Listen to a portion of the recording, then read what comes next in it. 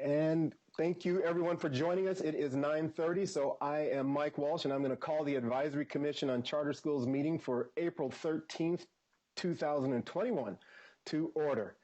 On March 12th, 2020, Governor Newsom issued Executive Order N 2520 related to the COVID-19 pandemic. The executive order allows state bodies covered by the Bagley-Keene Open Meeting Act to hold public meetings covered by the act via web conferencing and audio conferencing. Today's ACCS meeting will be held via the format of video conferencing and audio conferencing. The meeting will be broadcast live and can be accessed through the ACCS meeting broadcast. During commissioner deliberation today, I will call on each commissioner by name. Please use the raise hand feature in Zoom if you wish to be recognized to speak. Please make sure that your computers are muted at all times unless you are speaking. All votes today will be taken by a roll call vote. Members of the public who wish to make public comment may dial 712-770-5316 and use access code 4337117# when prompted to call in for a given item or for general public comment. Upon dialing in, callers will be added to the caller queue. The operator will notify callers when it is their turn to provide public comment. Public comment will be limited to 1 minute. Members of the public who wish to dial in for public comment should view the live stream of the meeting. The number and access code will be provided before the start of public comment for each item.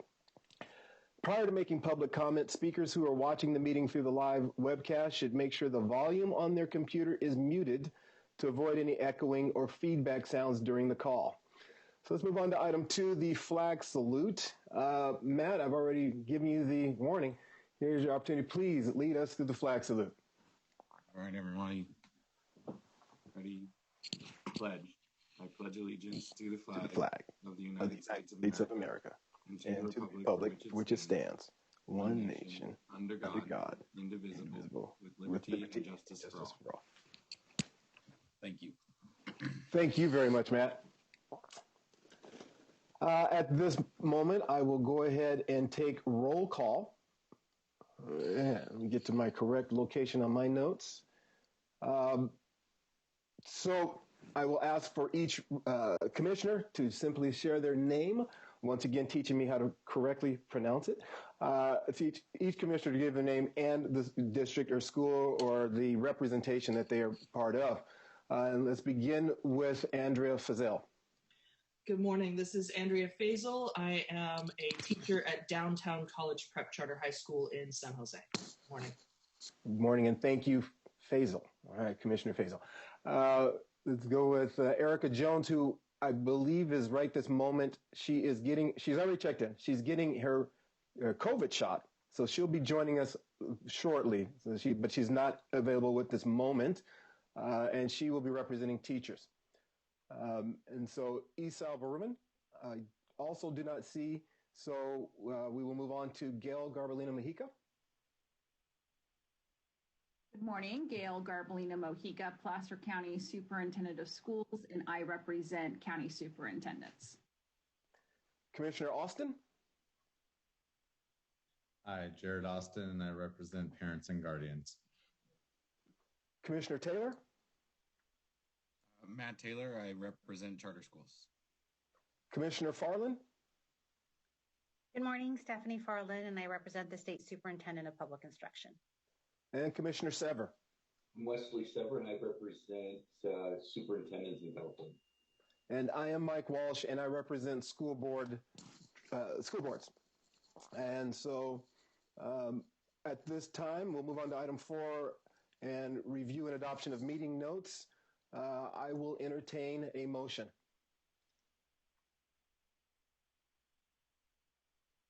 This is Gail. I move approval. And I second. So we have a motion by Gail and a second by Matt. We'll take a roll call vote. Commissioner Fazal? Approve. And Commissioner Jones, who will be back. I'm here.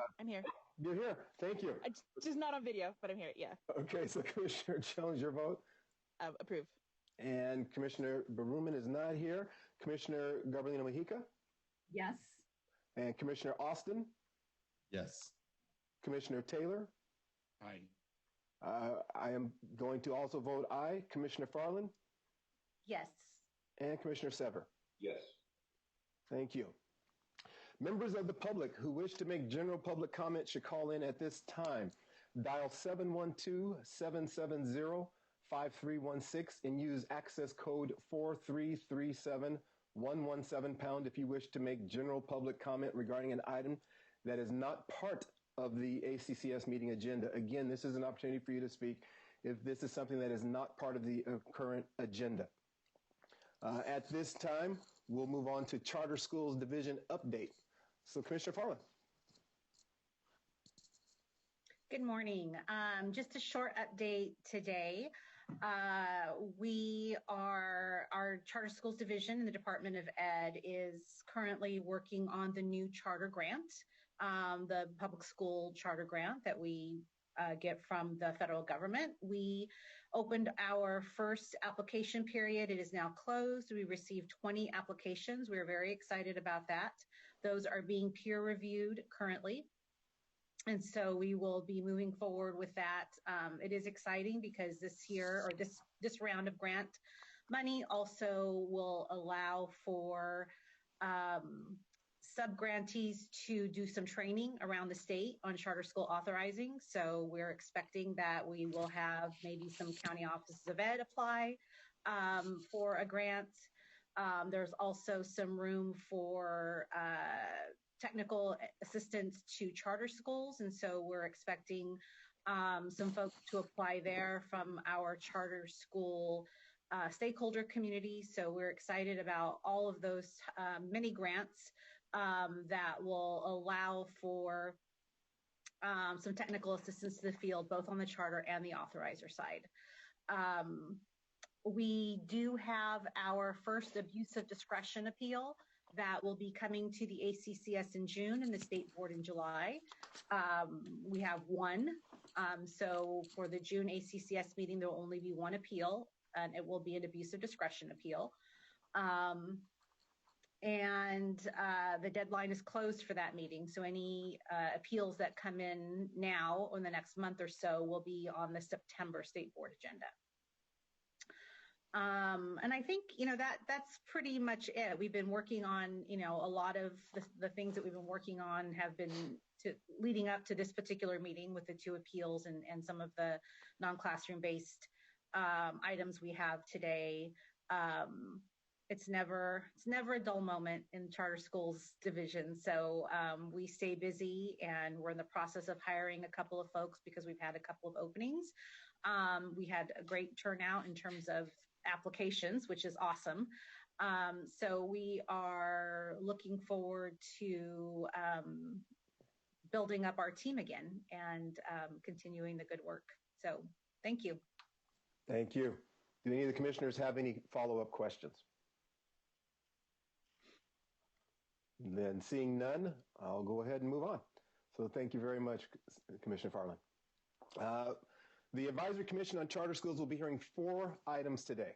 Item 1 is a consideration of funding determination requests from 4 charter schools. Item 2 is a revision of a funding determination request from Peak Prep Pleasant Valley Charter. Item 3 is a petition for the renewal of a State Board of Education authorized, Audeo charter. I believe that is the correct pronunciation. And then item 4 is a petition for the renewal of a State Board of Education authorized Prepa Tech Los Angeles High. So we will take public comment now. Upon dialing in, callers will be added to a caller queue. The operator will notify callers when it is their turn to provide public comment. Again, public comment is limited to 1 minute per speaker. So do we have any public comment at this time?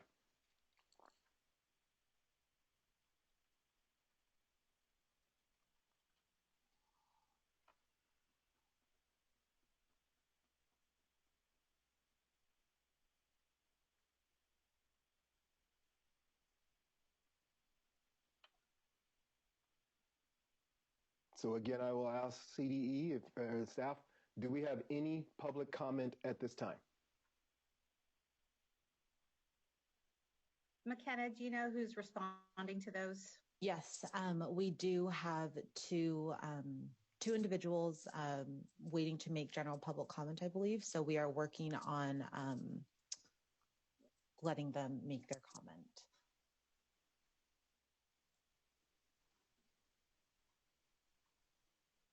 So thank you for bearing with us as we deal with our technical difficulties.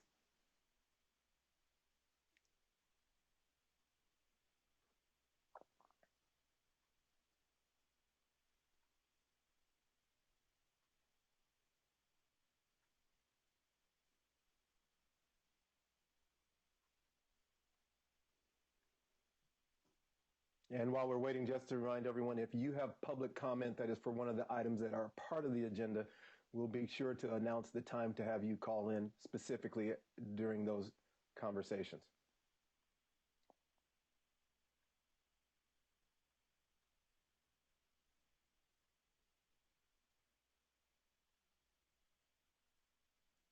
I would also like to welcome Commissioner Berumen to the group, and if you would like to share who you are and who you represent while we are waiting, that would also be well. Good morning, I'm Esau Berumen. I represent charter schools. I think that's the two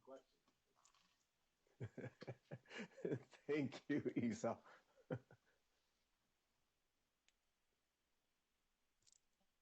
Okay, so just as an update, it looks like we are having some technological difficulties answering general public comment. So there are still some callers on the line, but it may take us a few moments to try to connect them through.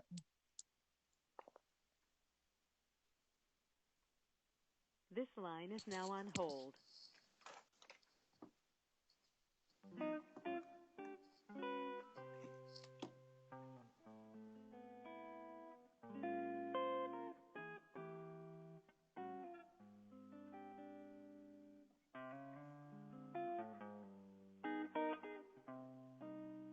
But I'd like to give this about 3 more minutes, and at that point, I'd love to move forward and we'll create another space for public comment.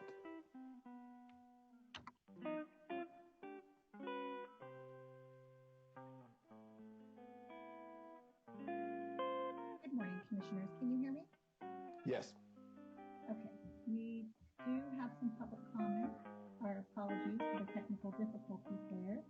Just one moment while I get us going on public comment.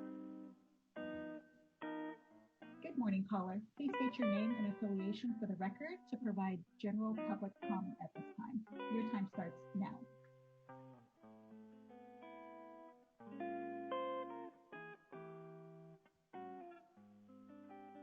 Good morning, caller. Please state your name and affiliation for the record to provide general public comment.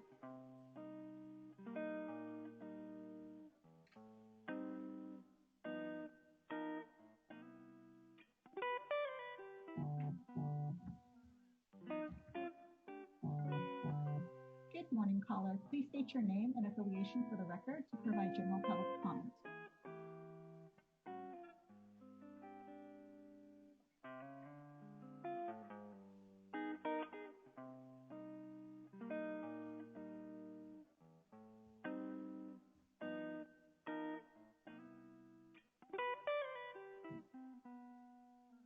Good morning, caller. Did you wish to provide public comment?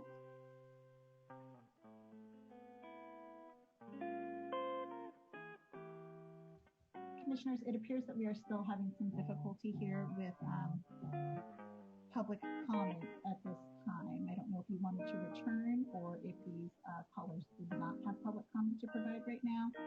We can check back in with them. What I'd like to do is go ahead and move forward with item number 1, and then after we've completed item number 1, we can check once again to see if we are able to take more general public comment. So, item number 1, people wishing to make a comment on item 1 should call in also at this time. Again, to make comment, dial 712-770-5316 and use access code 433-7117 when prompted. So at this time, we'll go ahead and turn this over to CDE staff to share with us conversations or presentations. For item 1, consideration of request for determination of funding as required for non-classroom-based charter schools.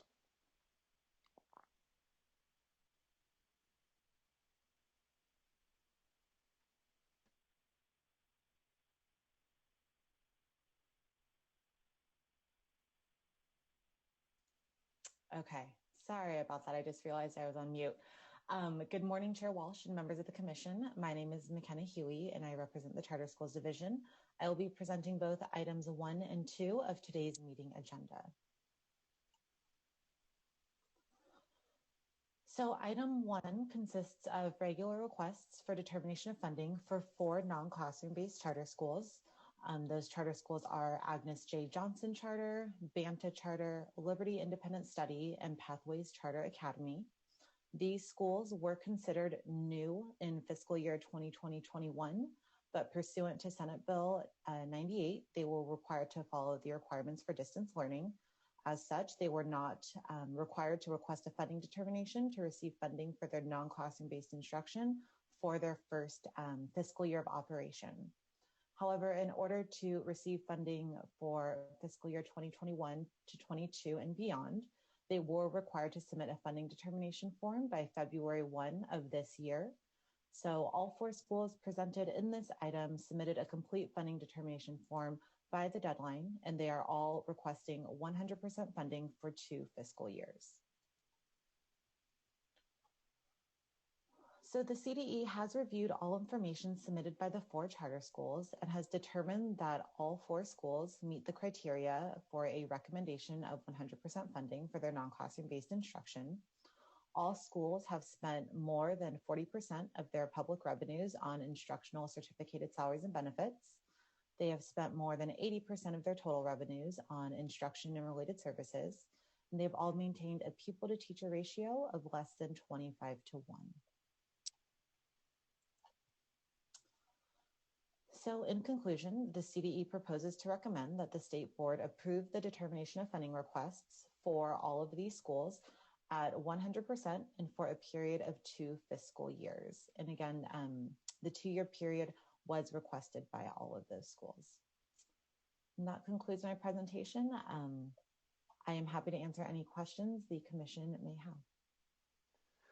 So, Commissioners, let me read this. Do any Commissioners have clarifying questions for staff? Clarifying questions are meant to address uncertainty about the information presented by the staff. All substantive questions that go beyond addressing any uncertainty about the information presented, that needs to be held after public comments. So the reminder, of course, is just to keep your lines muted. And at this time, are there any Commissioners who have clarifying questions? And as I scan through, I see none. Okay. So at this time, is there any public comment for item number 1? We will take public comment now. Yes, we do have public comment for item 1.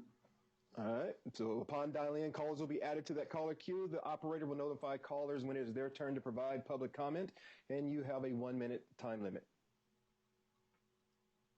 Good morning, caller. Please state your name and affiliation for the record to provide public comment for item 1. Your time starts now. Good morning, ACCS members. My name is Kaina Collins, and I'm a veteran charter educator representing the Good morning, caller. Your line has been unmuted. Did you wish to provide public comment for item 1?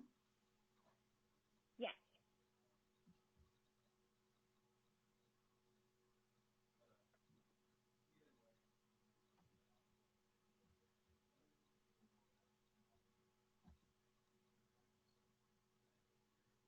Good morning. Can you hear me? Good morning, caller. Did you wish to provide public comment for item 1? Yes.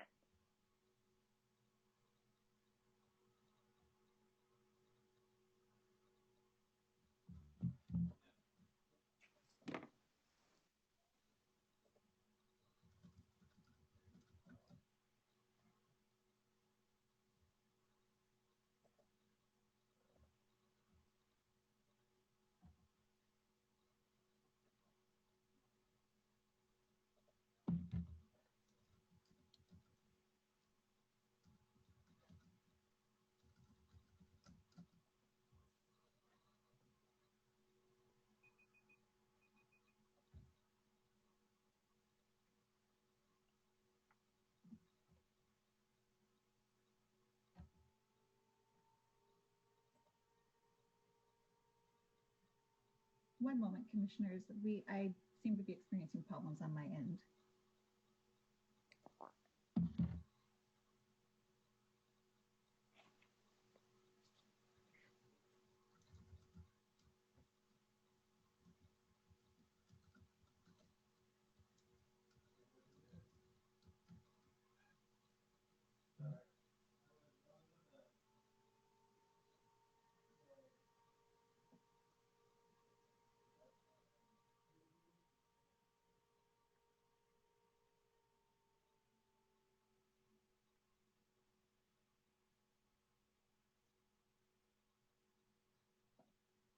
CD, I am hearing from another link that on the public viewing that they're hearing the caller and we are not. To join to the subconference, press number of subconference from 1 to 9. Press star to return to the conference.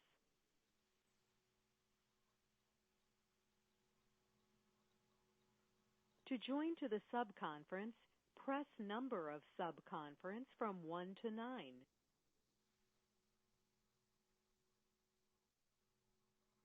Okay, our TSD is working with the video services group in the boardroom to figure out what's going on, because I understand they can hear it in the boardroom too, Jared, and we're just not hearing it online. So just give us a minute. We can't take a vote until we can hear the public comments. So it'll be a minute.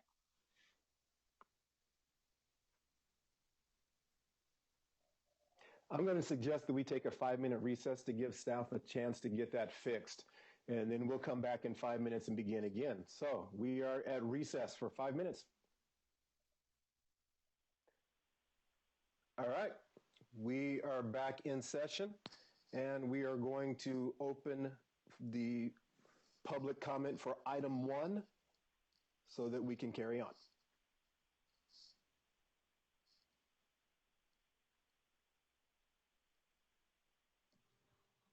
Good morning, caller. Please state your name and affiliation to provide public comment for item 1.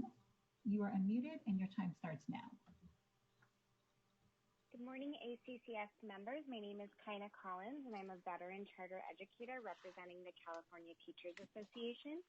CTA would like to once again call your attention to a recent report by In the Public Interest, Costly Failure, that outlines the many systemic issues with non-classroom-based charters in California that must be addressed. At the February ACCS meeting, there were statements made regarding the NCD funding determination being pro forma. This approach to NCDs is extremely problematic, and a recent article from the San Diego Tribune accused A3 charter school ringleaders pled guilty to conspiracy showcases this. The regulations that are used to guide this process are out of date and have led to a system in which bad actors can slip through the cracks. CTA stands ready to work with the CDE, the SBE, and the legislature to help ensure that another A3 does not slip through the cracks. Thank you.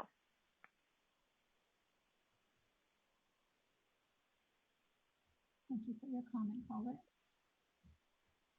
We have no other public comment right now for item 1. Thank you. So at this time, I'll take questions from the rest of the commissioners so as we begin deliberation, and just simply raising of the hand so I know who to call on. Have Austin, Commissioner Austin, please, what would you like to share? I'd just like to move staff's recommendation. So we have a motion. Is there a second?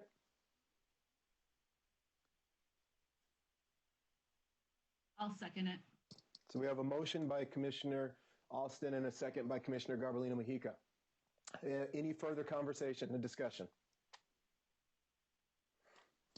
Then at this time, hearing none, I will go ahead and take a roll call vote. Commissioner Austin? Yes. Commissioner Berman? I think you were on mute. Yep, there we go. Commissioner Farland? Yes. Commissioner Feazell? Yes. Commissioner Garbellino-Mojica? Yes. Commissioner Jones, if you are audio available? Abstain. Commissioner Sever? Looks like Commissioner Sever has stepped away. Commissioner Taylor? Aye. And I will also vote yes. And then Commissioner Sever, one more chance. Going, gone. Motion passes. The recommendation, the CDE recommendation for funding with a vote of I lost track of the vote numbers. It passed with one abstention and one non-vote. So let's move on to item number 2. Revision of a funding determination is required for non-classroom-based charter schools. Thank you for joining us again, Commissioner Sever. People wishing to make a comment on item 2 should call in at this time. To make comment, dial 712-770-5316 and use access code 4337117# when prompted. Please, staff, take it away. All right. Good morning again. So item 2 consists of a revision of a funding determination request for one non-classroom-based charter. That's Peak Prep Pleasant Valley, also referred to as Peak Prep throughout this presentation. So Peak Prep was a new non-classroom-based charter school in fiscal year 2019-20 and was previously approved by the state board at its March 2020 meeting for a funding determination of 100% for fiscal years 2019-20 to 2020-21.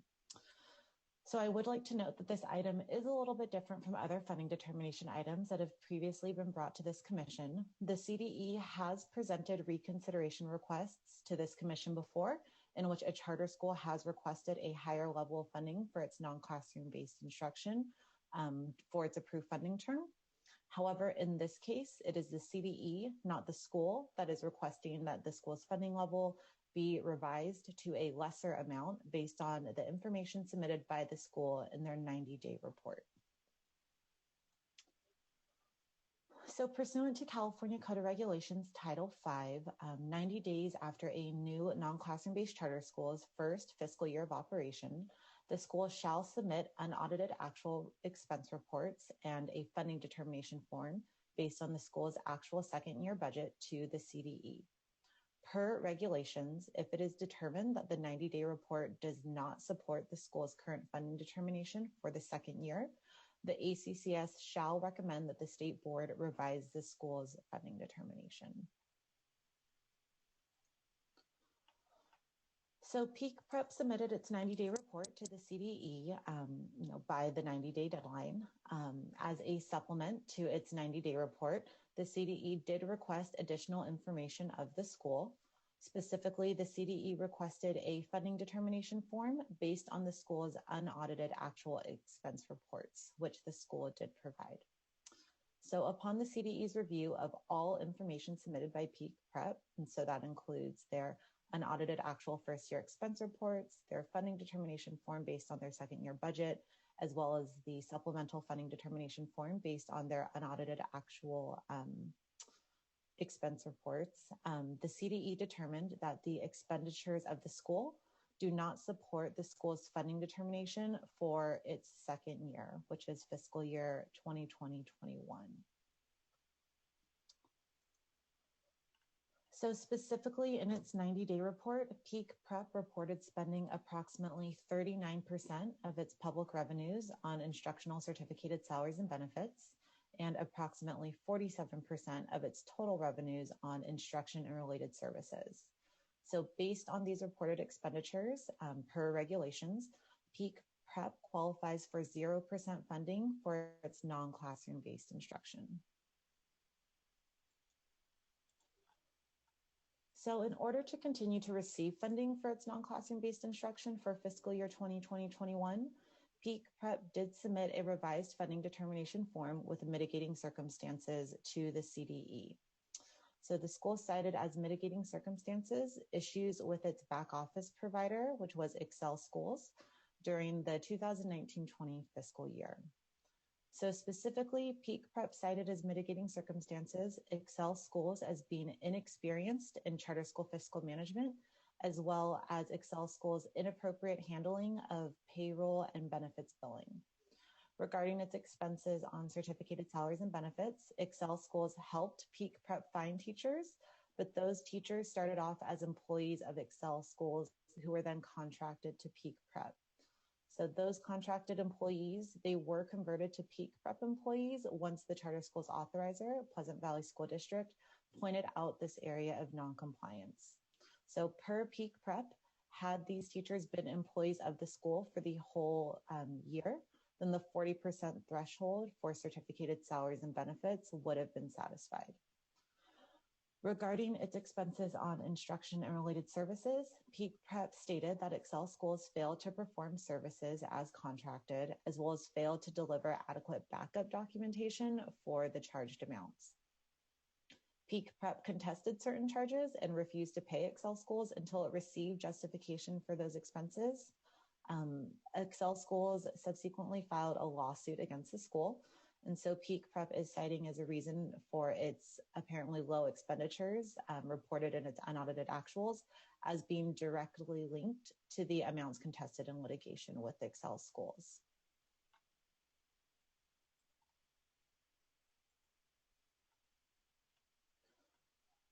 So upon its review of the school's request for mitigating circumstances, the CDE finds the school's claim to have some merit.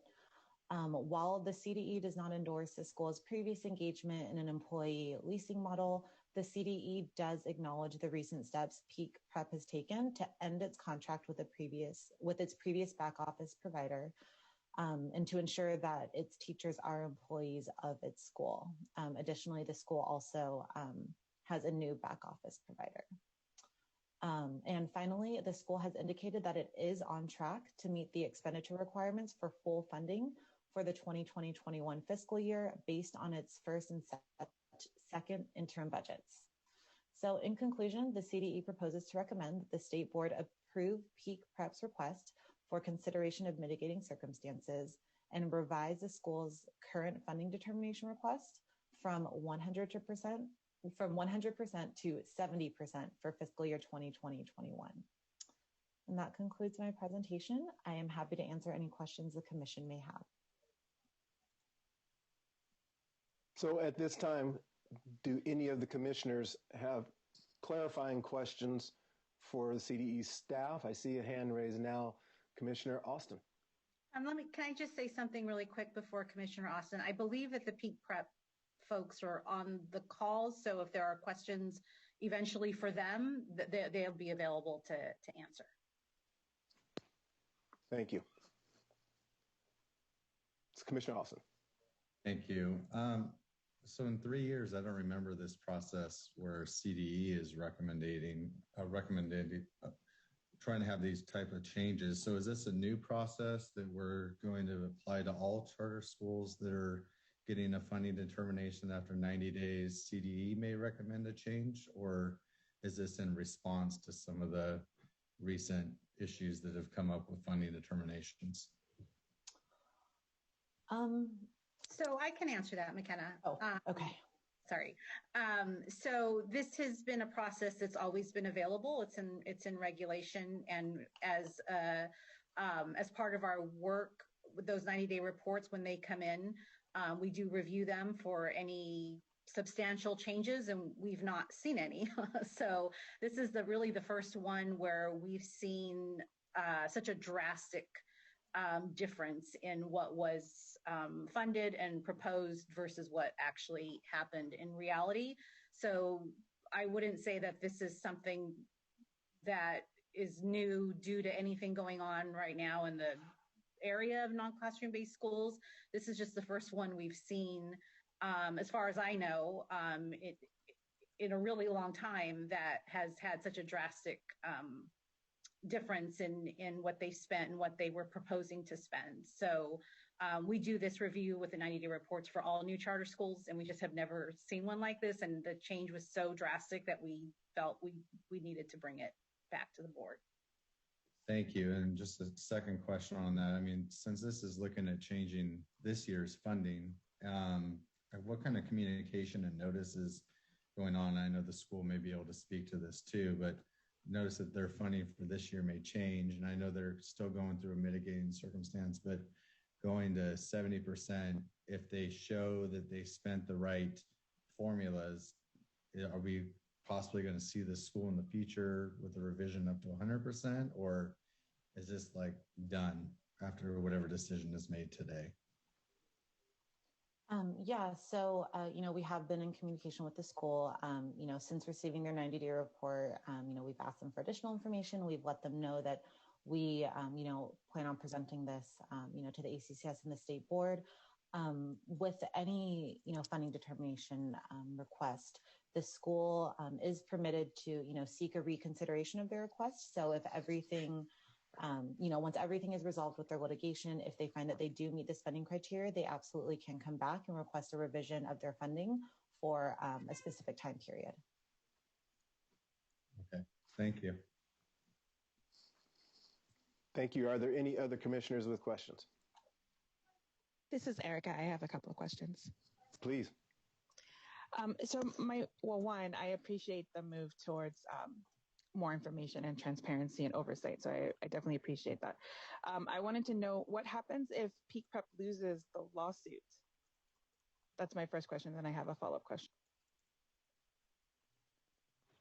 Hi, my name is Lee Rosenberg. I'm counsel for Peak Prep, and I believe that question is directed to me.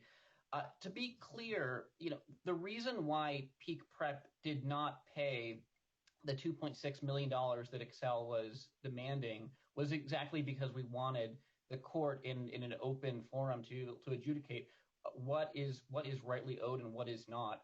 The reality is that Excel did provide some services to Peak Prep last year, but Peak Prep, in the interest of preserving public funds, felt that it was important to contest those. So although Peak Prep's funding last year appears to be below the thresholds, the reality is that if Peak Prep went ahead and paid Excel, that would not be the case.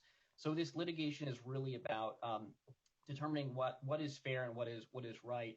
At the end of the day, the court will, we believe, enter a judgment that will provide a sum certain.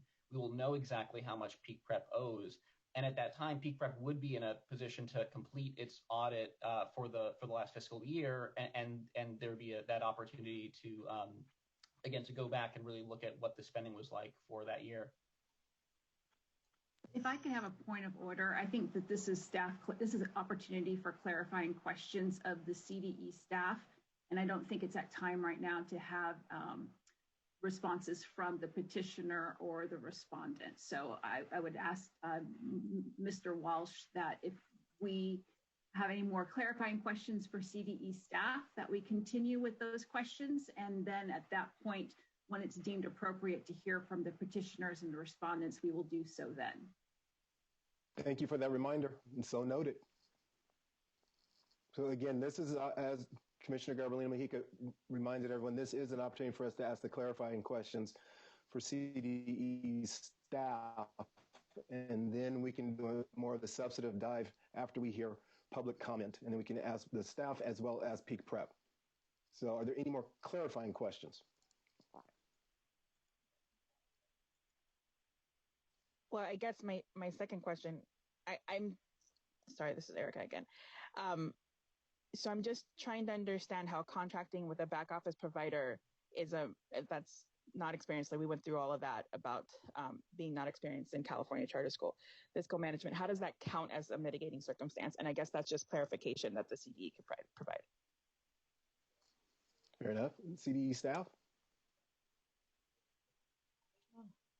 Okay, sorry. I thought I was muted, but I'm not. So, yeah, I mean, with these mitigating circumstances, right, like we are, looking at these things on a case-by-case basis. In this situation, we are acknowledging that the school has taken steps to kind of remedy some of, the concerns that, we have had in terms of their spending and their back office provider. We see, various reasons for mitigating circumstances, and, we analyze each situation kind of on a case-by-case basis. So, in this case, we did feel that it was, their mitigating circumstances did have some merit. So. Thank you. Thank you. Are there any other clarifying questions? Seeing none, then at this time, I'm going to take public comment for item number 2. Upon dialing in, callers will be added to a caller queue. The operator will notify callers when it is their turn to provide public comment, and that will be limited to 1 minute per speaker. So at this time, do we have any public comment for item 2? Yes, we do have public comment for item 2.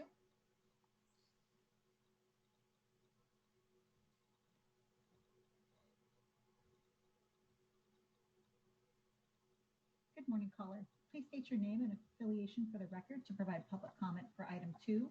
Your time starts now.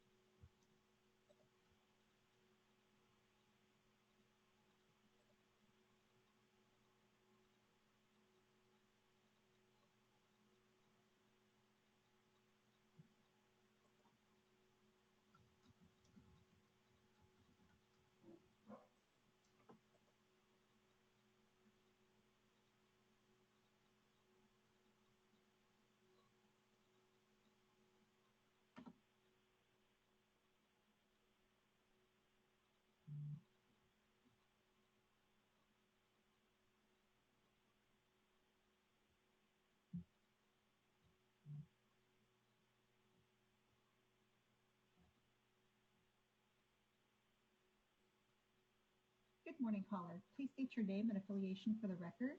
Your time starts now.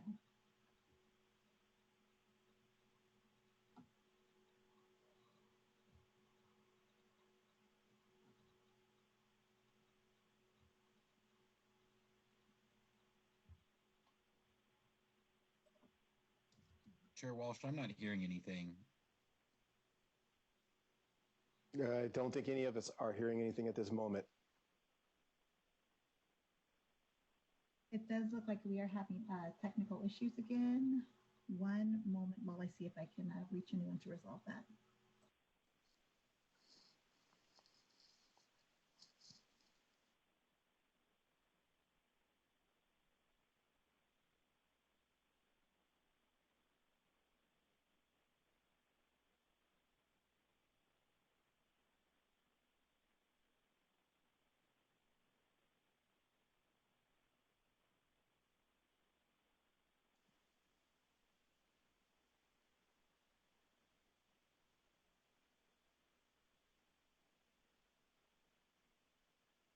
Mike, why don't we take another 2 or 3 minute break? Recess for 5 minutes. So Commissioner Taylor and Commissioner Jones, I believe you are still audio, correct? Correct. All right. Then we are back in session, and we are going to pick up with public comment at this time. And callers, you will have 1 minute to speak to item number 2.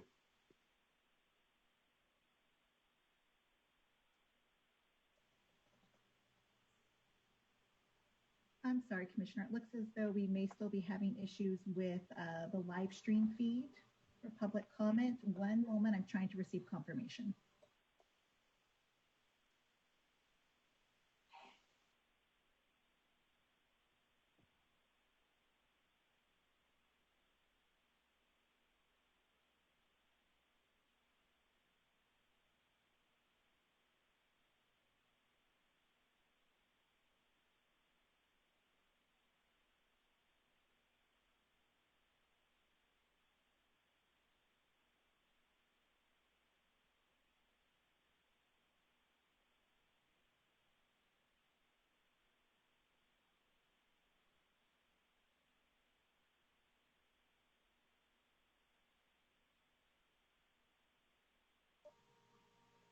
Okay, commissioners, looks like we are ready to go ahead and try again. Thank you. Please go right ahead. This is time for public comment for item number 2. Good morning, caller. Thank you for your patience. If you'd like to make public comment for item 2, please state your name and affiliation for the record. Your time starts now.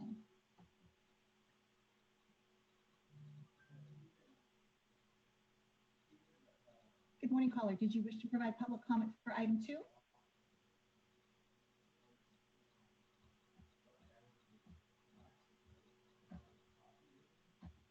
Oh, okay.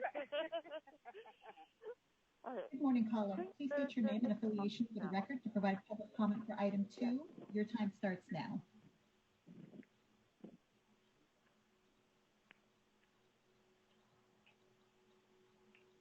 Good morning, caller. Did you wish to provide comment for item 2? How do we know? The line is unmuted for Claire. Oh, I'm sorry. Yes. Did you wish to provide comment for item 2? Yes. Hi. I'll start now. Hi, my name is Claire Freeman, and I'm a teacher for Audeo Charter School 2. I found this network of schools in 2012 as a recent college graduate. I'm sorry, caller. We're accepting public comment right now for item 2, which is a non-classroom-based funding determination for peak prep. We ask that you call back when we are accepting public comment for item 3, which is Audeo. Okay, thanks so much. Thank you. We're accepting callers for item number 2, which is the non-funding determination. Good morning, caller. Did you wish to provide public comment for item 2?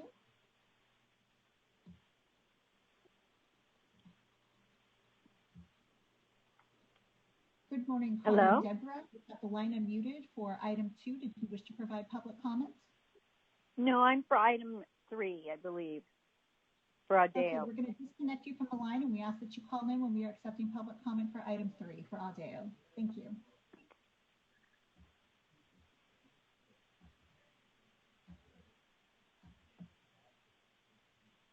Good morning, caller. Did you wish to provide public comment for item 2?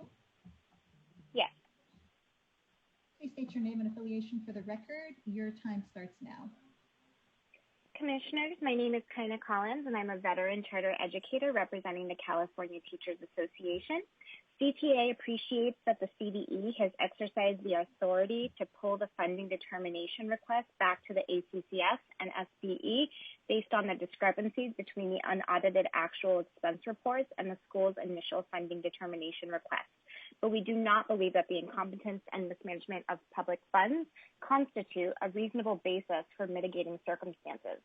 The practices outlined in the attachments by Excel are eerily similar to those practices by K-12 Incorporated, as it appears that the former CEO, founder of K-12, is also the CEO of 2 companies that contracted with Peak Prep, Excel Schools, educational staffing services, as he is a signatory on both contracts.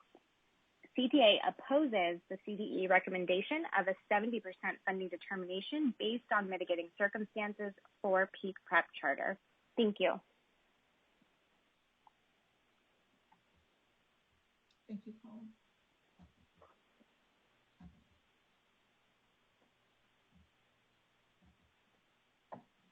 Good morning, caller. Did you wish to provide public comment for item 2?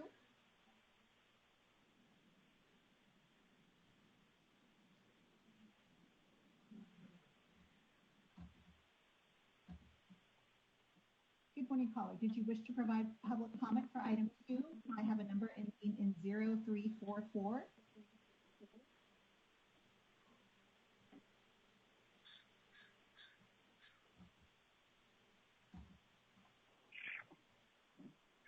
Good morning, caller. Did you wish to provide public comment for item 2? I think I'm item 3. Okay, we ask that you call back in when we are accepting public comment for item 3. We're going to disconnect you from the line right now, and you'll need to call back in. Thank you.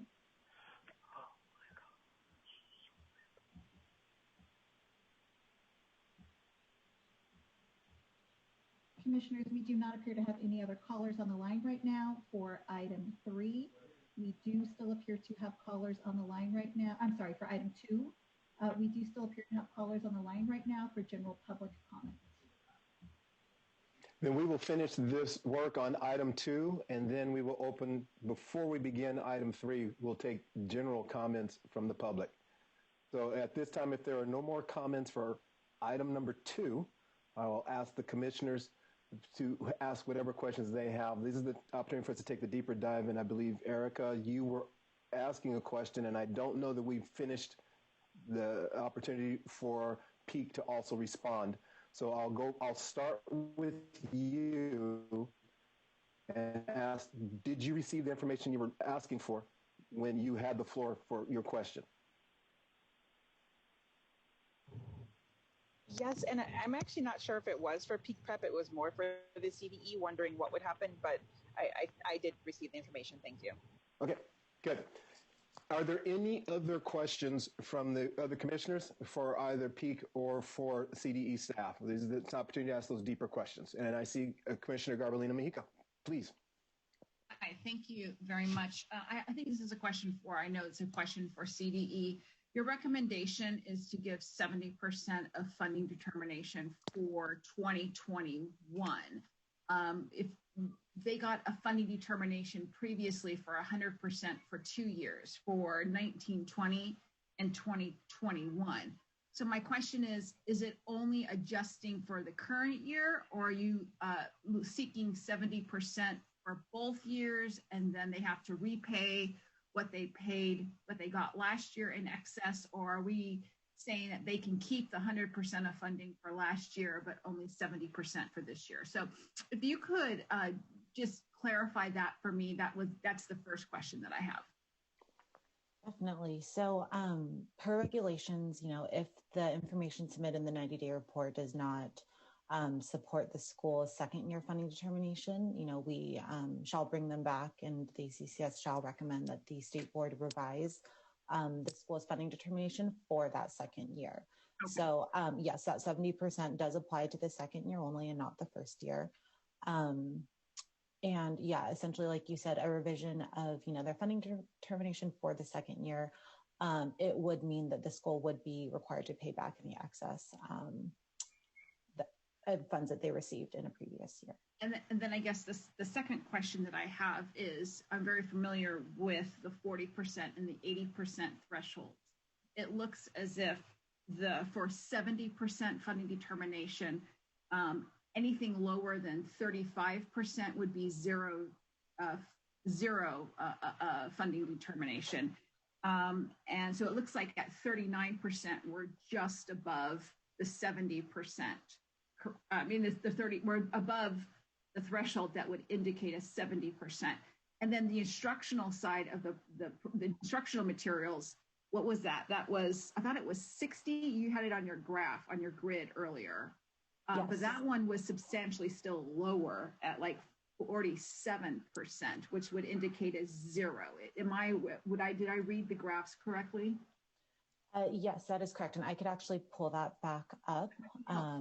Yeah, let me just share my screen again. Perfect. So it looks like instructional, certificated salaries and benefits, anything that is greater than 35%. So it looks like at 39%, you just hit that minimum threshold for at least 70%. But on instruction and related services, it looks like, hold on here. It's been a long time since I taught 4th grade math. So anything that is greater than 60% is at 70%, and they're at 47. So that would mean 0. So it looks as if they meet the threshold for 70 on one criteria and the threshold for 0 at a second criteria, correct? Or am I doing my 4th grade math wrong? No. So, I mean, that is correct. However, per regulations, a school must meet both of the criteria to, they don't meet both criteria. So that's what I'm getting at. Yes. 1 or 2. Is that a correct understanding? So in order to receive, let's say like a 70% funding level without mitigating circumstances, the school would have need to have met both of, those percentages that you see on the screen. So they would have needed to spend greater than or equal to 35% on instructional certificated salaries and benefits, and greater than or equal to 60% on instruction related services. However, because the school, failed to meet both of those criteria, they qualify for 0%.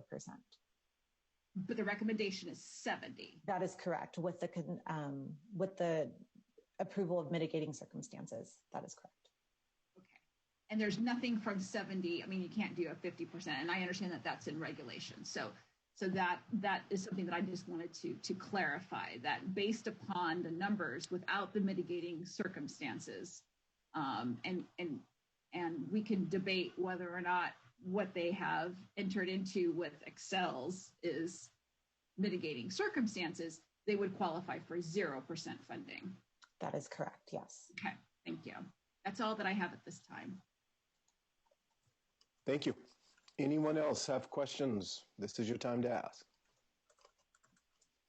So this is Matt. I had a question on McKenna. If we look at the funding determination, if it were to, like, as Commissioner Garbolino was talking about, was if we did drop to 0, they would get 0 funding while the court case was sort of playing its way out, and then there may be an adjustment in some future year based on the outcome of the court case. Is that correct?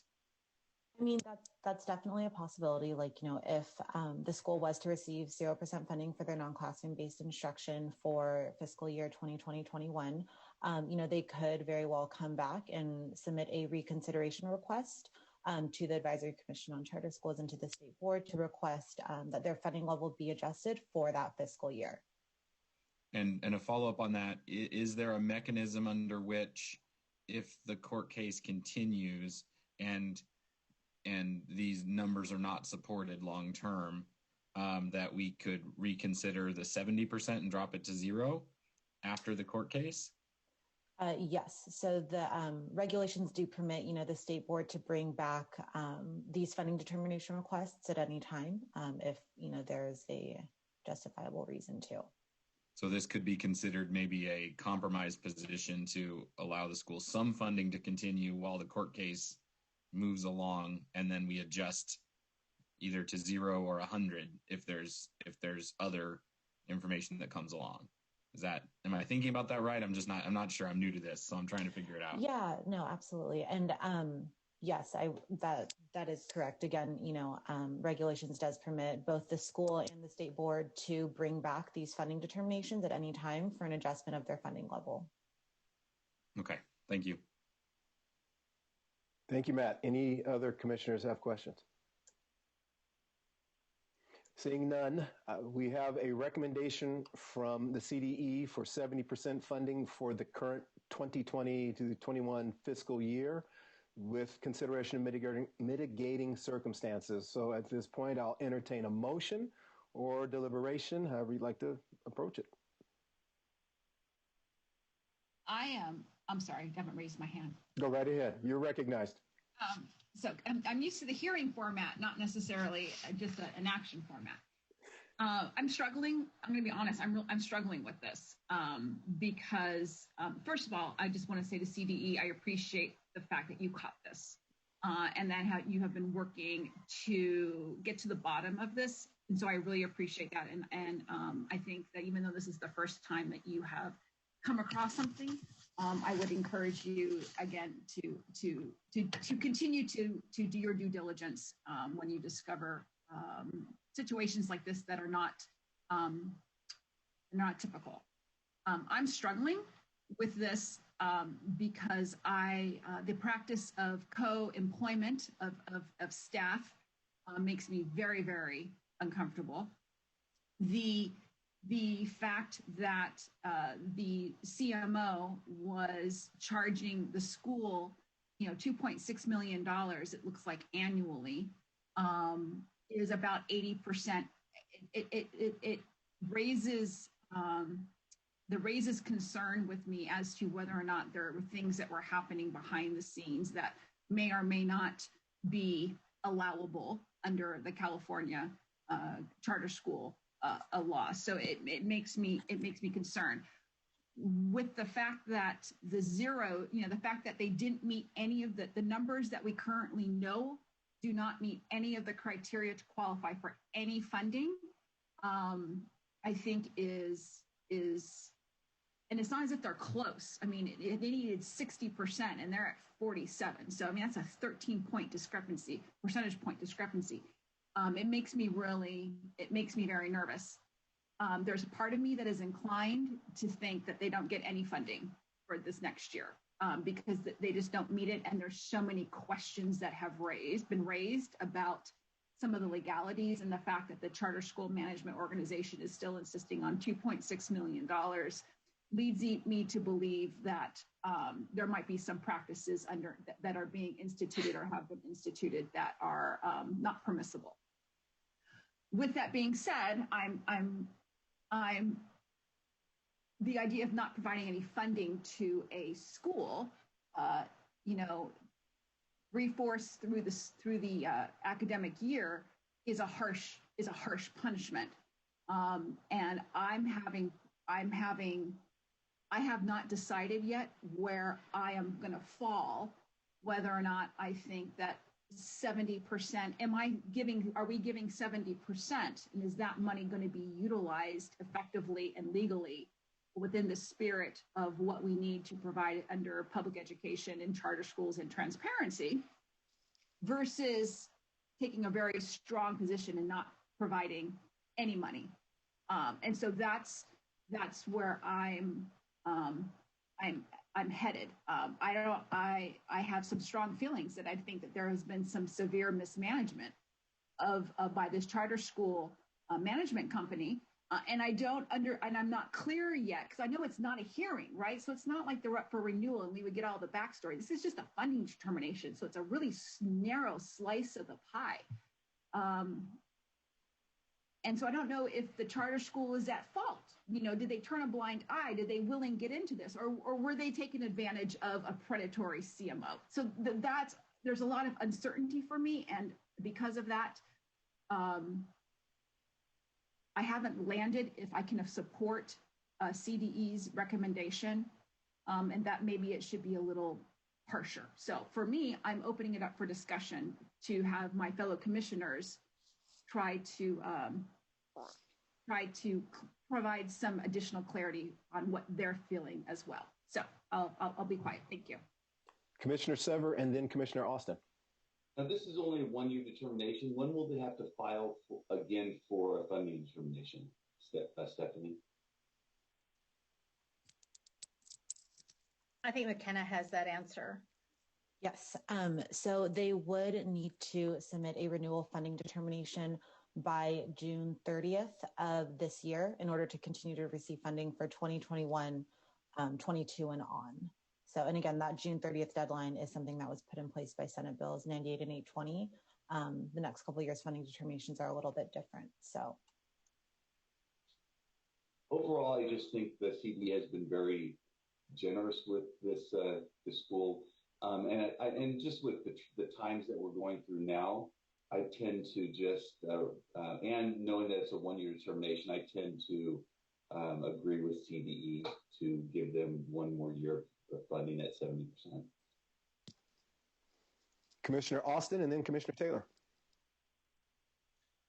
I want to second Commissioner Sever's comments about CDE, and I do believe under Commissioner McFarland's leadership, I'm sure they fully vetted the school through all the drama it seems that they experienced, and I think they're working that out. I am concerned about a 0% funding, particularly because it is for this current school year. In addition, non-classroom-based schools were not given any additional funding for any new enrollment this year. We don't know, we haven't heard this charter story as Gail had mentioned earlier. We haven't seen, did they have an enrollment increase? How's it all going to work out? So I think Commissioner Taylor asked some good questions about, if we do 70% now and the lawsuit doesn't work out the way they thought, then maybe they're going to come back and it could be zero and they're going to have to pay everything back anyways. I think there's options down the road where some money can be brought back if things continue to develop and it shows that that needs to happen. However, I think that non-classroom-based schools have been punished already this year funding wise. And I think there's already mechanisms in place that will be able to show us if this school is accurate in what they're saying that would qualify them for mitigating circumstances. And again, this is for this year. And they'll have to prove, for next year starting in June. So I'm leaning towards support of CDE's recommendation, and I want to thank them for thoroughly looking into this matter. So my question, I'm going to go back to Commissioner Sever. Is Commissioner Austin and Commissioner Garbellino-Mojica made it clear that they're one way or the other. Were you offering a motion when you shared your thoughts, Commissioner Sever? I will motion to approve CDE's recommendation at this time. All right. Is there a second for that motion? This is Matt. I would second that motion. Okay, so we have a motion to approve the CDE recommendation and a second. We'll continue with deliberation. I see the hand for Commissioner Berruman, but I just wanted to clarify that for just a moment. So, Commissioner Berruman. I'm like on the fence too. I'm not exactly sure, and I'm at the end of the day who gets in. There was a big mistake, but who should be paying for this is. I'm thinking about the students. If we said 0%. What happens for these kids for the last 8 weeks of school? It's 8 weeks. If it was September, I think as I'm hearing myself talk, I'm kind of going with the recommendation. But it's 8 weeks. We're going to flip their world upside down, not because of a mistake they made, just because of someone else's mistake, and then they're just up in limbo. And if the funding's just for the end of till June, and then they have to. The kids will have summer to at least adjust if their school's going to close down because there's no funding, or if it's going to come back. By then, they should have some sort of a better information. I'm just kind of worried about these kids. I'm looking at I pulled up their website. I think they have about 100, about close to 300 plus kids in the high school level doing their online program. I'm just looking at their most recent SARC. So that's a lot of kids to just flip their world upside down at the end of, between now and the end of the year. This is a critical part. If those kids are taking AP tests, that's coming up in about a week and a half, or no, actually about 3 weeks. Beginning of May is when they start taking AP tests, and I'm I'm kind of thinking about my own seniors at my own high school where their world's been upside down, and they're hoping that they get some sort of graduation, and to tell them, hey, your school's closed now. Sorry. I don't know. That's kind of harsh. All right. I'll say, and recognize you in just a second, Commissioner Taylor. And I have some of the same concerns that you were voicing, Commissioner Garbellino-Mojica, on, like you said, whether this is the numbers that were missed in a large way.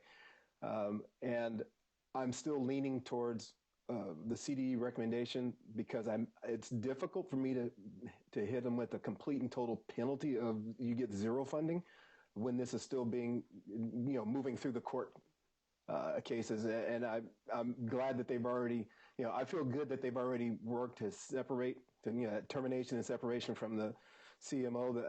I have huge concerns about them in a lot of ways.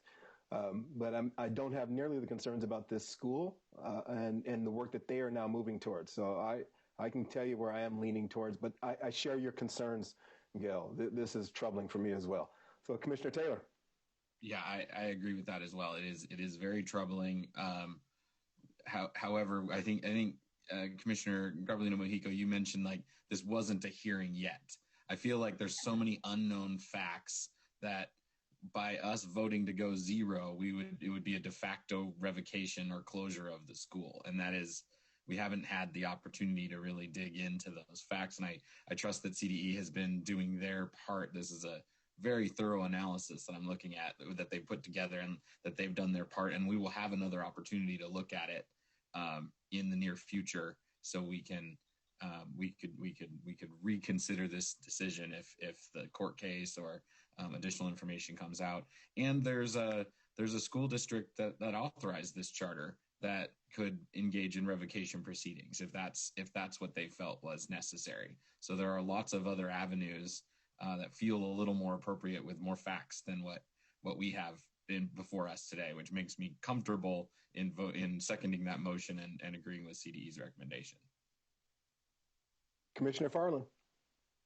Actually, Matt mentioned it a minute ago, but I was just going to let the commission know that Charter School Division staff has been communicating with the authorizer as well, so they're well aware of what's happening here. And so they, as you said, Matt, they have their own oversight that they can do with the school and proceed down that path if they choose. All right. Then let's go ahead, and unless there are other questions, concerns, and Commissioner Garbellino-Mahiga. I would just, I appreciate all my commissioners and their input. And at the end of the day, I do think that 0% funding for this year is a harsh. At the end of the day, we're stewards of public money. And we need to treat public money with the utmost respect and the utmost transparency. And being somebody who, it's public money is on par with the more humanistic aspect of the students. And ongoing abuses of public money is hard for me as a person, as a superintendent. It's hard. So I appreciate my fellow commissioners' positions. On this one, it seems as if the motion will pass. I'm still going to vote no for it because I do think the sanctity of public money is still on par with that of the more humanistic principles, which are students. So I would just like to explain my vote before I vote. Thank you. So, final comments? All right, let's go ahead and take a vote. Commissioner, the motion at this moment is to approve the CDE recommendation for 70% funding for the current fiscal year. Commissioner Austin? Yes. Commissioner Berman? Yes. Commissioner Farland? Yes. Commissioner Feazell? Yes. Commissioner Garbellino-Mahiga? No. Commissioner Jones? No. Commissioner Sever? Yes. Commissioner Taylor? Yes. And I will vote yes. Motion passes 7-2 with a special thank you to CDE for all of their work in analyzing this one, and a thank you to the commissioners for the deliberation and the thoughtful conversation on this. So we are going to move on to item number 3. And this is, again, for the Audeo charter program. And at this time, we'll ask CDE to go ahead and present their case, and we'll carry on. Mike, did you want to do the general public comment since we have some callers or callers on the line first? Thank you for the reminder. I completely forgot that. I'm a little distracted. I have 2 grandkids here today. One of them is 4th grade and with autism, and he's having a little bit of a challenge. And then there's the 17-month-old who just got very excited and screamed and yelled. I'm not sure why, but it was a scream and yell of joy. So I apologize. So we'll go ahead at this time and take public comment that we moved earlier. So general public comment, and we have callers, I understand? Yes, Commissioner, we do have 3 callers on the line for general public comment. We will start that now. Good morning, caller. Did you wish to make public comment, general public comment for the April ACCS meeting?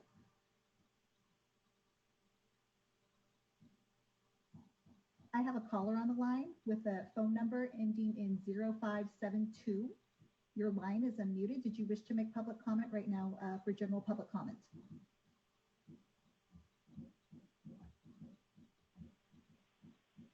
Okay, we will move to the next caller.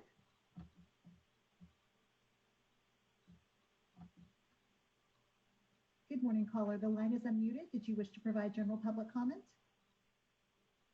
Yes, I do. This was general public comment. Please, yes, please my name is Tricia. Please state your name and affiliation for the record, and your 1 minute starts now. Good morning. My name is Patricia. My son's name is Dominic. We would like to ask that Audeo 2 charter be renewed because it essentially works for us in just I'm sorry, caller. Yes. We're only accepting comment right now. This is for general public comment. We're going to disconnect you from the line, and we ask that you call back in when the line opens up to provide to provide comments for item 3, which is Audeo. So we're going to disconnect you, and we're going to need you to call back in. Thank you.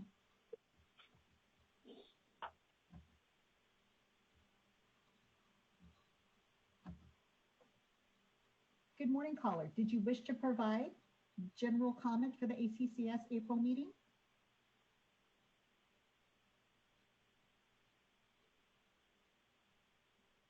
Good morning, caller, with a phone number ending in 3206. Did you wish to provide general public comment?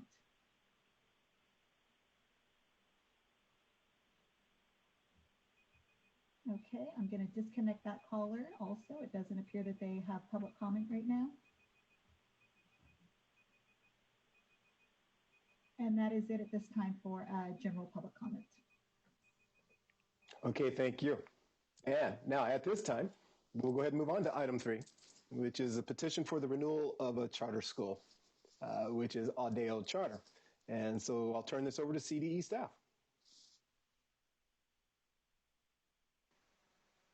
Good morning, Chairperson Walsh and Commissioners. I'm Danielle Story, an Education Program Consultant with the Charter Schools Division. I will be presenting both items 3 and 4. We will begin with the renewal appeal from Audeo Charter School.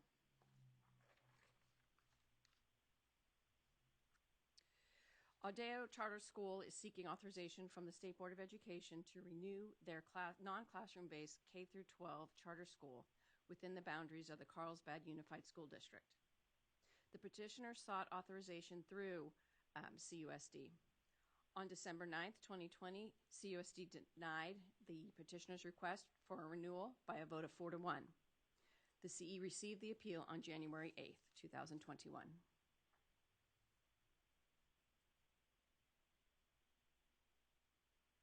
CDE proposes to recommend that the SBE hold a public hearing to approve the request to renew AC2, a kindergarten through 12th grade non-classroom-based charter school. Pursuant to Education Code 47605-2E, if the denial of a charter petition is reversed by the State Board shall designate in consultation with the petitioner either the governing board of the school district or the county board of education in which the charter school is located as the chartering authority. The basis for the recommendation is that CDE has determined that AC2 has met the applicable academic renewal criteria pursuant to Education Code Section 47607C.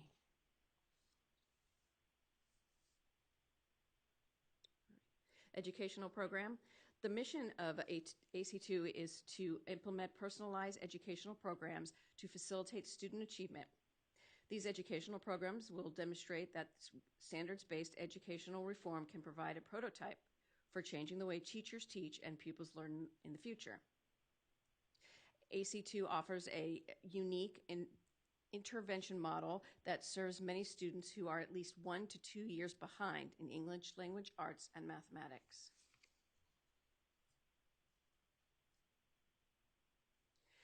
The program. AC2 serves a unique student population. Pupils choose to enroll at AC2 because they have not been successful in the traditional school system. AC2 serves high-risk pupils and therefore qualifies as a dashboard alternative status school. Since 2016, AC2 has redirected more than 330 unduplicated pupils back to re-enter the traditional education program. As such, it is important to note that the school model presupposes that the students will transfer once they have made adequate academic progress. This model, therefore, reinforces year-over-year student mobility, which has significant implications for the analysis of student progress between years. Approximately 62% of AC2 pupils in 6th grade through 12th are credit deficient.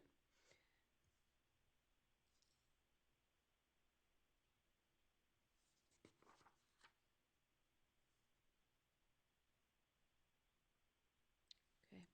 Now we'll take a look at the CDE's findings and concerns.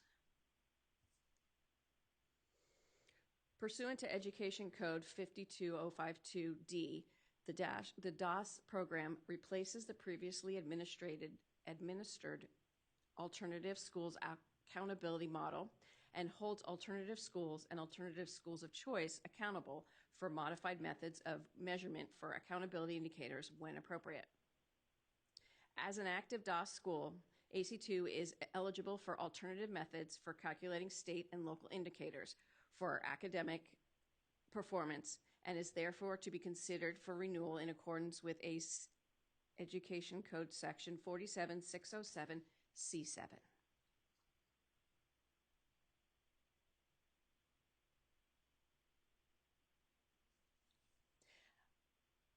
A DOS school renewal considers the charter school's performance on the state and local indicators and the charter school's performance on alternative metrics applicable to the charter schools based on the pupil population served. A DOS charter school renewal petition may only be denied if written findings are made, including a finding that the closure of the charter school is in the best interest of the pupils.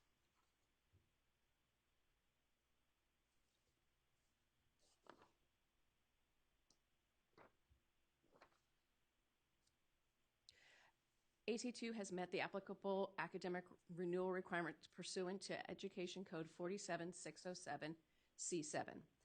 The CD reviewed the following data that the petitioner included for the charter renewal: the California Assessment of Student Performance and Progress, the CASP data, California School Dashboard data, Northwest Education Association Measurable Academic Progress, NWEA, California Longitudinal Pupil Achievement Data System, CalPADS, and end of the year data.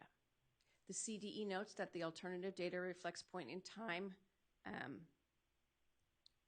data for different student cohorts rather than growth of one cohort over time.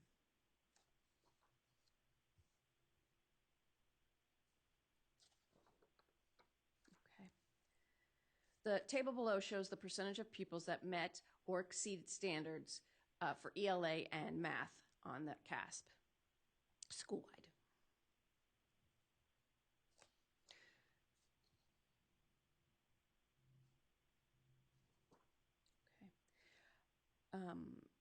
AC2's chronic absentee rate increased by 4.4 percentage points from 2018 to 2019.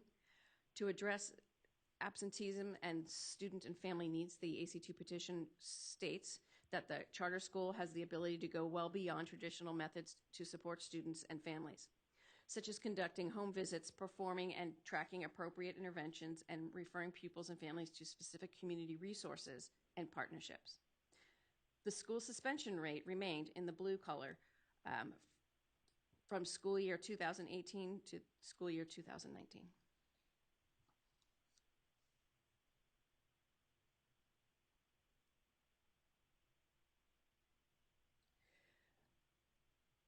California School Dashboard for dashboard data.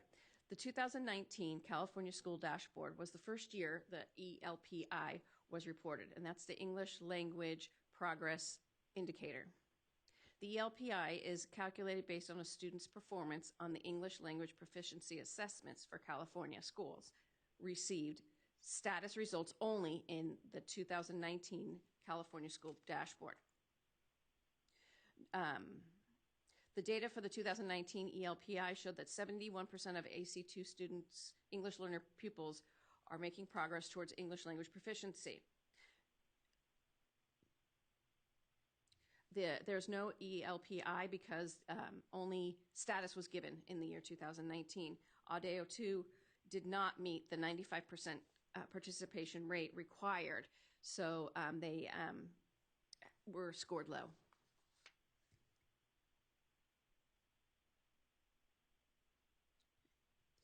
For DOS schools, the high school graduation rate is calculated using a one-year cohort of the students that began the 12th grade and then graduated that year. DOS graduation rates use modified methods. These are alternative ways to determine graduated versus the way a traditional high school considers graduation, where only a high school diploma counts as graduated.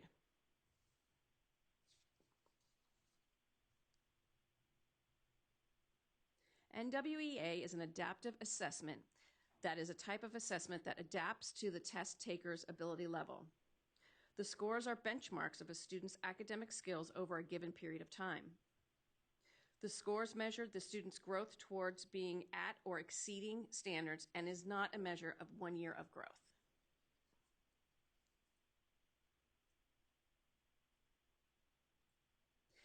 The table shows the percentage of pupils' subgroups making progress towards meeting or exceeding standards.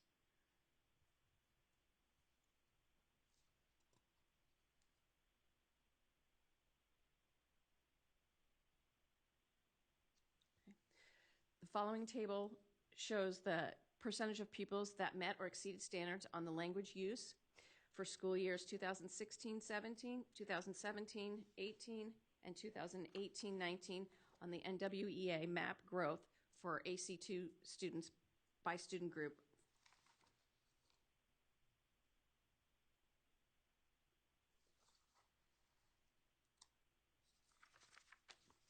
Math map data. The following table shows the percentage of pupils that met or exceeded standards on the 2016-17, 17-18, or 18-19 NWEA map growth for AC2 students. Again, this is not a growth measure of 1 year's growth. This is their progress towards meeting or exceeding the standards.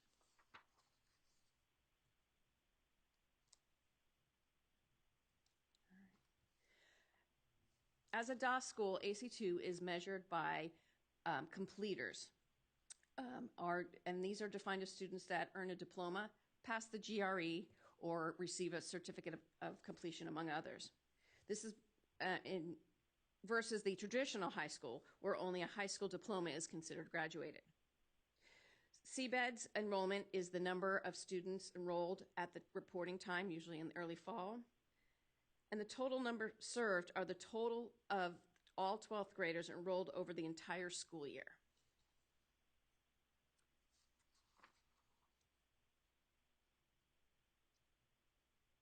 AC2 has a good financial record under the SBE's authorization. AC2's fiscal 2021 first interim report dated December 15th, 2020, indicates that AC2 is projecting a positive ending fund balance of nearly $2 million and reserves of 51%, which is over the required 5% as outlined in the Memorandum of Understanding between the school and the SBE. The CDE reviewed audited financial data from the 2018-19 audit report that reflected an unqualified status with an ending fund balance of $1,863,336 and a reserve designated for economic uncertainty of 51%.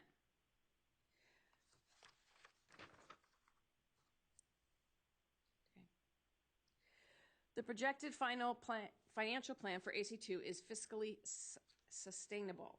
The CDE concludes that the AC2's multi-year financial plan does provide for projected operating surpluses, increasing positive fund balances, and adequate reserves.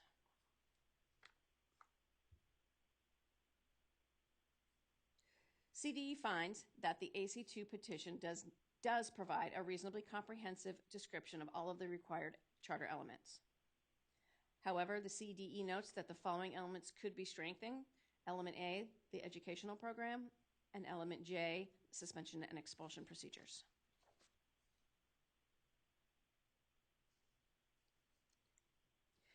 Under Element A, the description of educational program, the CDE finds that the AC2 petition is consistent with sound educational practice and presents a reasonably comprehensive description of the special education program. However, it is not specific regarding least restrictive environment language and does not specifically state the following. 1, Next slide, I'm sorry. 1, to the maximum extent appropriate, children with disabilities, including children in public and private institutions or other care facilities, are educated with children who are non-disabled.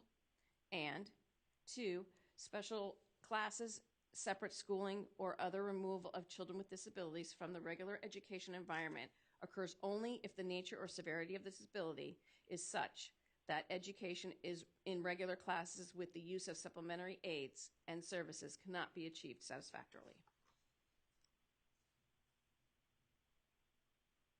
Under element J, suspension and expulsion procedures, the AC2 petition does present a reasonably comprehensive description of suspension and expulsion procedures. The CD is confident that AC2 understands the requirements under Education Code 47605C5J, as the petition reflects the correct language but also includes a contradictory statement. Despite missing some language, the CD is confident that they understand the requirements.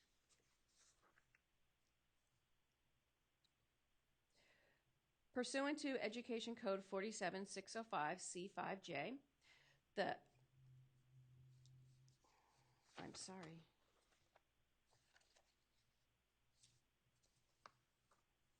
petition is required to clearly state that when an appeal relating to the placement of a pupil or the manifestation determination has been requested by either the parent or the school, the pupil shall remain in the interim alternative education setting pending the decision of the hearing officer or until the expiration of the time provided in U.S. State Code Title 20, Section 1415K1C, whichever occurs first unless the parent and the school agree otherwise.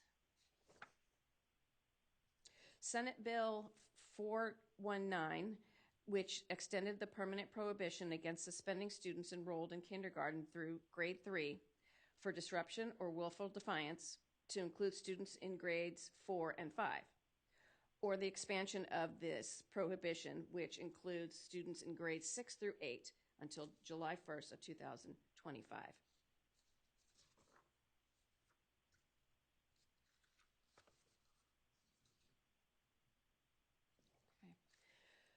So conclusion, the CDE staff is recommending approval of the AC2 renewal petition. Pursuant to Education Code 47605-2E, if the denial of a charter petition is reversed by the SBE shall designate in consultation with the petitioner either the governing board of the school district or the county board of education in which the charter school is located as the chartering authority. That concludes our presentation at this time. Thank you. All right, and thank you. Do any commissioners have clarifying, again, I'll say that again, clarifying questions for the staff? We can ask our substantive questions after public comment, after the public hearing is over. So at this time, are there any more clarifying questions for CDE staff? Seeing no hands raised, we'll move forward. During the public hearing, the charter school will have up to 12 minutes to make a presentation. The charter school will present first. Once finished, the local district will have 12 minutes to make their presentation. The public hearing is open. The charter school proponents may begin their presentation. I just want to interrupt one quick second before the charter school comes online, and that is that the district has chosen not to make a presentation today. So we will not be hearing from the district, nor do I believe they are on the Zoom call. Thank you. All right, so we'll go ahead and begin with the charter school. All right, so I am adding all of the presenters as panelists now, so that'll just take me one moment.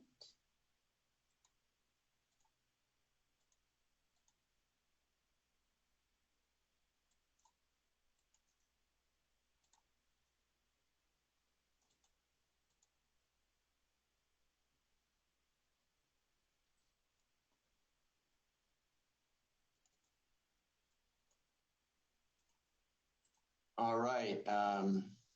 Thank you, Commissioner Walsh. Can someone give me a thumbs up if they can hear me and see the slide presentation? We'll go forward from there. Well, good morning to the rest of the commissioners and any SBE liaisons that may be viewing the broadcast. First of all, I want to let you know my name is Wade Ashbrenner, and I'm the lead petitioner for Audeo 2 Charter School. Joining me this morning for the presentation will be the Audeo 2 School Coordinator, Veronica Ballman. I want to first thank the CDE staff for their thorough review and recommendations during this process. And as a school, Audeo 2 is eager to clarify or cure any of the recommendations that the CDE staff brought up about their findings about suspension or with some of the special ed language in the petition. So we're very much on board with working with CDE staff to correct those items. Supporting the Carlsbad community since 2009, Audeo 2 is a recognized resource and is very integral in the Carlsbad's educational landscape, providing resource centers in the city, in the district boundaries, and currently serving 290 students with the Audeo 2 program. Currently, we have over 70% of our students who meet the at-promise designation by the CDE, and as it was stated by CDE staff, Audeo 2 operates under the dashboard alternative school status as far as academic progress. The State Board of Education did approve the Audeo 2 charter petition on July 14th of 2016, and the school has operated under the oversight of CDE staff for the past 5 years. We are here today to ask for the Commission's recommendation to approve the charter renewal for an additional 5-year term. Some history. Audeo 2 is a directly funded independent charter school and is governed by the Audeo Charter School Corporation. It's a California nonprofit public benefit corporation. As all of you know very well, state charter law has evolved during the past 5 years, 5 to 7 years, and the Audeo board has always strived to align our resource centers with the current authorizers and align with current law. With that being said, the Audeo corporate board is an experienced group which currently governs 5 schools. Grossmont and Sweetwater Secondary Schools, both schools authorized by SBE and oversight provided by CDE. Audeo 3, which is authorized by the Escondido Union High School District. And most recently, our Moreno Valley Resource Center is now the Audeo Valley Charter School, authorized by the Riverside County Office of Ed to align with AB 1507. So it will start operating as an independent charter school governed by the Audeo board in July of 2021. I know we're all here to hear about the academic program and the results of our students, so I will turn over the presentation to the Audeo 2 School Coordinator, Veronica Ballman. Thank you, Wade, and good morning, Commissioners. Audeo Charter School 2 has been serving the Carlsbad community for over 12 years. Since 2009, more than 1,300 Carlsbad Unified School students have been supported over the life of the school. We have 2 resource centers that are located within the Carlsbad Unified School District boundaries to serve both North and South County Carlsbad students. Audeo Charter School 2 is an independent study charter school that serves students in grades TK through 12, with the majority of our students enrolled in high school. Audeo 2 is an academic intervention alternative centered on student motivation. It is our goal to place each student on a pathway to success. We specialize in serving at-promise students and students from socioeconomically disadvantaged backgrounds. At Audeo 2, we focus on academic improvement, high caliber teaching, safe and supportive learning environments, and the development of role models for educational reform. With our top value, kids come first, every student's progress and academic achievement is important to us.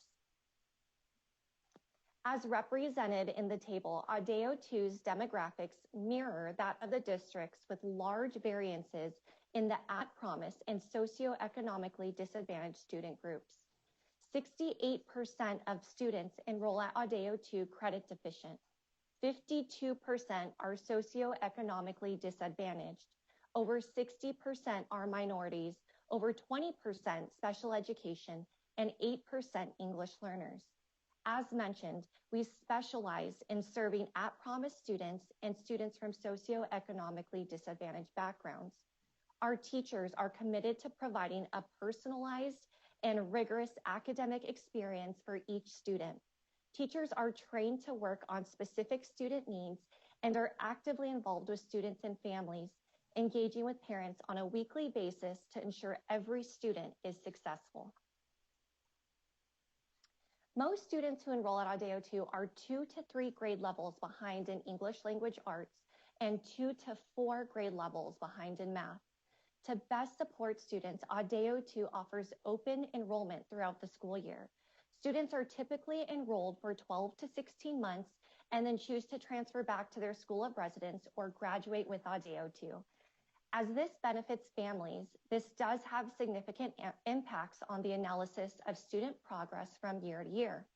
Additionally, as a DOS school, we do not maintain consistent student cohorts from year to year. Audeo 2 continues to support the Carlsbad community with serving 550 unduplicated students from Carlsbad Unified during its charter term and has served more than 1,300 students since 2009. Over 800 students have successfully been redirected back to a Carlsbad Unified School District school in the last 12 years, and since 2016, 60% of students were redirected to a Carlsbad Unified School District program. As mentioned, Audeo 2 serves a unique student population. As a DOS school and with Audeo 2's redirective nature, it is difficult to maintain consistent student cohorts from year to year. The CDE did note that the following reflects point-in-time data for different student cohorts rather than the growth of one cohort over time. Compared to other DOS schools that Audeo 2 students would attend, Audeo 2 overwhelmingly outperforms these similar schools in English and math. We have also had more than a 30% increase in our one-year graduation rate over the last 3 years, with an increase for Hispanic students by 45% and over 47% for socioeconomically disadvantaged students. Audeo 2 has not had a single expulsion or suspension in the last 4 years. In addition, many students who had truancy or discipline concerns at their previous schools come to Audeo 2 and these concerns are gone. Audeo 2 works to alleviate social and personal pressures that can impact academic performance.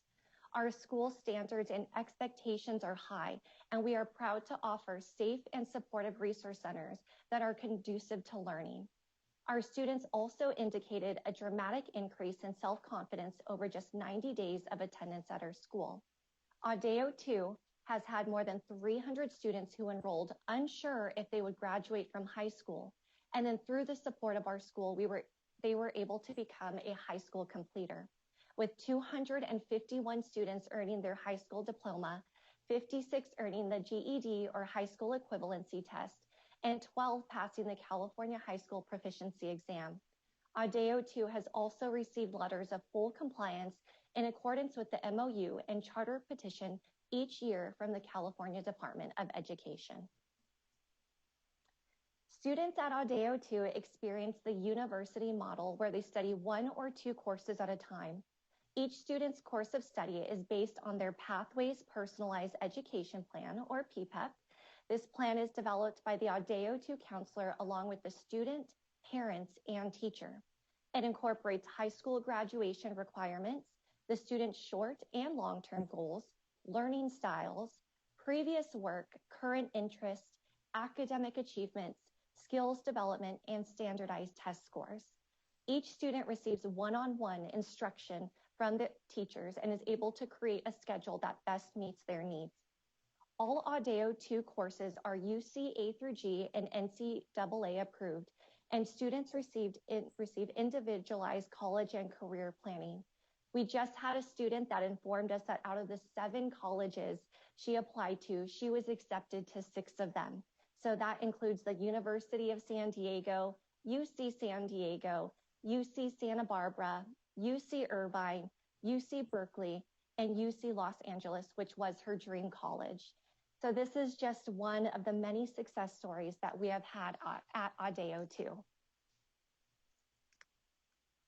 Audeo 2 has an established multi-tiered system of support, which is a comprehensive framework that integrates state standards, core instruction, differentiated learning, student-centered learning, individualized student needs, and the alignment of systems necessary for all students' academic, behavioral, and social success. The school utilizes a response to intervention model to determine how individual students are responding to strategies, interventions, and supports within the multi-tiered system. Instructional staff identify disengaged students, regularly monitor student learning, provide research-based interventions, and utilize a systematic approach to ensuring academic success for all students. This problem-solving approach continually examines student response and adjusts based on data and documented feedback system. Teachers utilize the Pathways Personalized Education Plan to ensure each student is successful in their education. With the majority of Audeo 2 students considered at promise, each plan is reviewed and updated by parents, the student, and their teacher on a regular basis throughout the student's enrollment. We provide the best available materials and school culture that is positive, supportive, and committed to putting kids first. Audeo Charter School 2 is an essential educational option for the Carlsbad community. 1 minute. We want to thank the CDE staff for their thorough review and understanding the vision, mission, and value of Audeo Charter School 2. We are asking for your vote to recommend approval to the state board so we can continue to serve our students.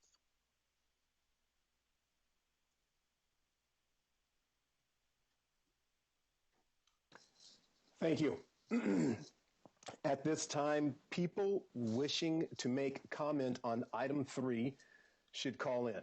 To make comment, dial 712-770-5316 and use access code 4337117# when prompted. And since the district is choosing not to present, then excuse me, I will go ahead and close the public hearing. Do any commissioners have clarifying questions at this time, basically for either the CDE staff or for Audeo that you would like to have answered? Any clarifying questions? Commissioner Austin. Just a quick one for CDE. Did the district give a reason why they're not presenting today? Were they not available? What was the reason? I don't know. We've been in contact with both parties over the course of the last week for practice calls and such for the meeting. And they did not provide us, when we noticed they hadn't called in this morning, we got in touch with them and they just declined to participate. They did not give us a reason. Okay, thank you. Commissioner Jones, I believe I just saw you raise your hand. All right. Yeah, just following up then, I guess, what happens then to the findings from the district? Like, is that something that like the CDE looks at, or is it something that when it goes to SBE and whoever the next authorizer, they would look at? Well, yes. I mean, certainly the CDE reviewed the findings from the district in our own de novo review of this appeal. And so I don't know, Commissioner Jones, if they're going to participate in the state board meeting or not. They didn't make that indication. They certainly can participate in the state board meeting and can answer questions about their findings then. Yeah, I don't have any other answers, unfortunately. I'm sorry. Thank you. Commissioners, any other clarifying questions at this moment? All right. Seeing none, we will take public comment now for persons that were not part of the charter school's presentation. Upon dialing in, callers will be added to a caller queue. The operator will notify callers when it is their turn to provide public comment. Public comment is limited to 1 minute per person. So, do we have public comment for item number 3? And we do have an interpreter in case callers need one. At which point, if you have an interpreter, we will give you 2 minutes for your public comment. Everyone else will receive 1. Yes, we have several callers on the line, so we will begin public comment now. Good morning, caller. Please state your name and affiliation for the record to provide public comment for item 3. Your time starts now.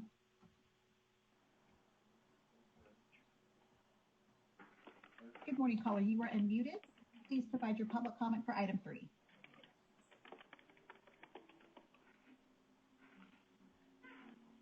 We have a caller from Alta Public Schools on the line with a phone number ending in 0383. Did you wish to provide public comment?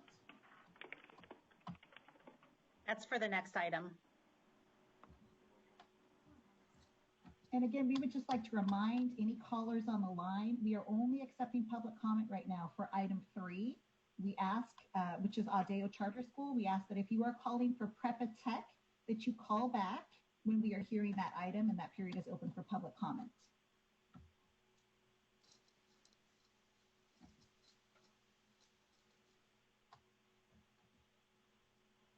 Good morning, caller. Did you wish to provide public comment for item 3?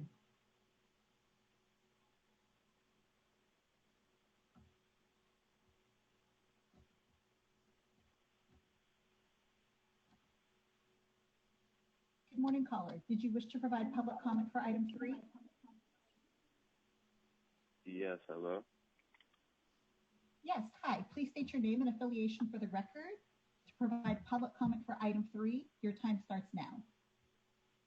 My name is Marquette, and I am a student at Audeo Charter School 2. I like being an Audeo student because I can get all the help I need, and I am never rushed to do anything. Everything is at my own pace, and I can focus on 1 to 2 classes at a time. I highly recommend the school because it can help students graduate faster or get caught up when they're behind. Audeo prepares students for any path they choose after high school. In a traditional school, you have to go every day, but at Audeo, you can go from 1 to 2 to 3 days each week, depending on what you need to work on at home every day. I've been an Audeo student for 3 years now, and it has been a very good experience. Every student deserves the chance to decide what type of school program works for them. Please approve the renewal of Audeo 2's charter so that students like me can continue to succeed. Thank you for your comment, caller.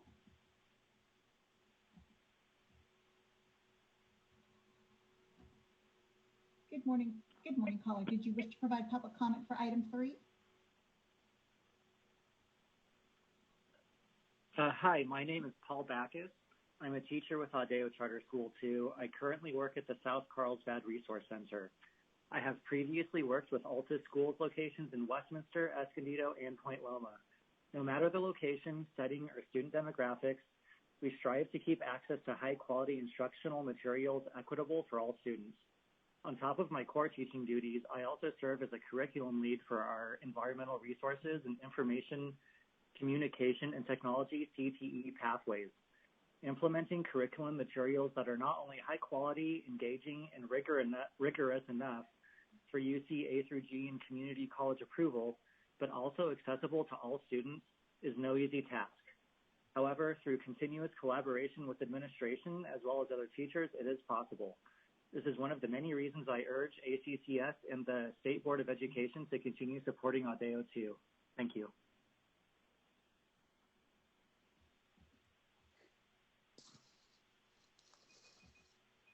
Good morning, caller. Did you wish to provide public comment for item 3?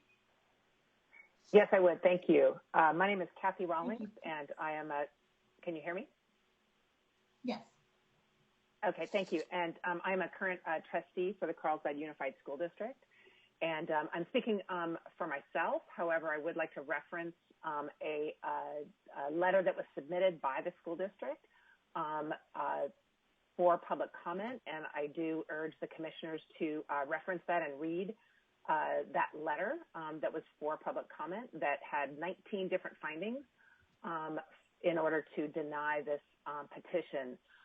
One of the aspects in here is the governance structure as well as that Audeo does deny students access through independent study in an arbitrary way. In addition, Carlsbad Unified School District does offer alternative schools through our Carlsbad Village Academy as well as our Seaside Academy for those students that do not learn as well through traditional. Thank you for your comment, caller. Learning.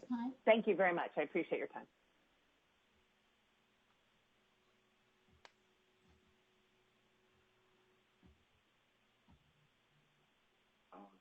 Hello. Caller, did you wish to provide public comment for item 3? Yes, I would. Please state your name and affiliation for the record. Thank you. Good morning. My name is Claire Freeman, and I am a teacher at Audeo Charter School 2. I found this network of schools in 2012 as a recent college graduate. Within 2 weeks of working as a teacher's assistant, I knew that I had to return to school and pursue a teaching credential. I could see a satisfying and meaningful career ahead of me with Audeo. What struck me about Audeo was the incredible bond that teachers develop with their students and families.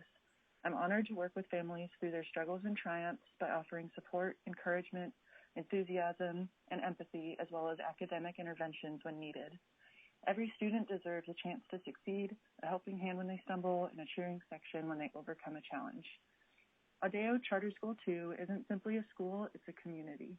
Please vote to renew our charter so that we may continue to support our students and families. Thank you.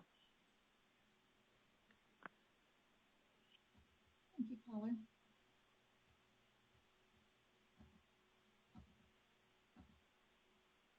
Good morning, caller. Did you wish to provide public comment for item 3?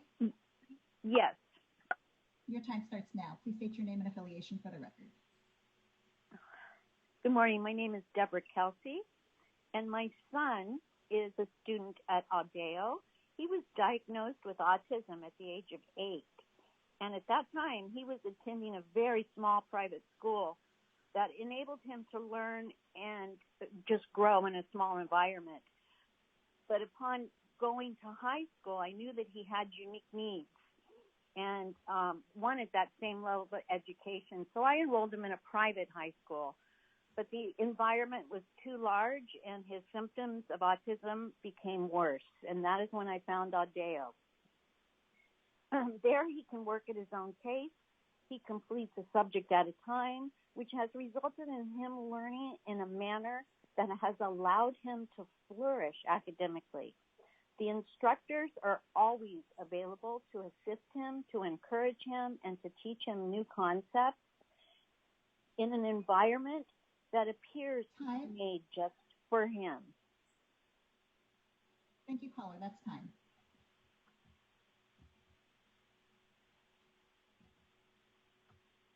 Good morning, caller. Did you wish to provide public comment for item 3? Yes, please. Please state your name and affiliation Good morning. for the record. My name is Phyllis Wilson. I'm a grandmother of Audeo Charter School 2 student. My grandson, Marquette, enrolled as a 6th grade student and is now in 9th grade. It's my firm belief that without Audeo, Marquette and I would be lost in the school system and struggling to keep up. Marquette has come such a long way with the help of his teachers and staff and is more engaged in school. I just do not know where we would be without Audeo. So please vote to renew the charter for Audeo Charter School 2. Our community deserves it. Thank you. Thank you, caller.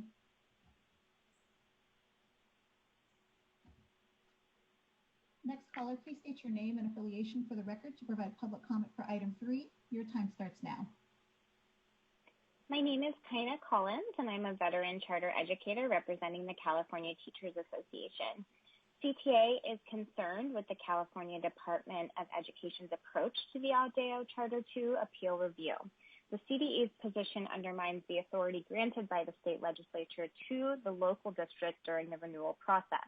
On December 9th, 2020, the board of CUSD voted 4-1 to deny the Audeo renewal petition, and the district staff laid out a number of findings that support denying the renewal.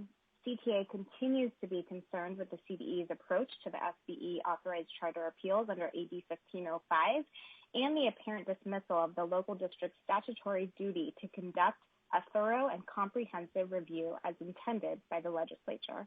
Thank you. Thank you, caller.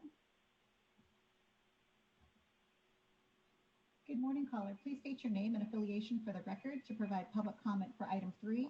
Your time starts now.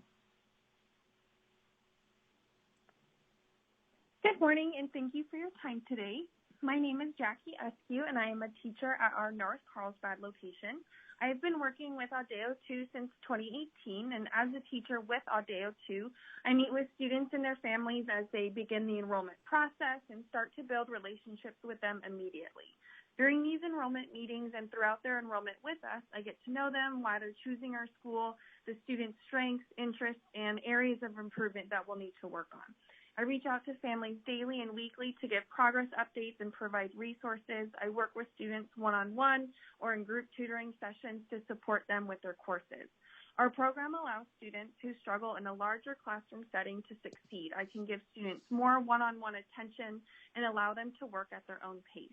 This support helps students succeed and gain confidence in themselves and their skills. Please support the charter renewal for Audeo 2 so we can continue to make a positive impact on students' lives. Thank you. Thank you, caller. Good morning, caller. Please state your name and affiliation for the record to provide public comment for item 3. Your time starts now. Good morning. My name is Catlin O'Halloran. I'm with the Charter Schools Development Center, and we agree with the CDE recommendation that the ACCS approve the request to renew the Audeo charter.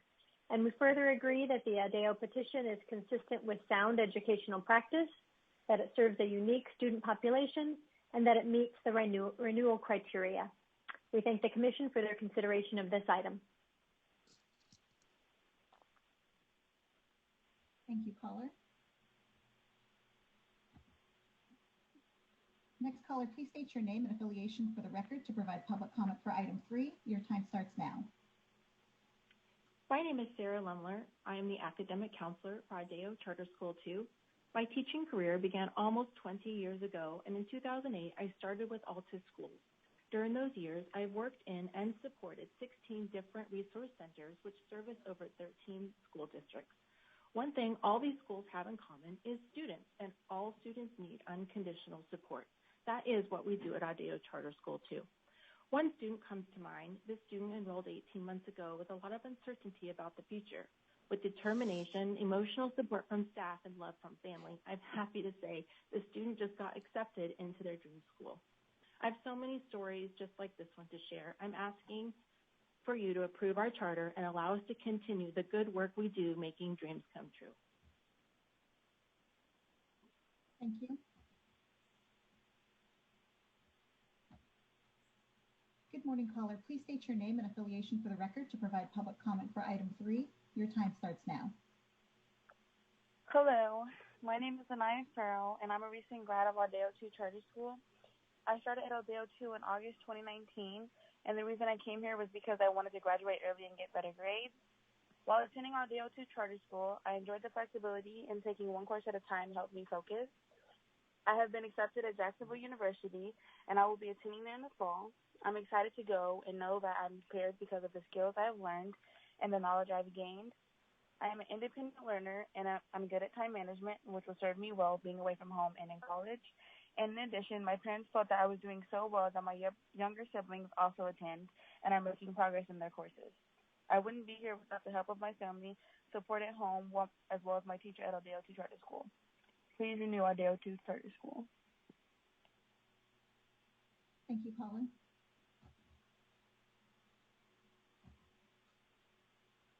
Good morning, caller. Please state your name and affiliation for the record to provide public comment for item 3. Your time starts now.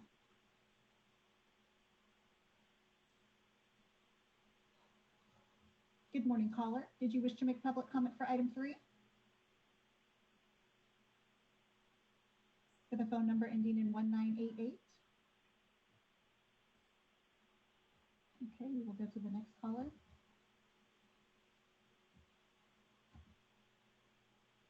Good morning, caller. Please state your name and affiliation for the record to provide public comment for item 3. Your time starts now. My name is Jennifer Montgomery. I'm a teacher with the Audeo 2 Charter School.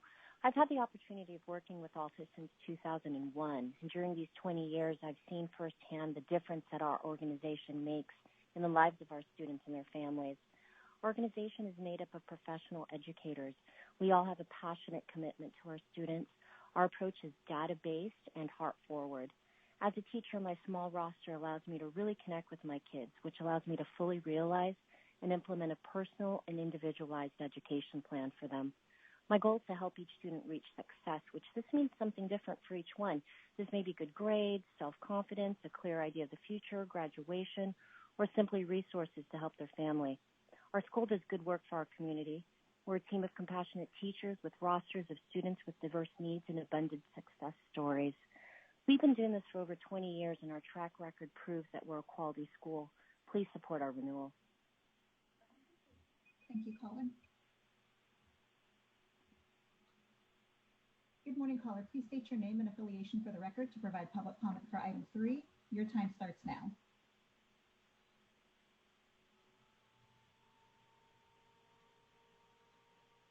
Good morning, caller. Did you wish to provide public comment for item 3?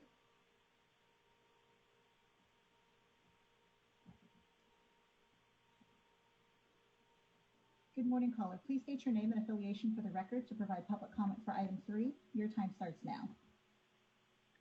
Hello, my name is Maribel Alvarado, and I'm a teacher with Audeo Charter School 2. I have been with the Audeo family for over 10 years. It has been incredible working for Audeo and seeing the impact that we have on our students, families, and our community. As an example, I am currently working with one of our homeless students that is about to complete her high school journey. Just recently, the student expressed that before coming to Audeo, no one had ever told her graduating was an option and she had lost all hope. Now, with our support, she will be earning her high school equivalency certificate and is more excited than ever in starting her career pathway. Audeo provides unique, individualized education plans for all of our students. This allows us to focus on each student's needs, providing a personalized education plan tailored to each student. We pride on providing our English learner students and special education students with enhanced services to further support them with their unique learning needs. I ask that you support the renewal of our school and allow us to further continue to serve our students and make a difference. Thank you for your time. Thank you, Colin. Good morning, caller. Please state your name and affiliation for the record to provide public comment for item 3. Your time starts now. Hi, my name is Ashley Camacho. I attend Audeo 2 Charter School at North Carlsbad Research Center. Before Audeo 2, I went to Vista High. I left Vista High because of mental health reasons. I felt very overwhelmed every day I went to school. I was taking 8 different classes with different teachers, and it was very difficult for me to handle some different subjects at once. I would get bad social anxiety to come with attending school and answering questions in front of lots of students. For the Audeo 2, I am taking 1 class a month and having 1 teacher to work with. It is better for me to work on one-on-one with Ms. SQ than working in a big group of students. I also have time to work on my anxiety and have been able to lessen my social anxiety. This could not have been possible without the help of Audeo 2. Please support and renew this chapter. Thank you, caller. Next caller, please state your name and affiliation for the record to provide public comment for item 3. Your time starts now.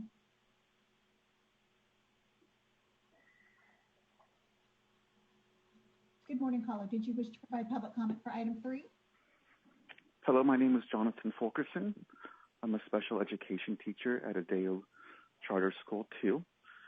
During my time at Audeo 2, I've witnessed the importance of our educational model. At Audeo 2, I'm able to work with each student individually and really get to know them and their families.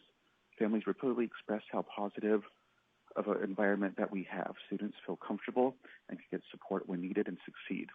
I've had many students enroll that initially thought that they were a failure or going to be a high school dropout, only to earn a diploma.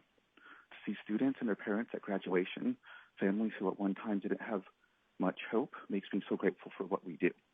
Our special education team is very strong. Our leadership and continued training assist in the supporting of our performance. Students who were unable to succeed previously can thrive in our educational setting. My students can have a flexible schedule, individualized course plan, small group instruction, and an educational team that works diligently to make students and their success a priority. We are an educational option that our community needs. Please support Audeo's renewal. Thank you. Thank you, caller.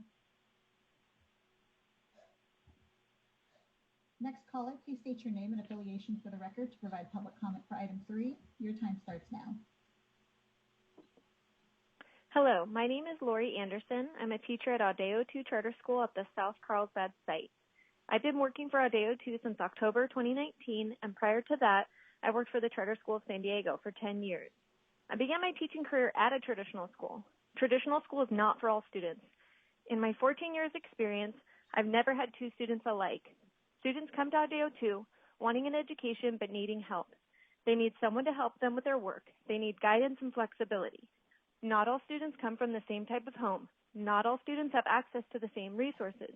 Not all students want to be in a classroom filled with other students where they get little to no interaction with their teacher. They need something traditional school cannot provide. They need a personalized education plan. We are an option for students. I'm so proud to be working for Audeo 2 Charter School and know that I'm doing everything I can for my students. Please renew Audeo 2 Charter School. Thank you. Thank you, caller. Good morning, caller. Please state your name and affiliation for the record to provide public comment for item 3. Your time starts now. Hi, my name is McKenna Lester, and I'm speaking to you today to please encourage you to renew Audeo 2 Charter School. I've been a teacher at the South Carlsbad location for just over 2 years, and I'm very proud to be a part of the Audeo 2 team. Our school is a safe place for students who feel like they do not thrive in a traditional school setting. Our school provides students of all learning styles, students of all cultures, and students of all socioeconomic backgrounds a place to feel successful and earn their high school diplomas. Students can go from struggling to pass and get through their courses at their traditional school to earning straight A's at Audeo 2. Audeo 2 allows students to work on one course at a time and have one teacher for all courses, which allows them to develop a trusted relationship with their teacher. Students with social anxiety learn how to build a relationship with their teacher and feel comfortable communicating with their peers. Our school is a safe place for all students to feel safe, successful, and cared for. Please renew Audeo 2. Thank you. Thank you, caller. Hello, my name is Kent Hudson. Hello, my name is Kent Hudson. I'm a special education teacher at Audeo 2, and I would like to voice my support for the renewal of our charter. Today, I will provide an example of how our academic program has been working for an individual student who struggles with executive functioning, including inattention, impulsivity, and lack of motivation. This has had a significant impact on his academic performance. He was previously failing many courses and at risk of dropping out. In his current independent study setting at Audeo 2 with a personalized education plan, the student benefits from the following supports: a friendly, supportive, tension-free learning environment with high expectations, preferential seating away from distractions, checks for understanding, individual and small group instruction, and working on one or two courses at a time. Instruction is provided at the student's preferred time of day, early afternoon, when he is most alert. With these supports, the student is becoming a self-motivated learner who is consistently passing one course every month and making progress towards graduation. Thank you for your time, and again, I strongly support the renewal of our charter. Thank you, caller. Next caller, please state your name and affiliation for the record to provide public comment for item 3. Your time starts now. Hello, my name's Monica Fraser. I have 2 children going to Audeo 2. I enrolled my first 2.5 years ago. She was heavily abusing drugs and alcohol at her assigned high school and was failing all her classes. I enrolled her in Audeo 2 while she was in rehab. Lori now has a really high GPA, a job, and plans for college, and I cannot return Lauren to her previous high school. I believe the strides she made would completely unravel, and she feels the same way. Audeo has provided a really safe and supportive learning environment for her without the added pressures and temptations, and she's staying focused on her progress. I enrolled my other daughter in Audeo this year. She was previously in a public school where her grades took a nosedive, and she had major stress and anxiety from the social drama and bullying that was going on. And since her move to Audeo, her grades have returned to A's, and she's doing really great. Audeo has been a huge benefit to my children to support their renewal. Thank you, caller. Good morning, caller. Please state your name and affiliation for the record to provide public comment for item 3. Your time starts now.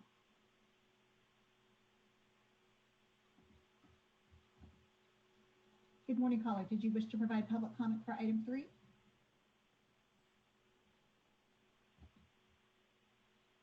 We'll go to the next caller. Good morning, caller. Please state your name and affiliation for the record to provide public comment for item 3. Your time starts now.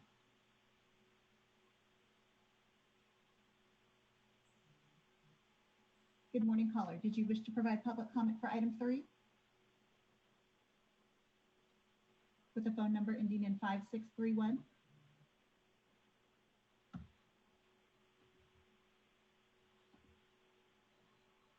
Good morning, caller. Did you wish to provide public comment for item 3? Hi, good morning. My name is Ramel Antoine, calling on behalf of the California Charter Schools Association.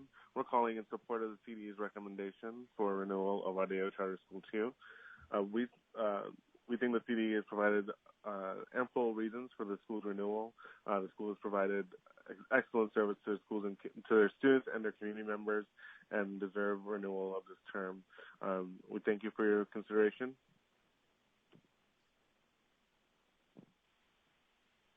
Thank you, caller. Good morning, caller. Did you wish to provide public comment for item 3? Good morning, caller. The line is unmuted. Did you wish to provide public comment for item 3?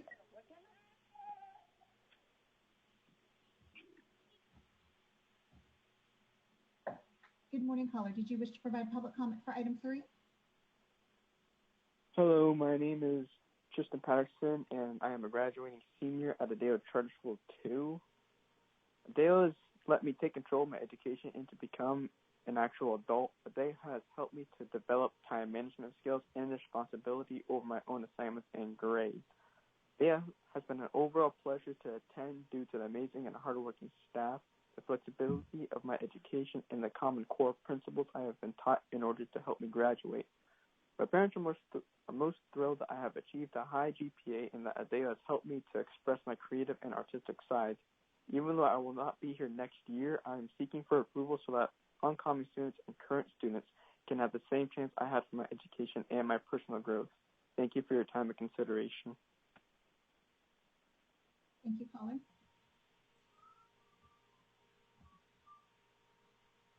Good morning, caller. Did you wish to provide public comment for item 3?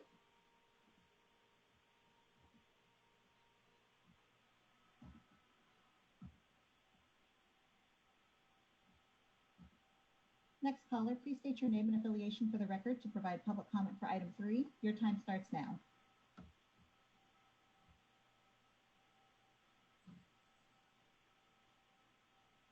Good morning, caller, ending in phone number 4251. Did you wish to provide public comment for item 3? We'll go to the next caller.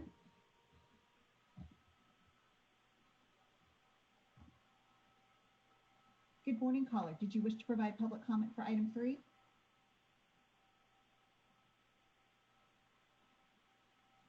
I have a caller on the line with the number ending in 5219. Did you wish to provide comment on item 3? Yeah.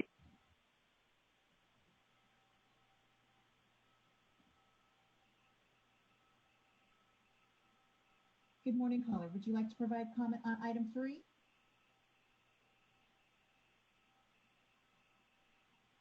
There's a caller on the line with a phone number ending in 4800. Please unmute yourself if you'd like to provide comment for item 3.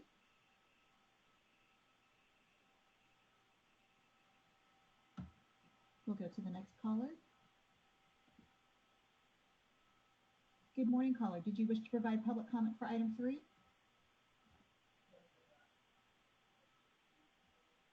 I have a caller on the line with a phone number ending in 5054. Did you wish to provide public comment for item 3? No. If you're calling for Prepa Tech, we ask that you disconnect and call back when we are accepting public comment for item 4.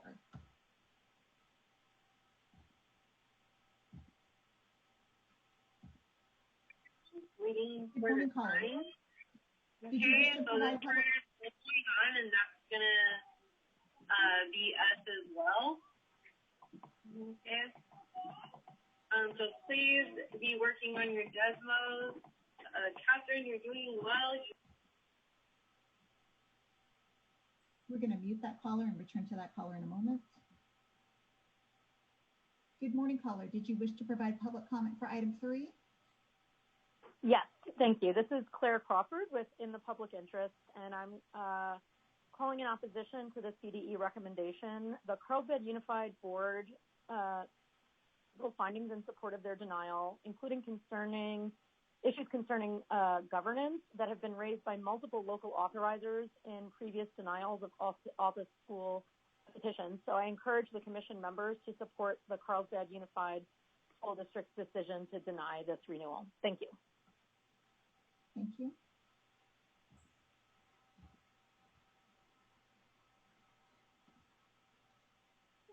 Good morning, caller. Would you like to provide public comment for item 3? Hugo, Alexis, let's keep working on.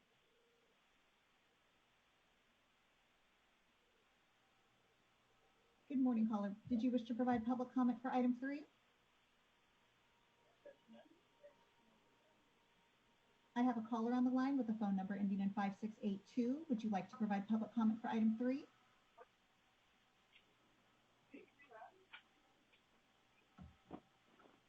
We will disconnect that caller.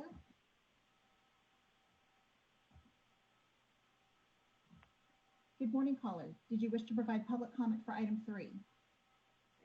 Yes, this is Ted Bubnak, and my son has been enrolled in Audeo this past year. He transferred over during the 11th grade. He has been in the IEP program since the middle school and has struggled quite a bit in his enrolled school that he was at prior to this. The biggest takeaway that I've seen so far at Audeo really has been around the IEP program. He's really gotten specialized attention. He's gotten a lot of individualized support, and it really has exceeded my expectations. So my only regret really is not having the opportunity or not taking the opportunity to enroll my son sooner in Audeo. So I think it would have really made a difference for him. The other area as well is just in the one-on-one approach of the classroom. He has a personal relationship with his instructor, and the experience has been very good. He has a twin sister that's enrolled in a public school that he came from. She's doing very well. I think this is just proof to me that this program works for people. Thank you. Thank you, caller. Good morning, caller. Yes. Did you wish to provide public comment for item 3? Yes, please state your name Yes. and affiliation for the record. Marlene Fosselman. I'm a parent. Okay, your time starts now. Okay, I wholeheartedly support Audeo 2's renewal. My twin daughters' education will be negatively impacted otherwise. They have struggled with school throughout their lives, but Audeo 2's pedagogical approach has made a world of difference. The combination of homework packets, one-on-one tutoring, and hybrid learning modalities has enriched my daughter's educational experience and nurtured their comprehension of the curriculum. Over the past 2 years, I have been so proud of the progress my daughters have made with the guidance of Audeo 2's supportive staff. And I also want to mention that now would be the worst time to not renew the school during this pandemic. It would be the biggest mistake that the school district could make. The kids are struggling enough, let alone having to have their school closed. This is the greatest school that they have ever attended, and they are doing so well, and I know that they're complete their education. Thank you. Thank you, caller.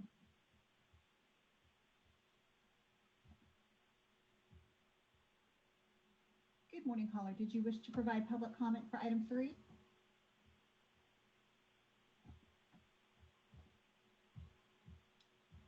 I have a caller on the line with a phone number ending in 0572. Did you wish to provide public comment for item 3?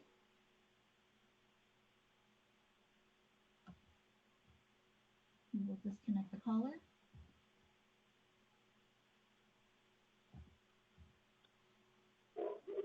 Good morning, caller. Would you like to provide public comment for item 3? Your line is unmuted. Please state your name and affiliation for the record to provide public comment for item 3.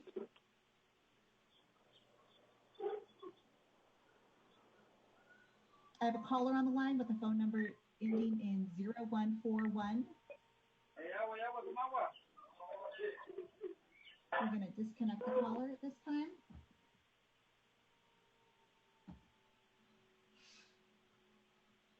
Good morning, caller. Did you wish to provide public comment for item 3?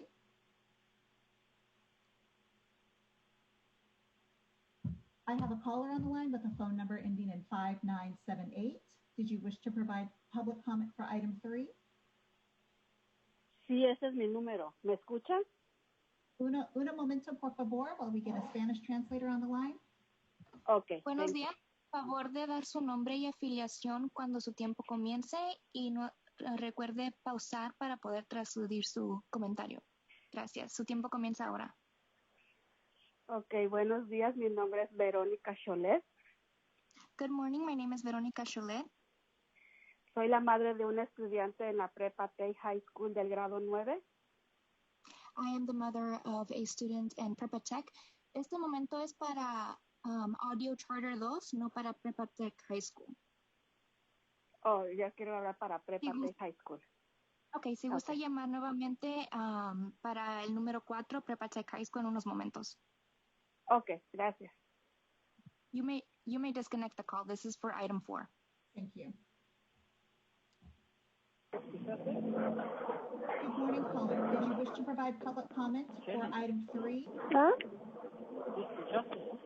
¿Sí? Caller? ¿Ya?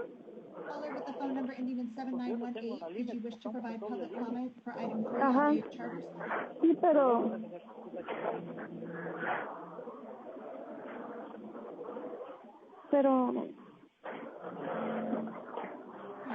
no sé cuál. Tiene que preguntar el número de teléfono. Buenos días, ¿gusta dar un comentario público para Audeo Charter?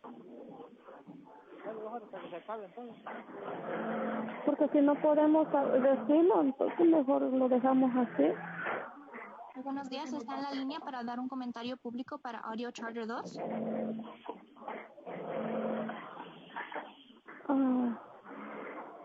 Yo quiero, pero para el 4. En estos momentos estamos dando comentario público para Audeo Charter 2. Si gusta marcar de nuevo en unos momentos para Prepa Tech Los Ángeles High. Sí, quiero para Prepa Tech. Ok, muchas gracias. Puede regresar la llamada en unos momentos, ¿ok? You may disconnect the call. This is for item 4. Thank you.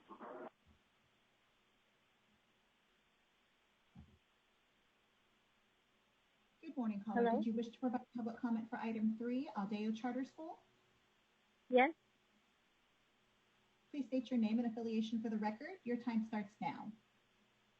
Hi, good morning. My name is Patricia. My son Dominic, a 9th grader, and I would like to ask that Audeo 2 be renewed because it essentially works for us in different respects.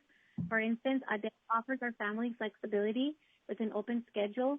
My son has been able to participate in activities outside traditional hours while allowing me the freedom to pursue my own academic endeavors. This dynamic has helped us socially, emotionally, and has given us a possibility for upward mobility. Second, Audeo has proven to be reliable over time. My son's teacher, Mr. Paul Bacchus, has been committed to monitoring Dominic's educational plan by checking in with us in a timely manner and asking relevant questions concerning any barriers that hinder Dominic's academic success. Finally, Audeo's leadership speaks for itself. Evidently, Audeo is diligently looking out for students' best interests. Clearly, Audeo is essential to our students, our family, and the community. Thank you. Thank you, Colin.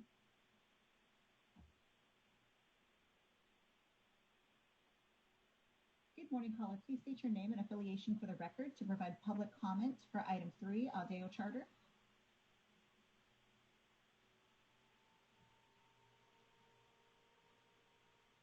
have a caller on the line with a phone number ending in 2057. Did you wish to make public comment for item 3?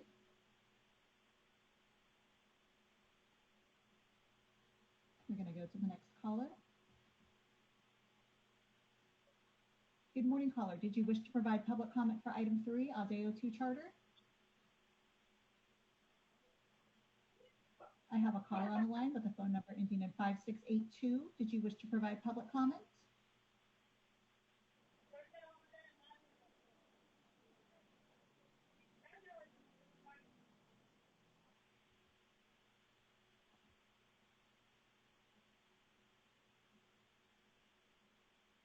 Good morning, caller. Did you wish to provide public comment for item 3?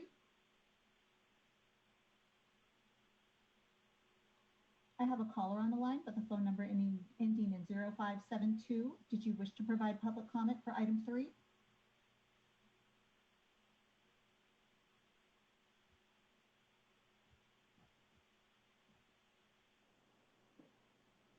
Good morning, caller. Did you wish to provide comment for item 3?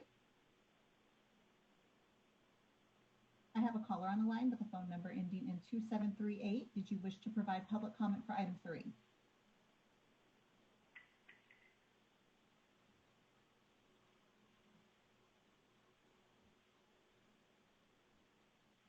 This looks like this concludes all of the callers in the queue calling in for public comment on item 3 at this time.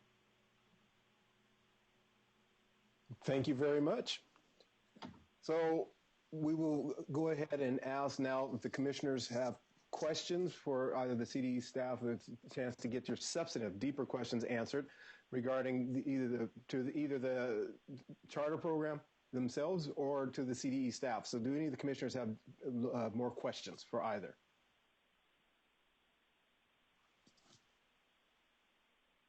And apologies because a couple of you are no longer on my front screen.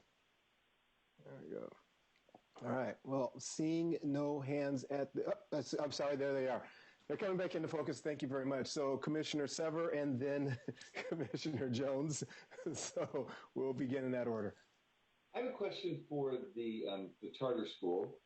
As far as the 50% reserves, that just seems a lot. For me, it seems like, you should spend money on current students, giving the best educational program. That's a lot of money. I mean, it's money you could hire staff and provide additional things for students.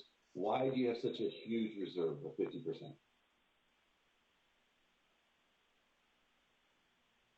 Hello, my name is Lynn Alipio, and I'm the Chief Business Officer, the Chief Financial Officer. We really intended, as you know, non-classroom-based. We're not paid for growth this year, and our funding was capped on the 1920. We provide, our board has approved 3 layers of economic, 3 layers of reserve. Number 1, the rising cost for medical care, because we have a self-insured plan. We do not have HMO. It's a self-insured plan covering all employees as well as eligible dependents. And as you know, they health cost average about 10% to 13%. In addition, the retirement contributions is also increasing rapidly between the costers and the CalPERS. We also have contractual obligations. Our leases are about 5 years, so we put a reserve on those in the event that there is economic uncertainties, such as we experienced it this year for fiscal year 2021, wherein our enrollment growth was not funded. And as you know, there are several types of funding for CARES Act, and non-classroom-based is excluded.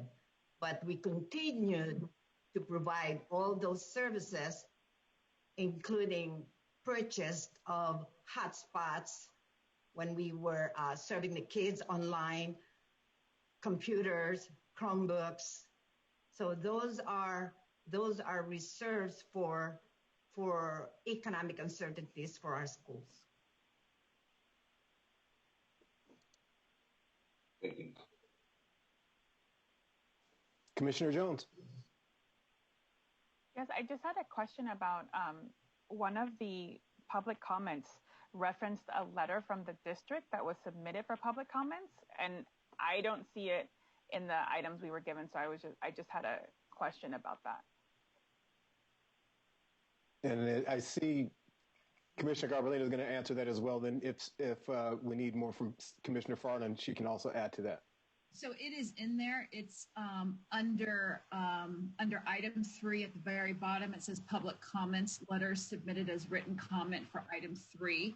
And in there is a letter from the board just reiterating, I believe, the 19 points that they took findings of fact. And we're trying to make their cases based upon that letter. So it's in there. Sorry, can I just ask a clarifying question? Certainly. Is it okay, maybe I need to refresh because I have the letter from the law firm, and then is that the one? Okay. Any further clarification, Commissioner Farland? No, Gail had said exactly what I was going to say, is that when we post the item, the last link in the item is usually all of the public comment we get up to the day before the meeting. Anything that comes in the day, sort of in the nighttime or in the morning of the meeting, will be posted later, but they're sent to you personally. But yeah, so that's where you can usually find all of the public comment. Thank you. Any other questions? All right. Seeing none, we have a motion from CDE to renew. I'll entertain a motion and deliberation.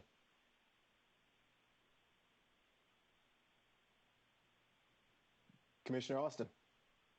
I'll motion to move CDE's recommendation. Do we have a second? This is Wes Sever. I'll second. So we have a motion and a second. Commissioner Austin and Commissioner Sever.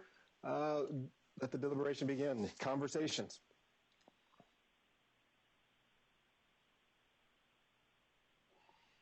And I will speak to give us a chance to, everyone to give a chance to go through the notes. I'm a little concerned, and I'm assuming that the district, the Carlsbad, will respond and present their case to the state board. But I'm concerned that they're missing right now because I'd love to hear more of their opinion as I'm looking at some of their findings right off the top. They talk about unsound educational program, and from what I'm looking at, I'm not getting it. I'm not seeing why there's an unsound program that's not likely to succeed. So I'm a little disappointed that they're not here to talk about that. And because of that, I can tell you I am leaning towards the renewal.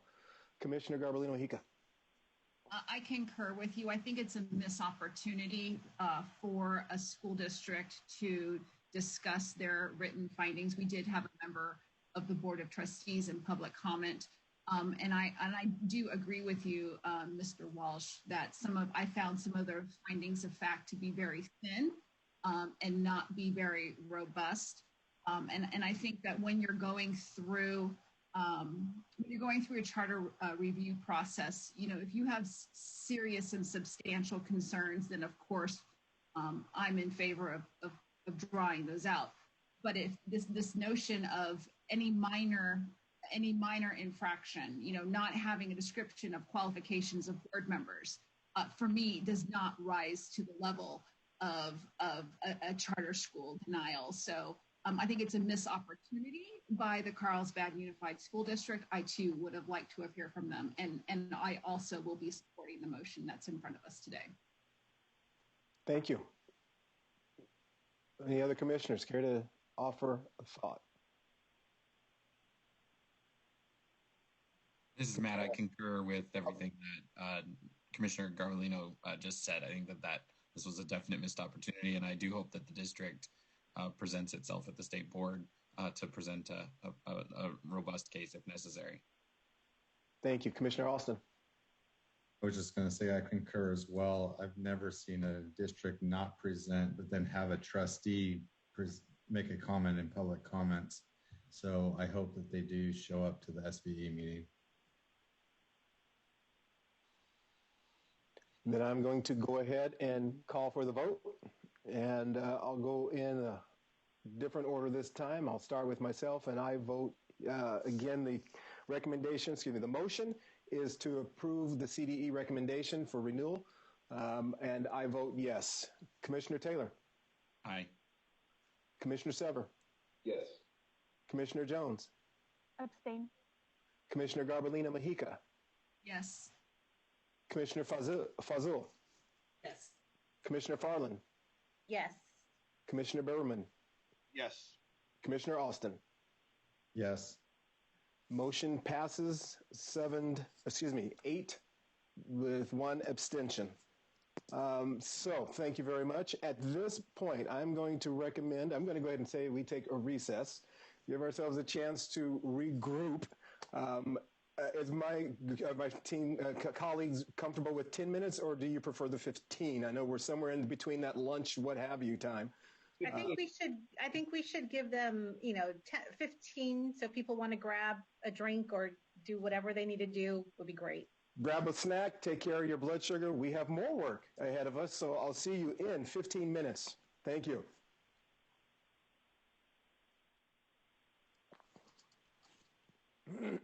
All right, and thank you for coming back, commissioners. I'm going to bring us out of recess.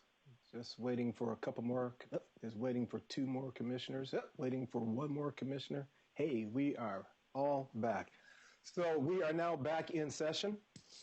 We are now moving on. I should probably get my notes here organized.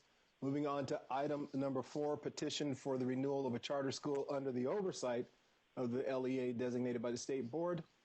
Consideration of Prepa Tech Los Angeles High, which was denied by LA Unified. And so at this point, I will go ahead and turn this over to CDE staff to begin their presentation. Good afternoon, Chairperson Walsh and Commissioners. We will now move on to the renewal application appeal from Prepa Tech Los Angeles High School. Okay. The timeline. Prepa Tech is seeking authorization from the State Board of Education to renew their grade 9 through 12 charter school within the boundaries of the Los Angeles Unified School District. The petitioner sought authorization through LAUSD. On December 9th, 2020, LAUSD denied the petition request for renewal by a vote of 5-0. The CDE received the appeal on January 8th, 2021. The CDE's recommendation, the CDE proposes to recommend that the SBE hold a public hearing to deny the request to renew Prepa Tech, a grade 9 through 12 charter school. This is mostly due to continual fiscal concerns.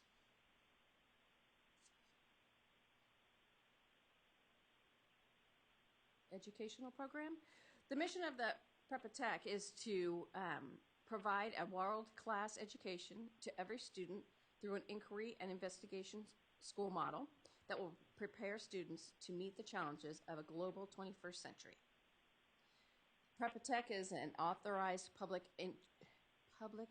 charter school that uses the International Baccalaureate Diploma Program, and they're located in Los Angeles Unified School District area, which affords pupils the opportunity and access to a small, rigorous high school in their own neighborhood. Prepa Tech is one of 4 IB programs in the Los Angeles area.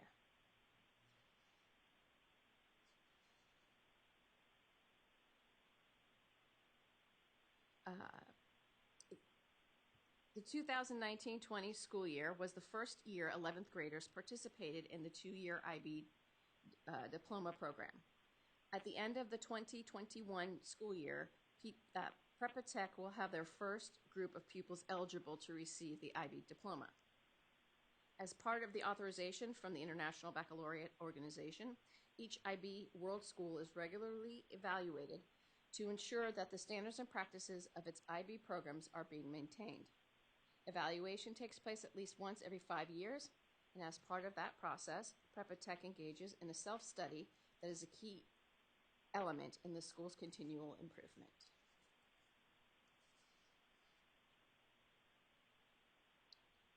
Now we'll take a look at the CDE's findings and concerns regarding the renewal criteria.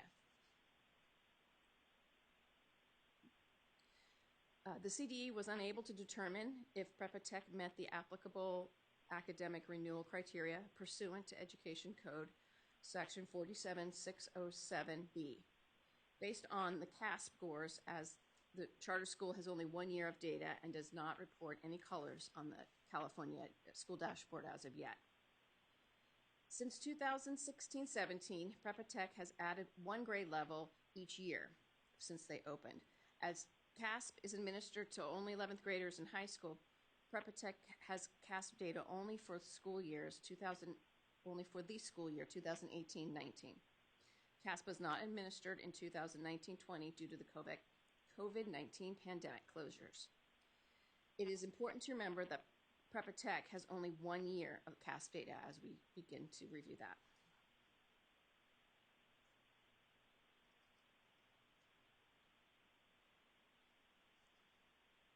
The CD reviewed the following verified data that the petitioner included as part of their charter renewal.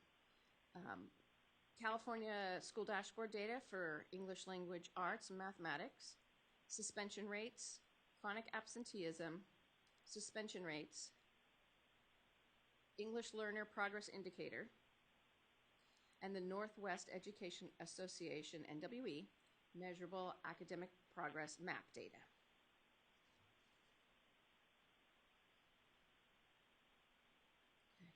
So this is California School Dashboard data for Math and English Language Arts.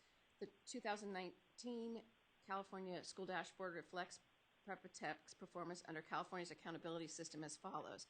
So you saw their scores prior, and here this is just listing how far away from standard average the students are in English Language Arts, and then 169.8 points below standard in mathematics. This, again, represents 1 year of CASP data, so there isn't any growth or other data to look at.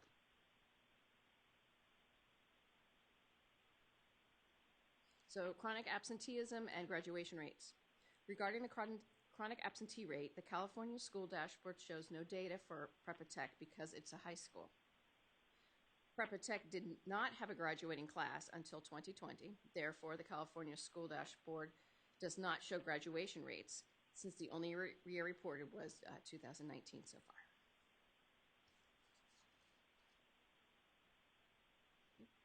So suspension rate, California School Dashboard data shows that Prepa Tech suspension rate improved from 6.5%, and that was in the red, to a 1.5% in the blue in the school year 2018-19.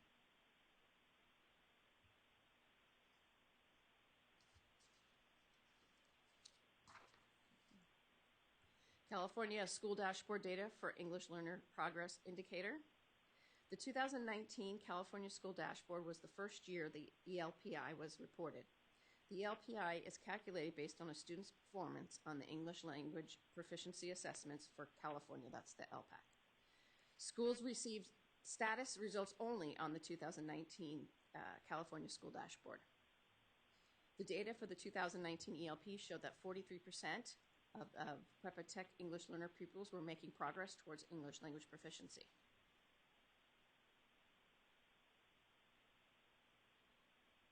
So now we move on to the Northwest Education Association Measurable Academic Progress, the NWEA MAP.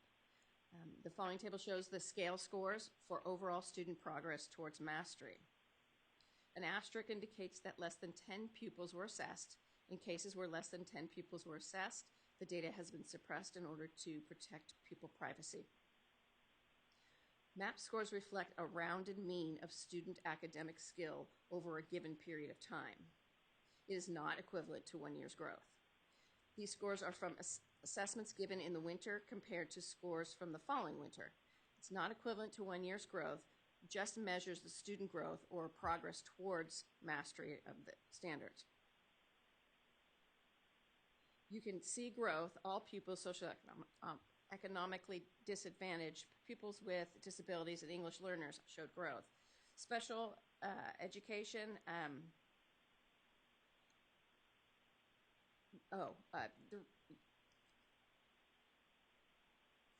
next slide, please. This table shows the scale scores for overall student progress towards mastery again. This is not measuring 1 year's growth. It's measuring student progress towards mastery, meeting or exceeding grade level standards. And WEA is one of the approved assessments for verified data that was approved by the SBE in November 2020 to be used for verified data that can be submitted by the petitioner. The CDE is required to review all of the verified data that is submitted by the petitioner. The CDE, again, did their due diligence.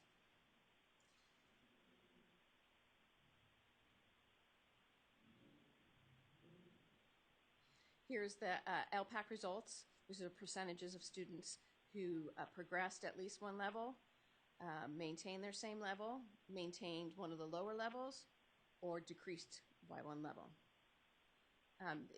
The ELPI measures the growth of English learners and is broken down by the number of levels of student progress towards English proficiency. Of great concern to the CDE is the almost 24% of ELL students that decreased at least one level. CDE is concerned that Prepa Tech is an IB school with high academic standards, and a large percent of English language learner students would not be able to access the curriculum.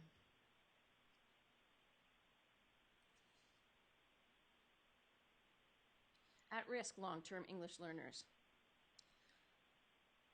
At-risk long-term English learners is a measurement of how long a pupil has been an English learner, anywhere from 7 to 3 years, 4 to 5 years, 6 or more years.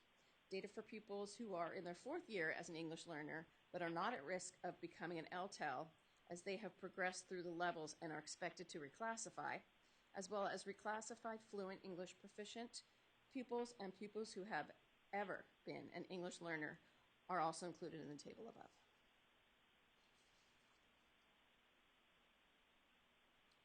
Now we're going to look at the findings and concerns regarding fiscal status.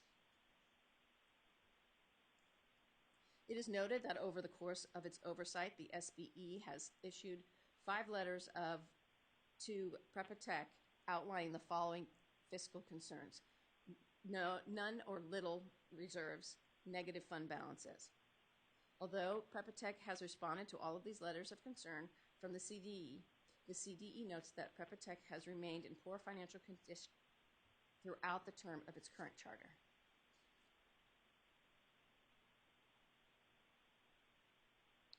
Prepa Tech has a poor financial record since its approval in 2016. Prepa Tech's fiscal year 2020-21 second interim report dated March 15th, 2020-21 indicates that Prepa Tech is projecting a negative ending fund balance of over $300,000. The fiscal year 2019-20 audit report reflected an unqualified status with a negative ending fund balance of over $400,000 with a 0% reserve.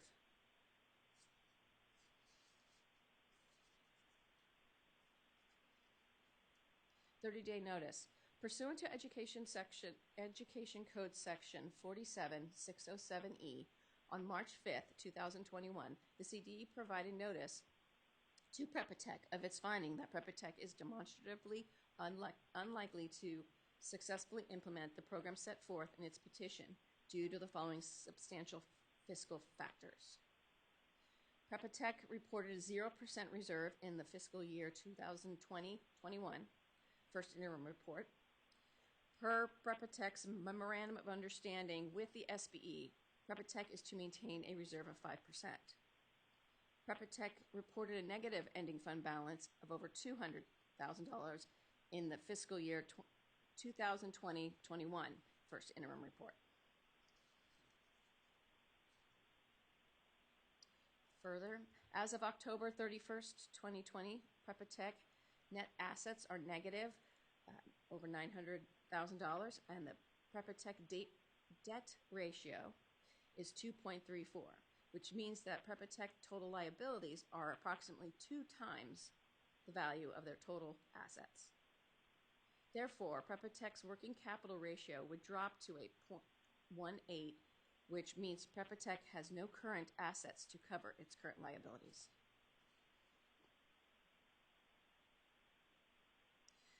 Prepa Tech's response to the 30-day notice. On April 2nd, 2021, Prepa Tech provided a complete response to the CDE's 30-day notice. The FCAP provided by Prepa Tech contained 3 plans to address the negative ending fund balances.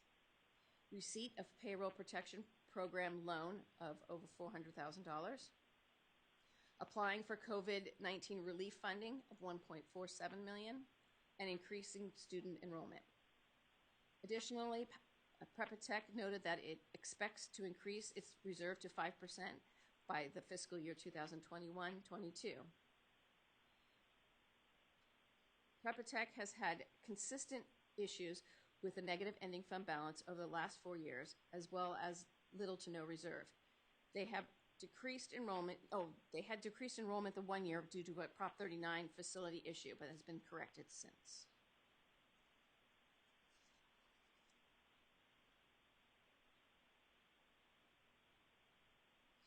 The CDE has received all information submitted by Prepa Tech in response to the 30-day notice. The CDE acknowledges that Prepa Tech has tried improving its fiscal condition and that its updated multi-year fiscal plan reflects a projected positive ending fund balance of $165,361 for fiscal year 2020-21, with a reserve of 2.9%. However, Prepa Tech reserve fails to meet the 5% outline required in its MOU with the SBE. Prepa Tech has not maintained 5% in reserve since its inception in 2016-17.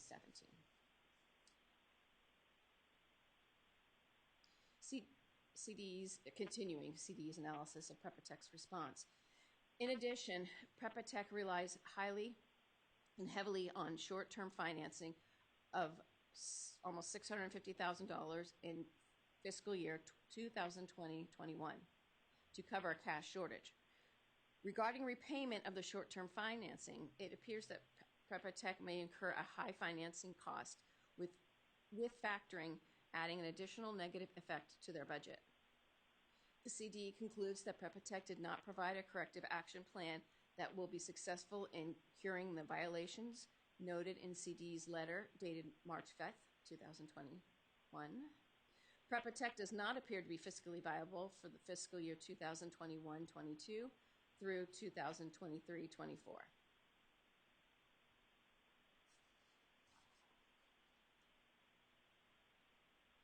Inconsistent with sound educational practice, the petitioner does not meet the renewal criteria and does not present a sound educational program.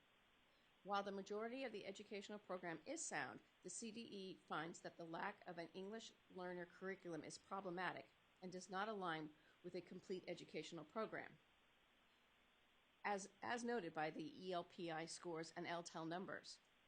Additionally, as the Prepa Tech petition does not include a reasonable description of all of the charter elements, the CD finds that the Prepa Tech petition is not entirely consistent with sound educational practice. Next, we'll be reviewing the CD's concerns regarding the elements.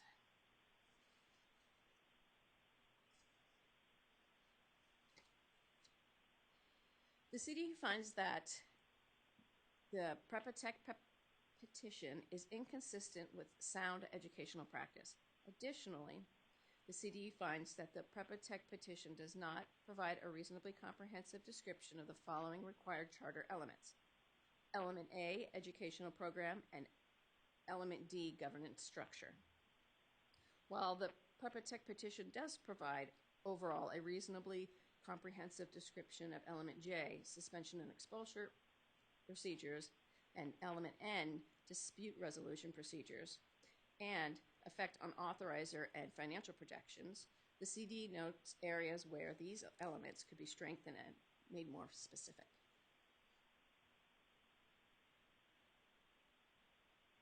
Description of the educational program.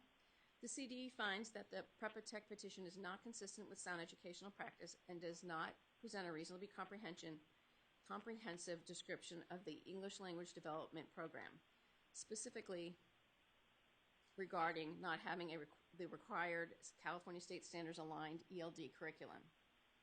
Prepa Tech has a solid plan for providing integrated and designated ELD to their students. However, the curriculum that they list is intended for intervention and not for first best direct instruction. The petition does not describe direct instruction ELD curriculum that is aligned to the California state standards.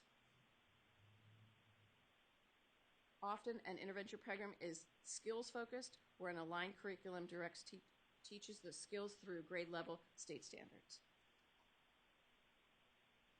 Element D, governance structure. The Prepa Tech petition is not specific regarding Government Code Section 1090 that focuses on transparency as well as the Political Reform Act of 1974. The Conflict of Interest Code submitted with the petition does not meet the requirements for a charter school pursuant to Education Code Section 47604.1. The code that was submitted has not been approved by the appropriate code reviewing board, usually the local board of supervisors. The petitioner did submit new conflict of interest code yesterday that at a quick glance appears to meet the requirements. There was not enough time to do a more complete review. Education Code Section 47604.1 requires a charter school comply with both the Government Code Section 1090 and the PRA, which necessitates that Prepa Tech adopt a conflict of interest code that meets the requirements of the PRA.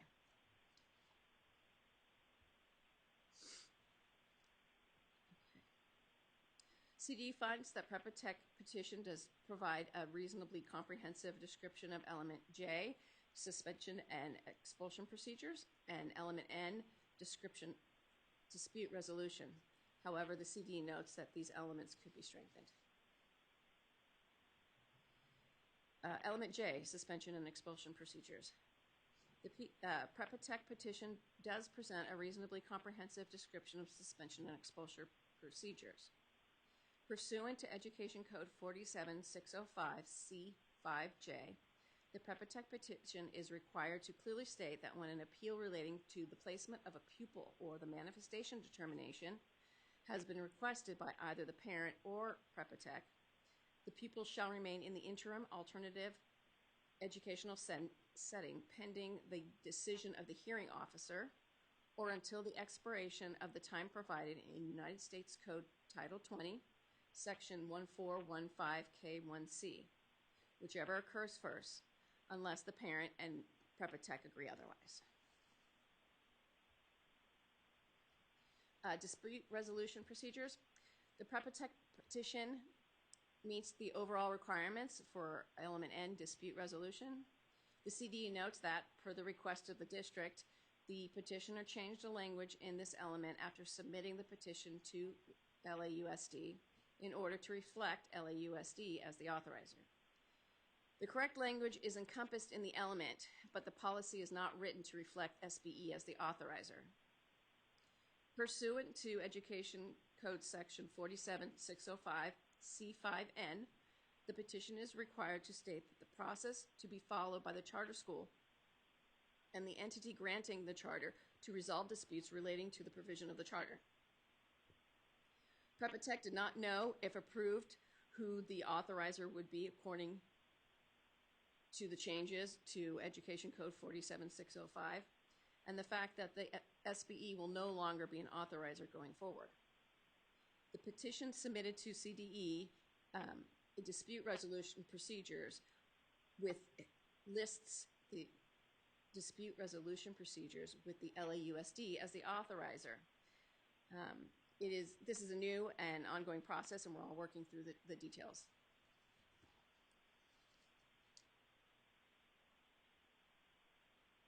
Effect on authorizer and financial projections.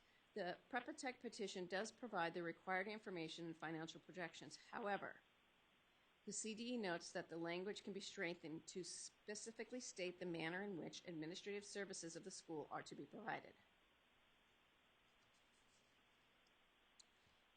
In summary, CDE staff is recommending denial of the Prepa Tech renewal petition. Pursuant to Education Code 47605-2E, if the denial of a charter petition is reversed by the SBE shall designate, in consultation with the petitioner, either the governing board of the school district or the county board of education in which the charter school is located as the chartering authority.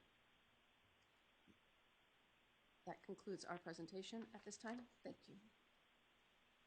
Thank you.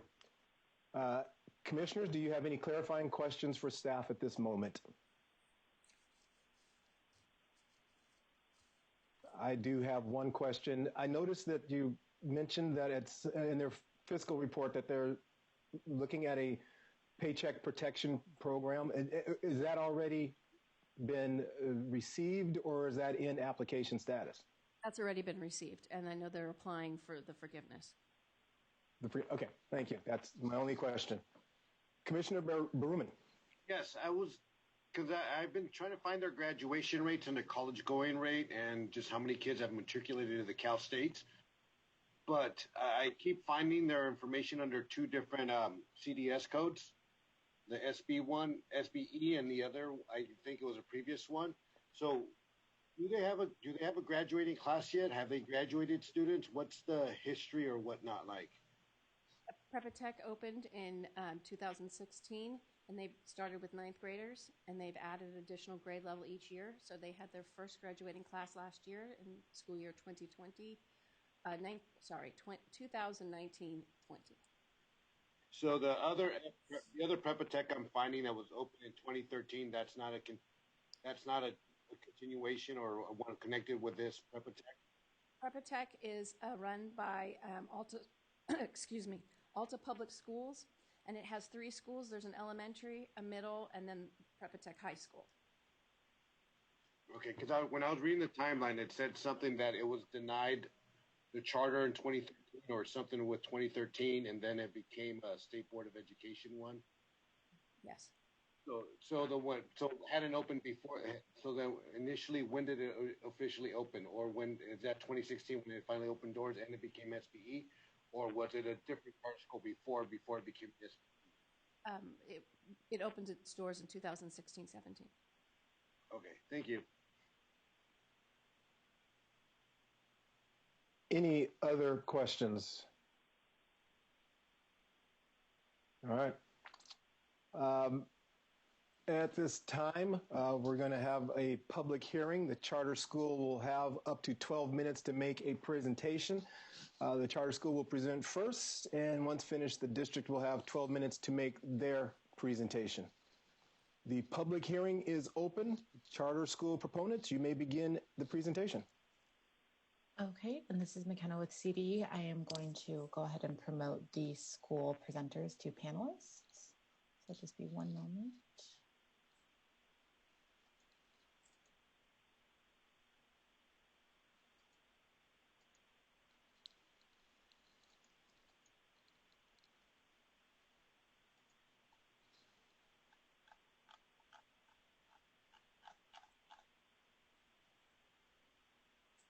Okay, so all school presenters, you should be promoted now. You should be able to unmute yourselves and share your screen. Thank you so much.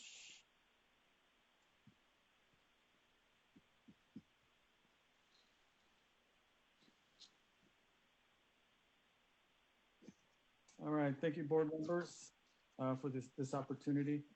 With us is our principal, Mr. Aguirre, and Rachel Villalobos, our acting superintendent. Before you is a picture of our awesome students and one of our awesome teachers. There is a history with the Prepa Tech High School. Prepa Tech High School was approved in 2016 after the request of middle school graduating parents to start a charter school for their students. We were approved in 2016. We secured a permanent private facility the year after that, spending $800,000 to fix the facility in 4 years and pay for the facility in 4 years. We have reduced our negative net assets to a positive with ending reserves of 20.9. And it should be noted that every year after we received the facility, we've had a surplus every year. We have currently, to some of the comments or one of the board members, we have graduated more students than our surrounding schools where our students would otherwise attend, and sent more students to universities than most schools in the region. The data shows continuous academic growth. We have been designated an IB World School with diploma program. That is not easy. We're fully WASC accredited. And we continue to be an asset in the community, serving thousands of meals to community members and serving as a COVID testing site. We are part of the community. Sorry about that. With regards to the letter or the staff report, this is our response. First, with all due respect, we believe the recommendation is based on minor issues that have already been addressed, and in some cases, based on outdated information. In academics, as mentioned, we only have 1 year of CASP data due to our grade level rollout plan in COVID pandemic. However, based on AB 1505 criteria and verifiable NWA data, our students have grown in math and ELA over the charter term as confirmed in the staff report. From a financial lens, Prepa Tech has ended the previous 2 years with net income and is projected to end this current year with a positive fund balance. And Prepa Tech LA is on track to meet the 4% reserve requirement next year. In terms of governance, on page 282 of the charter petition, it contains clear affirmations of compliance with SB 126, and the conflict of interest code was adopted by the county on December 9th, 2020. So this is a picture of our finances. As you can see, at the end of the year, we'll have a surplus with a 2.0 reserve. This is after paying for the facility that was mentioned. And the following years, we'll continue to grow in our reserves to 5.2. And our fund balance for the organization is 4.6 million. Our plan is to continue growing our enrollment to meet the dollar demand by doing more digital marketing, expanding our special ed program, draw reimbursement from the LEA medical billing option program, launching our food authority contract, and then continue doing more fundraising. So the organization is fiscally sound and academically sound. On academics, I'll hand it over to our principal to speak more on that. Good afternoon, ACCS commissioners. My name is Victor Aguirre. I'm the principal at Prepa Tech High School. It's our understanding that our charter petition appeal falls under the old de novo review. However, in the event that it's not, we wanted to provide some facts that would qualify us for reauthorization under AB 1505. Our third year of operation was the first we had 11th graders, and in our fourth year, COVID-19 impacted that ability to test for students. Our NWA was recently deemed verifiable data by the state, and our NWA verifiable data indicates growth year over year. Our first graduating class resulted in an 89.3% graduation rate in comparison to the surrounding schools. Next slide. Next slide. Oh, I'm sorry, go back. Okay, yes, now next slide.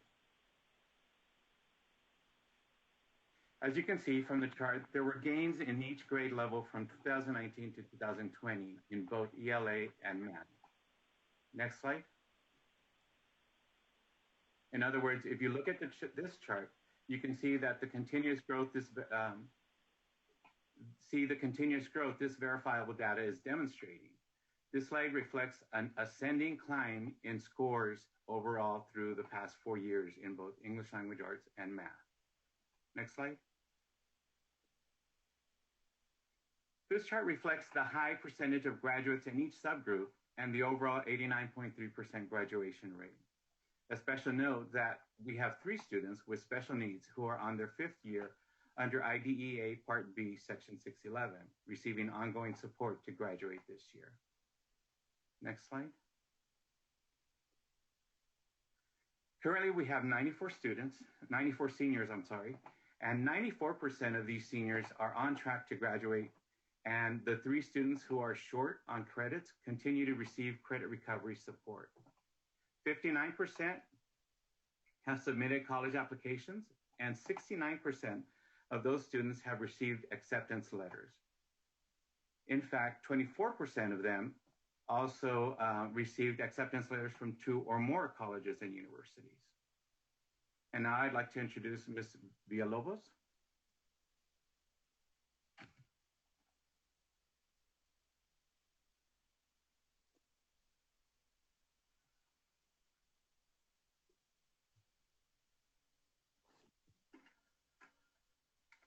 Ms. Villalobos, you're muted, I think. Thank you. Thank you, Mr. Aguirre. Good afternoon, Advisory Committee on Charter Schools members. My name is Rachel Villalobos, and I am the proud acting interim superintendent for Prepa Tech Los Angeles. Here in front of you, you see that the most current information that the California dashboard has is from 2018-19 school year, because the following year does not have information due to the COVID pandemic and governor's order to close schools. As the graph indicates, 76% of our students who are English learners maintained or progressed at least one LP level. Our next slide, please.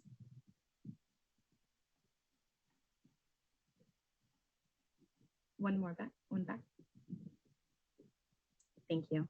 In clarifying the ELD curriculum, I'd like to share how we use a comprehensive approach to address the language needs of our students who are English learners. In addition to the program having both designated and integrated ELD embedded in the curriculum, our International Baccalaureate program is committed to supporting multilingualism as a fundamental part of increasing intercultural understanding and international mindedness, and is equally committed to extending access to an IB education for students from a variety of cultural and linguistic backgrounds. Our designated ELD is focused on instruction on the state-adopted ELD standards to assist English learners to develop English acquisition. It is important to note that we are using READ 180 because it is an intensive intervention program to help support the EL reclassification criteria via carefully scaffolding, reading, writing, and speaking activities. Students learn the phonological, morphological, syntactical, and semantic structures of English, including academic English. Furthermore, it provides a comprehensive and systematic approach to developing the language skills of English learners.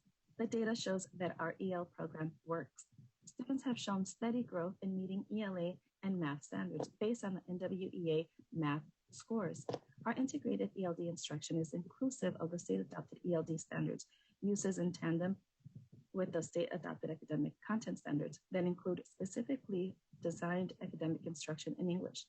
Our students receive Tier 1 instruction under the multi-tiered system of supports and incorporates the principles of universal design for learning. In addition to the curriculum, we have strong leadership because they are well-equipped to facilitate professional development and attend ongoing PD or professional development themselves as well. Our human resource department ensures our credentialed teachers have either a B-CLAD or a CLAD within their credentials. Our teachers receive ongoing professional development to enrich their teaching and have weekly team planning time. We know the importance of transparency. Therefore, we communicate with parents, caregivers, community by holding ELAC meetings to promote awareness and understanding of the ELD standards and its program implementation, as well as parent university.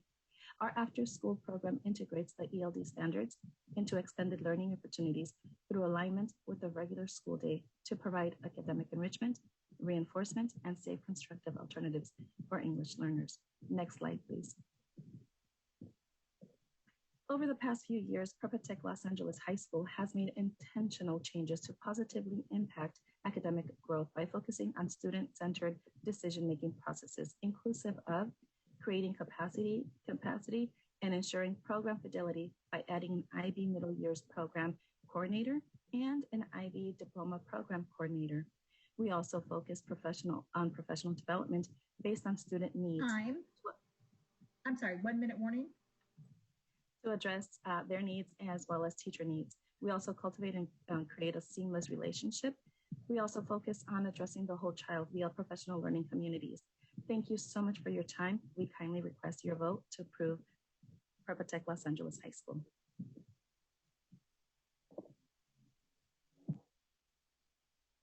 Thank you. At this time, excuse me.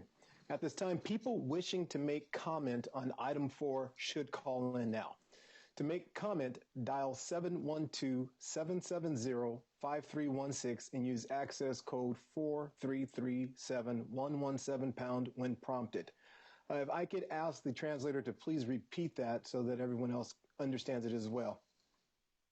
Yeah, of course. Do you have the phone numbers on the screen, please? I'm not sure what those are. Yes, I am pulling them up right now. Thank you. En estos momentos, si gustan hacer un comentario público para Prepa Tech Los Ángeles, es el momento de llamar. El número de teléfono es 712-770-5316 y el código de acceso es 433-7117.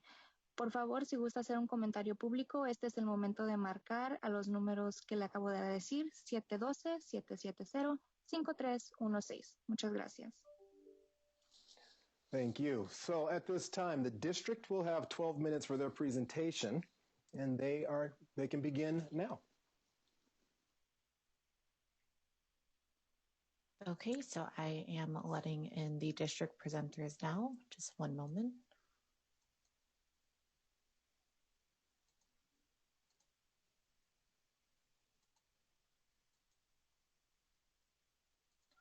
Okay, all district presenters have been let in. I'm going to go ahead and stop sharing my screen so they can share theirs.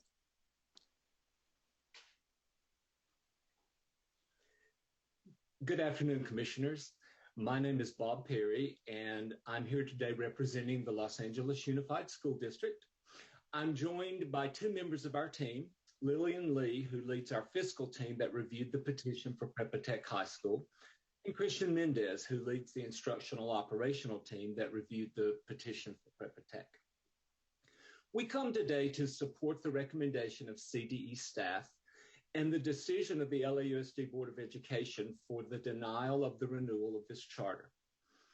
Much of our in-depth analysis was similar, if not identical, to that of CDE staff, who has been their authorizer for the last 5 years.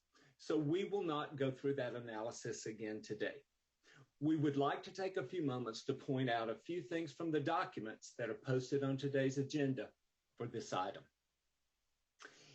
In the ACCS item 4, attachment 5, beginning on page 15, the LAUSD board report says, although the charter school would otherwise meet the criteria for denial due to findings outlined below, and corresponding reports based on the current unprecedented circumstances related to COVID-19 pandemic, the district is recommending a conditional approval for this limited period and express purpose. This recommendation and proposed action does not set a precedent or policy beyond the express circumstances stated herein. In 2 years, the charter will be agendized at a Board of Education meeting to determine the charter school status in meeting the conditions for the school's renewal. Should the charter school fail to meet the conditions of the renewal, staff will initiate revocation proceedings according to statutory and regulatory provisions. Then further down, the board report says, based on a comprehensive review and assessment of charter school's renewal petition application and its record of performance, staff has determined that charter school has met the requirements set forth in the education code for denial.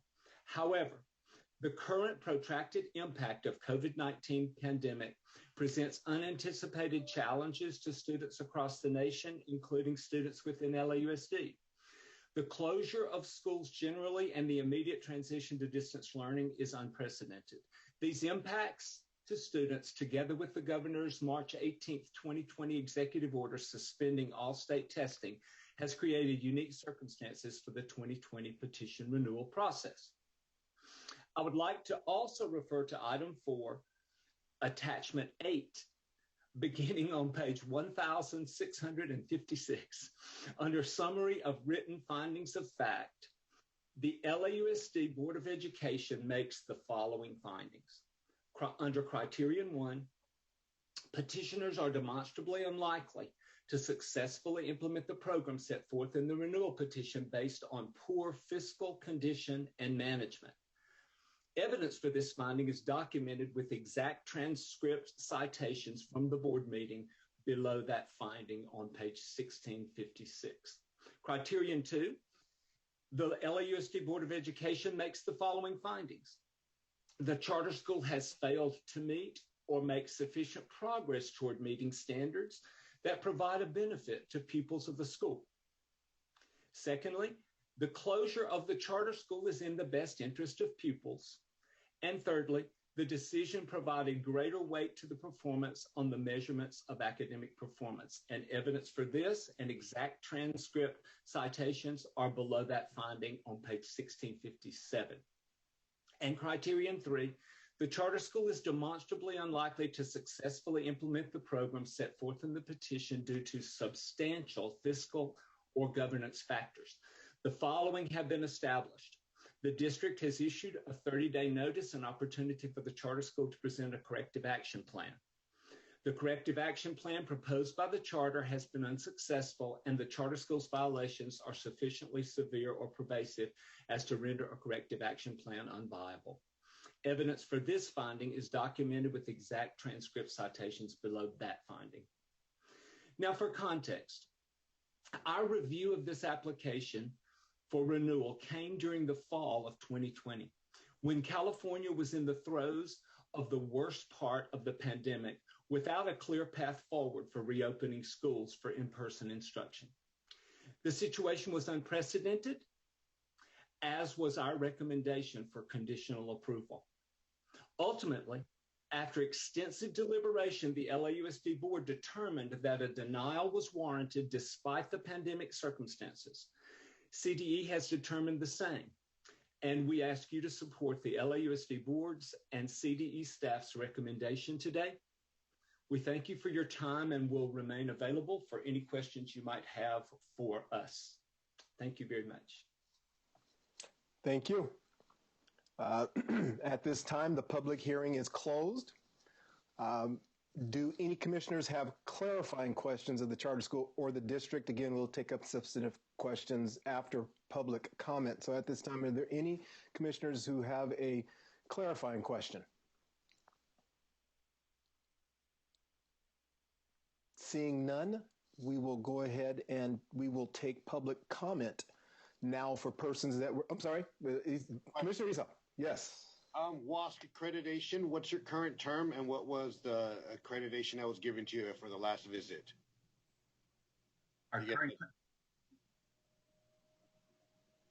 Our current term is was extended due to COVID, and so we are currently in the process of self-study for the revisit in the spring, and it was a 4-year term. So previously you had a 4-year term, or because you're on a different cycle because you started back in 2016, right? That is correct. So then what's your current, what was your last, status on your WASC, or was it a 2-year? Or what exactly was it? I haven't. So the current accreditation is our initial accreditation. And so we are up for a full WASC accreditation with this cycle going around. So have you had a visit yet, a full visit with, or has it all been just, self-study reports turned in? There was an initial full visit with a committee, and then every subsequent year from the initial initial accreditation, as we increased the grade level, we had a virtual session, a virtual visit, and then the other one was a in-person visit by a 2-party panel. And do you remember off the top of your head what were the major recommendations or commendations from that WASC visit, or the most recent report from the self-study? Right. No, I don't. I could pull it up. If you give me a moment. This also seems like more of a substantial question, so maybe we can give him time to pull up the information and get back to that once we're finished with public comment. I was just about to jump in for that one. Thank you, Commissioner Farland. Yeah, as we go further down this conversation, it sounds like it's a good time to have that one after public comment, especially as he's searching for that right now. Were there any other clarifying questions? All right. So while Commissioner Austin. Sorry, for the petitioner, you had mentioned you project to have an ending fund balance of 2%. I just want to know, was that including the PPP forgiveness anticipated, or is that not anticipating its forgiveness? That's anticipating the forgiveness, yes. Thank you. Commissioner Taylor. On the same, along the same lines, does that also include the borrowing that was cited in the CDE report? I didn't see it in the charters report. Is that borrowing part of how you're projecting that fund balance? Yes, that is correct. We had to finance the deferrals, so we did some borrowing. Yes. And that the financing was only for deferrals, or what was it for other things as well? Well, I think that's where we're starting to get into the substantive again. Okay. So we'll get back to that. Again, just clarifying questions right now, commissioners. If you have something that you're not clear on, and when we need to dig deeper, we'll have time for that after the public comment. Any further clarifying questions? All right. Then let's go ahead and move on to public comment. I'm anticipating quite a few, considering how many we're already in the queue for the item number 3. I'm anticipating a few, so I'd like to create some space for that. So at this time, we'll take public comment now for persons that were not part of the charter school or the district's presentation. Upon dialing in, callers will be added to a caller queue, and the operator will notify callers when it is their turn to provide public comment, and that will be limited to 1 minute per speaker. And Chair Walsh, do you mind if we just repeat the instructions again one more time in Spanish? Absolutely. Perfect, thank you. Interpreter, would you be able to please translate? Yeah, of course. En estos momentos empezarán los comentarios públicos. Si necesita un traductor en español, favor de decir necesito un traductor y diga su nombre y afiliación. Tendrá 1 minuto para dar su comentario y 1 minuto para la traducción. Por favor de pausar después de cada frase para que su comentario sea traducido. Una vez que su tiempo se acabe, el personal desconectará la llamada. Gracias. Okay, we are ready to begin with public comments then for item 4. We've got approximately 70 callers on the line, so we will get started right now. Hello. Good afternoon. Good afternoon, caller. Please state your name and affiliation for the record to provide public comment for item 4. Your time starts now. My name is Esperanza Soto. I'm a parent of a senior at Prepa Tech High School, and I'm specifically trying to advocate for the IB program at Prepa Tech for the Renewal. It is a rigorous program, and it's well respected. The teachers and the staff are extremely supportive and professional and encourage students to excel. Our school is new, and already the school is producing extraordinary results. Through this program, my daughter, as a senior, was able to reach the National Hispanic Scholar Association in the top 2%. Not only are our kids being accepted to Cal State, our students are being accepted to UC. And just to let you know, my daughter was accepted to Johns Hopkins, USC, Duke, Berkeley, and is on wait list to an Ivy League school, all through the efforts of this school, Prepa Tech. Thank you for your caller.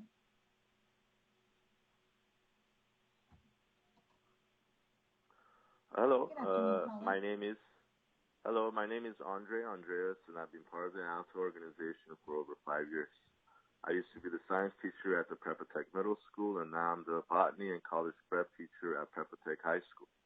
I've been fortunate enough to see my students grow and come back as more mature, well-rounded individuals in 10th grade, and I've grown to understand why our parents make that choice. It's because of the IB continuum that we offer in every grade level, including MYP and DP. It's because of the small cohorts that allow our students to receive a more individualized education. And it's because of the uniform policy that gives our students the edge and responsibility this early in life. Given all of these factors, I believe that it will be beneficial to give this choice to our students and parents. I hope to be able to continue to serve my community and students, and thank you for listening. Thank you, caller. Next caller, please state your name and affiliation for the record to provide public comment for item 4. Your time starts now.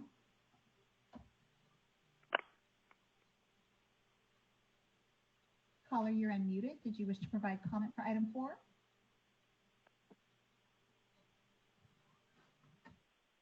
Quiero hacer un comentario público. Spanish translation, caller. Español, por favor. Favor de dar su nombre y afiliación y no olvide pausar después de cada frase para traducir su comentario. Su tiempo comienza ahora. Mi nombre es Eloísa Galindo. My name is Eloísa Galindo. Estoy aquí para ponerme a la renovación de Prepa Tech. I am here for the renewal of Prepa Tech.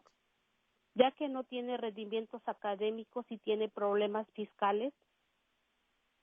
I know that they have fiscal problems at the moment. Tiene un impacto negativo en los estudiantes.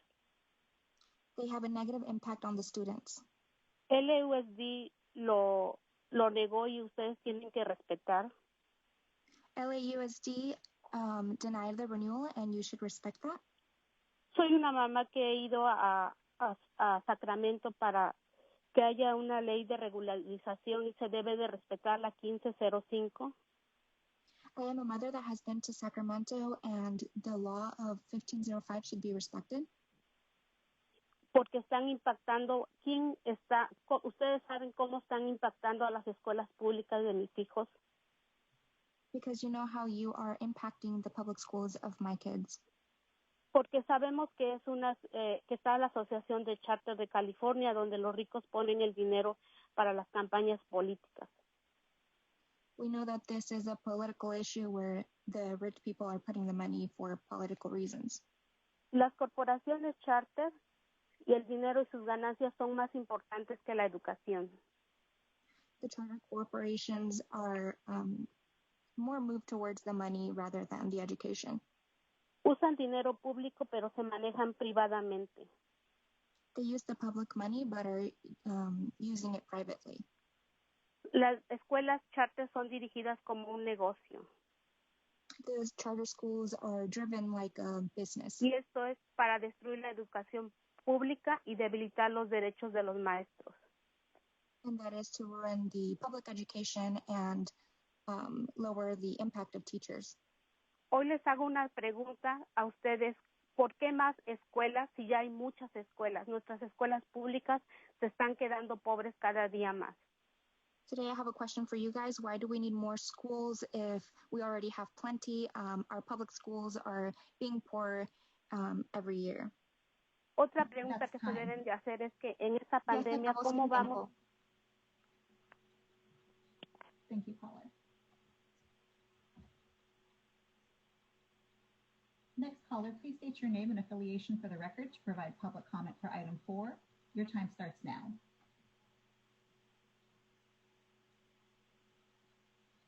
My name is Steven Hernandez, and I am a freshman at Prepa High School. I'm here to speak about why I want the school to renew, and one reason why is because of the change you can give to us students.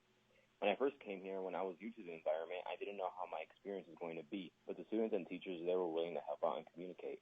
I continued making friends and knowing my classmates well, being able to properly communicate with them in group projects and improving on social skills. I think us students are really lucky to be in an IB school with many materials and resources to learn within in order to improve our progress. This school has diversity such as clubs, sports, after-school programs, and much more, so we have chances to do things we really enjoy. And I honestly like that because my experience with all of them has left me with positive thoughts. Consider renewing Prepa Tech High School so many more students are able to experience this as well. Thank you, caller. Next caller, please state your name and affiliation for the record to provide public comment for item 4. Your time starts now.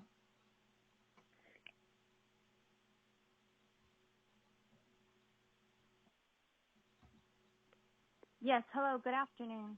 My name is Jasmine Garcia. I'm an LAUSD parent, and I'm here to encourage you to deny the renewal of Prepa Tech. When schools like Prepa Tech are allowed to continue operating, low-income communities like mine are left to bear the brunt of the financial and academic negative impacts. I urge you to enforce AB 1505, which was created to address schools like Prepa Tech from continuing to impact communities like mine. Thank you for your time. Thank you, caller. Next caller, please state your name and affiliation for the record to provide public comment for item 4. Your time starts now.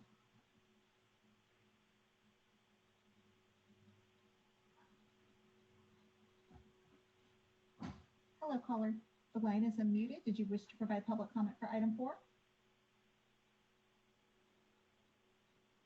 I have a caller on the line with a phone number ending in 7619. Hi, my name is Michael Pearson.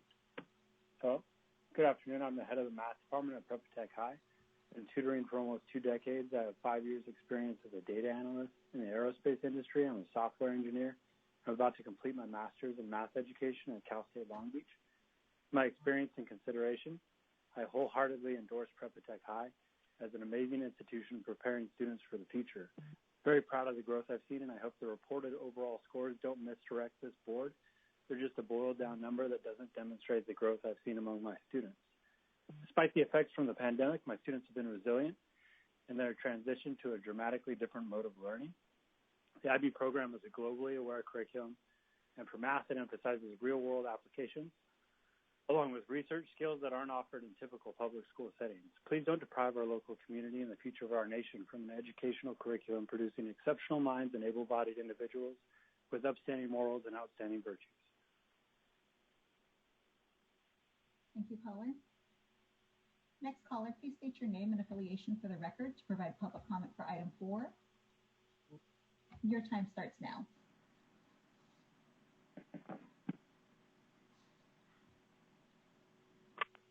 Hello.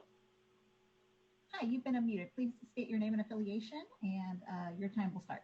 Hi, my name is Marissa Rascone, and I serve as the Expanded Learning Program Director with the Alta Public Schools. Prepa Tech is an excellent school that surrounds its students with support, love, and guidance daily, creating an environment that students can grow and flourish in. The Prepa Tech teachers, youth leaders, support staff, and administrators are dedicated, passionate individuals that keep the needs of our families at the forefront of every decision made. Over the past 2 years, we've invested time and resources intentionally and strategically to ensure all students are provided with quality learning experiences and opportunities to develop personally and academically. Prepa Tech's IB program is one of 4 in LAUSD and brings a unique and special learning opportunity to Prepa students by preparing them for success in their next step to college and career, while developing them to become true global citizens with the skills and tools needed to impact the community and world as a whole. Please consider the renewal of Prepa Tech High School as an investment into the future of not only our students, but for our community and world as a whole. Thank you, caller. Next caller, please state your name and affiliation for the record to provide public comment for item 4. Your time starts now. Good afternoon. My name is Carlos Alvarez, and I'm an educator at Prepa Tech High School. I'm calling to promote the renewal of our charter, in particular to look at our vision to promoting lifelong learners, well, not only academically, but also personally and socially, emotionally, to prepare our students not only for the jobs that are out there right now, but their jobs that are yet to come, to be global-minded citizens using the International Baccalaureate program and structure to not only talent students, but support students to really find their way in life and then in return provide the best service to each other. This is a program that has not existed in this area and a predominantly Latino, lower-income community. And so the opportunity to provide a rigorous system that will challenge students to promote belief and self-efficacy is something that I support as an educator and as a human being. Thank you so much for your time. Thank you, caller. Next caller, please state your name and affiliation for the record to provide public comment for item 4. Your time starts now.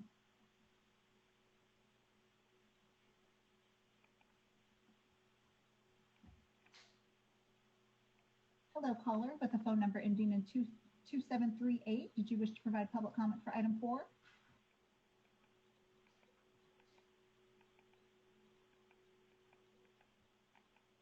Did you need Spanish translation, caller?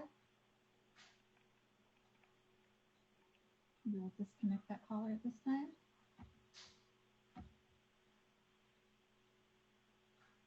Good morning, caller. Please state your name and affiliation for the record to provide public comment for item 4. Your time starts now.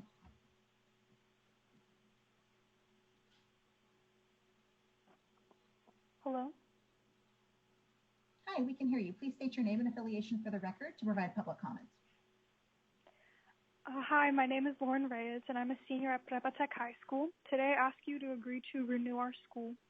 The IB program of our school provides the opportunity for students to push themselves academically, which has prepared me personally for university. I commend my teachers and the support of the school for helping me in my journey, and I'm honored to receive admission to top universities such as USC, Berkeley, Johns Hopkins, and Duke. This is the only school in the area that has the IB program spanning from K through 12.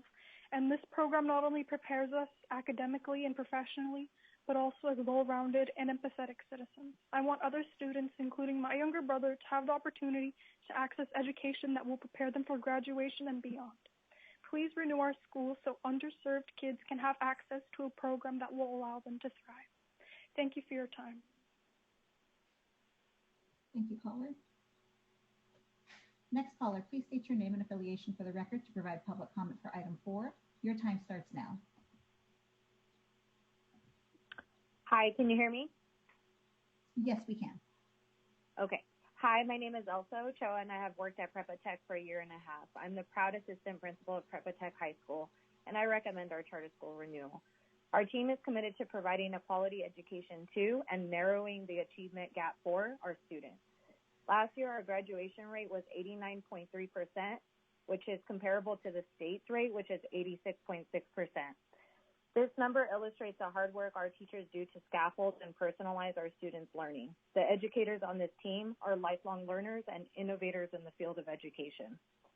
Our instructional program and alignment to IB ensures that educators explicitly and implicitly teach communication, self-management, thinking, social, and research skills for our students to be successful in their future endeavors. We build the IB learner profile traits in our students through inquiry-based and international-minded units for their personal and professional development. Our students graduate equipped to navigate and impact our local and global communities. We are making a difference in our community. Please vote to renew the Tech Charter School. Thank you, caller. Next caller, please state your name and affiliation for the record to provide public comment for item 4. Your time starts now.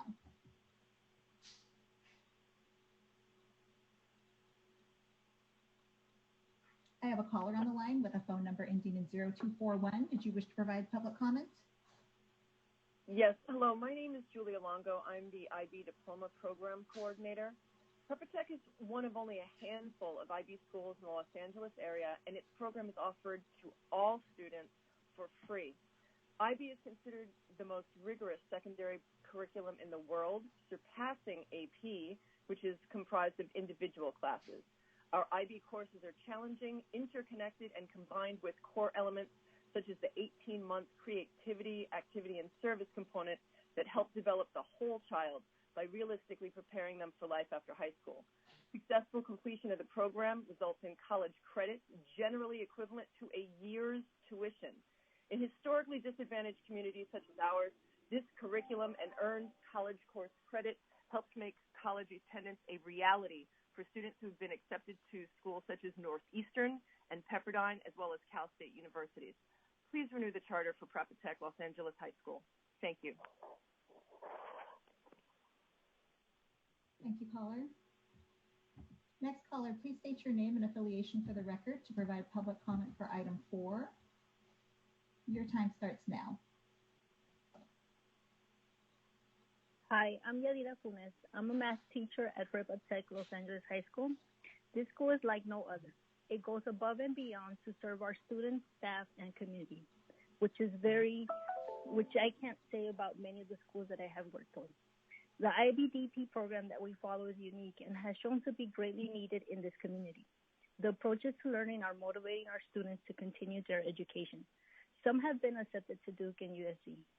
We have one of the highest graduating rates, 89%, and college acceptance in the community. Our school focuses on providing our English learners, special education students, and all our students with a curriculum that is individualized for all. This is very unique because we take everyone and take that differentiated instruction. Please renew our charter so we can continue to provide our students with the career-related and IB Global program that is much needed in this community. Thank you for your support. Thank you, caller. Next caller, please state your name and affiliation for the record to provide public comment for item 4. Your time starts now. Hello? Hello, caller. We can hear you. Please state your name and affiliation for the record. Awesome. My name is Elias Camarena, and I am a senior at Prepa Tech High School. And I would just like to say, and just get straight to the point, that this school is like no other. And it is a school that has offered me a chance to go to one of my dream schools called UC Santa Cruz. And it is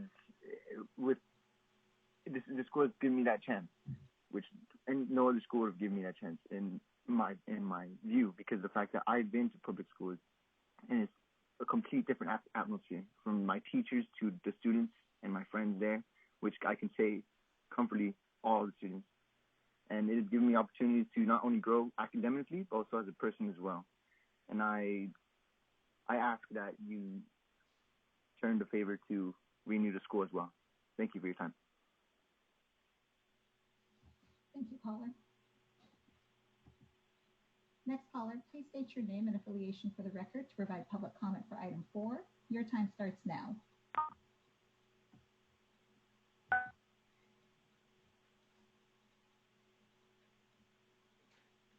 Hello, caller. Did you wish to provide public comment for item 4? I have a caller on the line with a phone number ending in 8693.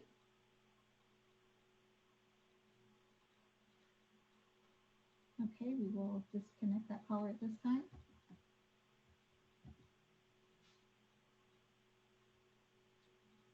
Good afternoon, caller. Please state your name and affiliation for the record to provide public comment for item 4. Your time starts now. Hello, my name is Anthony Quinones. I've been teaching for approximately 18 years, all in charter schools.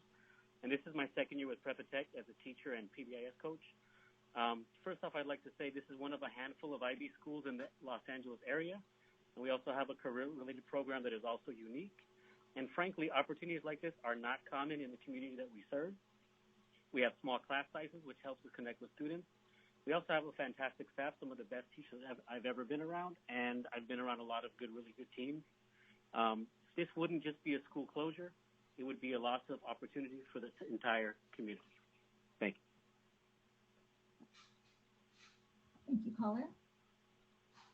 Next caller, please state your name and affiliation for the record to provide public comment for item 4. Your time starts now. Hello, can you hear me? Yes, we can. Hi, my name is Christina Bella. I have been a language and literature teacher at Prepa Tech High School for 2 years. I've been teaching for 9 years. I have a master's in education. I have also taught internationally at a very high-achieving academy in London. With that being said, our teachers are very qualified at Prepa Tech High School.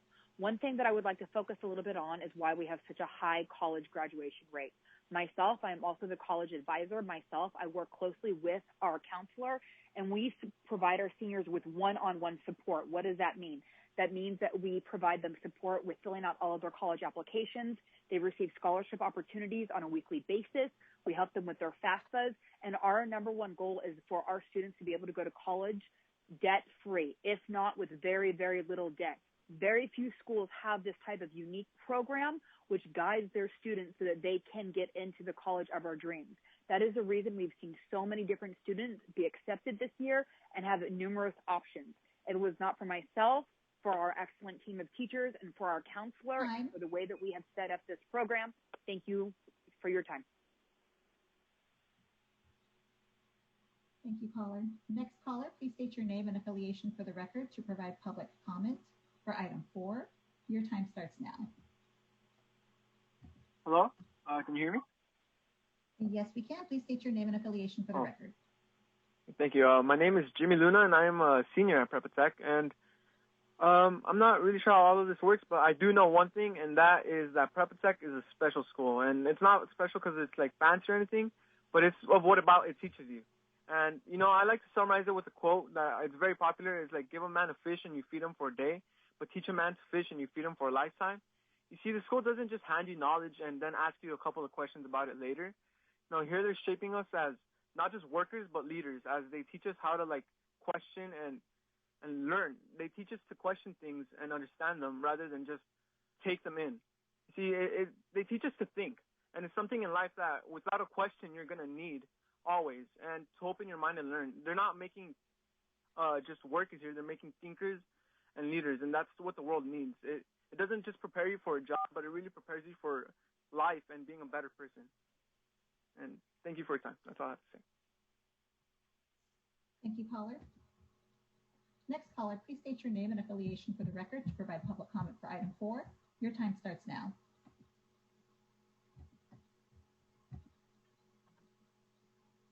Hello? Hello, caller, you are unmuted and we can hear you. Please state your name and affiliation for the record. Sure. Hi, my name is Emily Coutant, and I'm a visual arts teacher at Prepa Tech Los Angeles. I've been a teacher at the school since 2019, and the school offers students an opportunity to be part of the International Baccalaureate Diploma Program. I'd ask that you approve the charter for another 5 years because of this unique opportunity given to the students. The program has embedded experiences that our students do not have access to in other settings. Because of this program and the focus on an IB education in general, I've seen so many students gain confidence and a deeper understanding not only of the subjects but of themselves. This year, I'm talking to students getting accepted to 4-year universities and feeling truly prepared for that experience, in part because they did a 4,000-word extended essay and they had to create presentations for their theory of knowledge class, and in part because they're working in that model. The level of inquiry and independent thinking that is our environment is different, and it fosters something different than a traditional iSchool would. So thank you for your time. Thank you, caller. Next caller, please state your name and affiliation for the record to provide public comment for item 4. Your time starts now.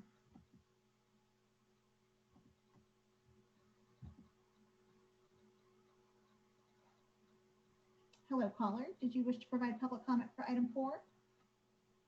Hello? Hello, we can hear you. Please state your name and affiliation. Yes, good afternoon. My name is Yesenia Guerrero, and I'm a parent of a student at Alta Public School, and I am calling to ask for the renewal of the school. I used to live in the San Fernando Valley and moved to Los Angeles just in order for me to have my student attend Alta Public Schools because of the IB program.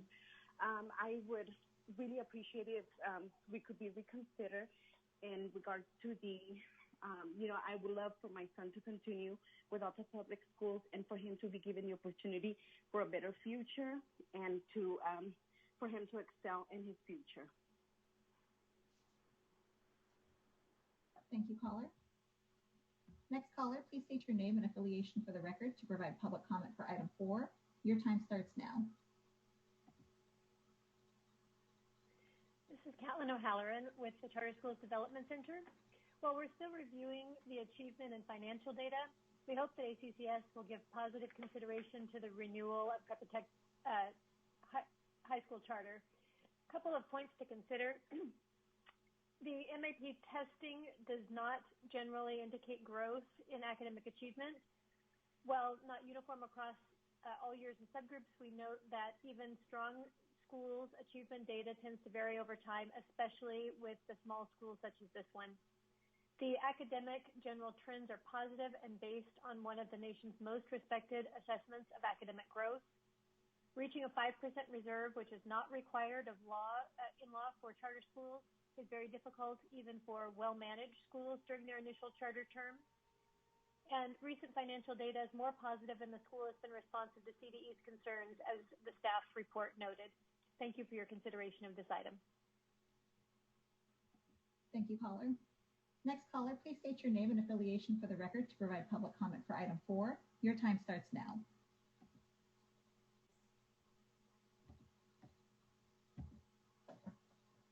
Hello, Commissioners. My name is Karina Gomora. I am a special education teacher at Prepa Tech Los Angeles High School. I am a proud team member and support the renewal of Prepa Tech Los Angeles High School for a few reasons. Number one, Prepa Tech Los Angeles High School teachers are leaders who are making a positive and transformative impact in the lives of our students and this community. Prepa Tech Los Angeles High School is unique in that it offers students in the Southeast area in this community an opportunity to experience academic learning and personal growth and social responsibility through the IB program. I, myself, am an invested member of this community. I attended schools here in the Southeast area, all within 3-mile radius of this school. I own property here, and I work in this community. I am invested. In the 20-plus years that I've been working in the community, initially starting as a community service officer, I have been to various schools and have worked with various students, and I know that this school is different and that it is making an impact that I haven't seen anywhere else. Thank you for your time. Next caller, please state your name and affiliation for the record to provide public comment for item 4. Your time starts now.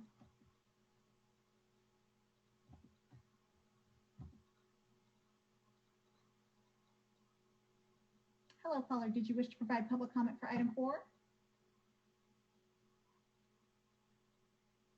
I have a caller on the line with a number ending in 1818. You are unmuted if you would like to provide public comment. Yes. My name is Mr. Bates. I'm a teacher at Prepa Tech High School. I teach 2-year courses in history and world religions. And the students at this school respond well. They gravitate to these courses. They gravitate to the school because they want the rigor of the IB program. They want the ability to actually earn college credit. And this is what IB offers. And for this school not to be renewed would be a great loss to this community. Thank you very much. Thank you, caller. Next caller, please state your name and affiliation for the record to provide public comment for item 4. Your time starts now.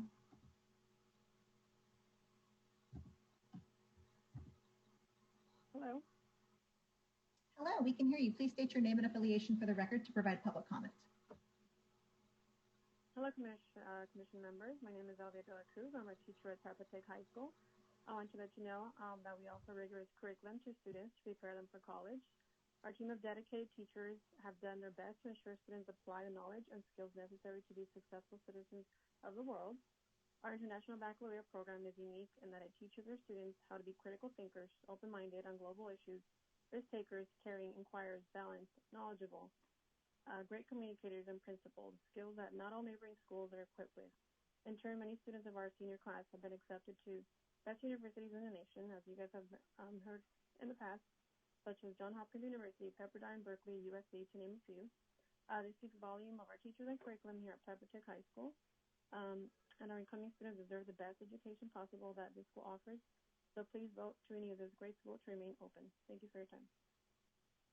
Thank you, caller. Next caller, please state your name and affiliation for the record to provide public comment for item 4. Your time starts now.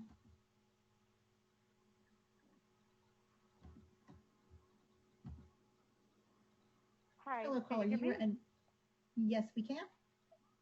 Hi, my name is Naomi Cuevas. I'm the mother of a current high school student.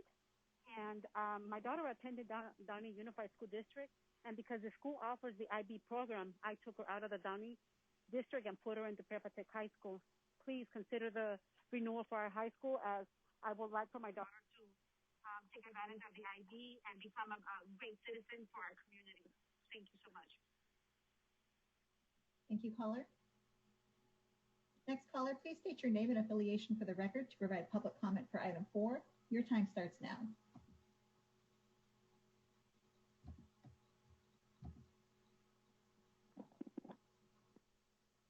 Hello.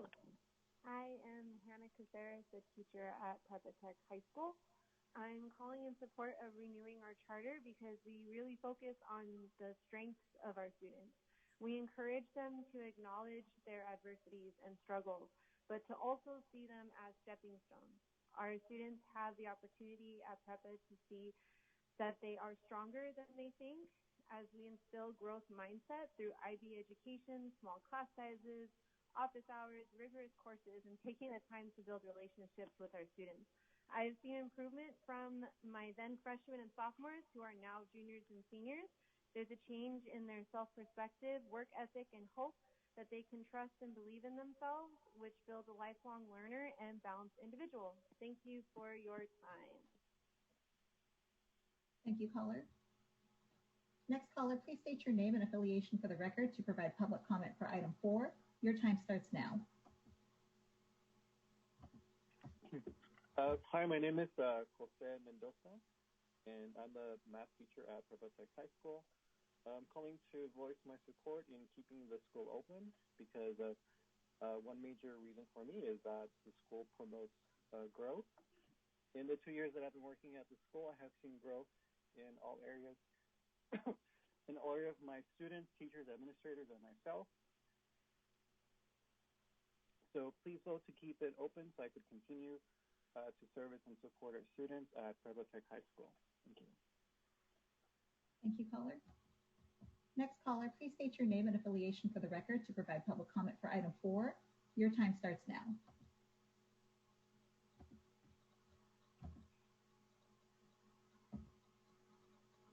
Hello, caller, you are unmuted. Please state your name and affiliation for the record to provide public comments. Good morning, Commissioners. Barry Baxter, Superintendent, founding for Ultra Public Schools, now retired. The IB diploma program offered by Prepa Tech High School far outweighs the dismal district alternative in regards to success in reaching higher level education. Prepa Tech High School was designed to include the IB diploma program to allow students of this underserved community a proven gateway to success at the college level. Prepa Tech graduation rate of 89.3% far outperformed district schools of the same service area who averaged only 80.6%. Without access to the proven approaches of the IB diploma program, the students of this community are fated to receive a typical district education that has evidenced a lack of adequate preparation for success in higher level education. This charter renewal must be approved to ensure a successful pathway to higher education for the students of this community. Thank you. Thank you, caller. Next caller, please state your name and affiliation for the record to provide public comment for item 4. Your time starts now.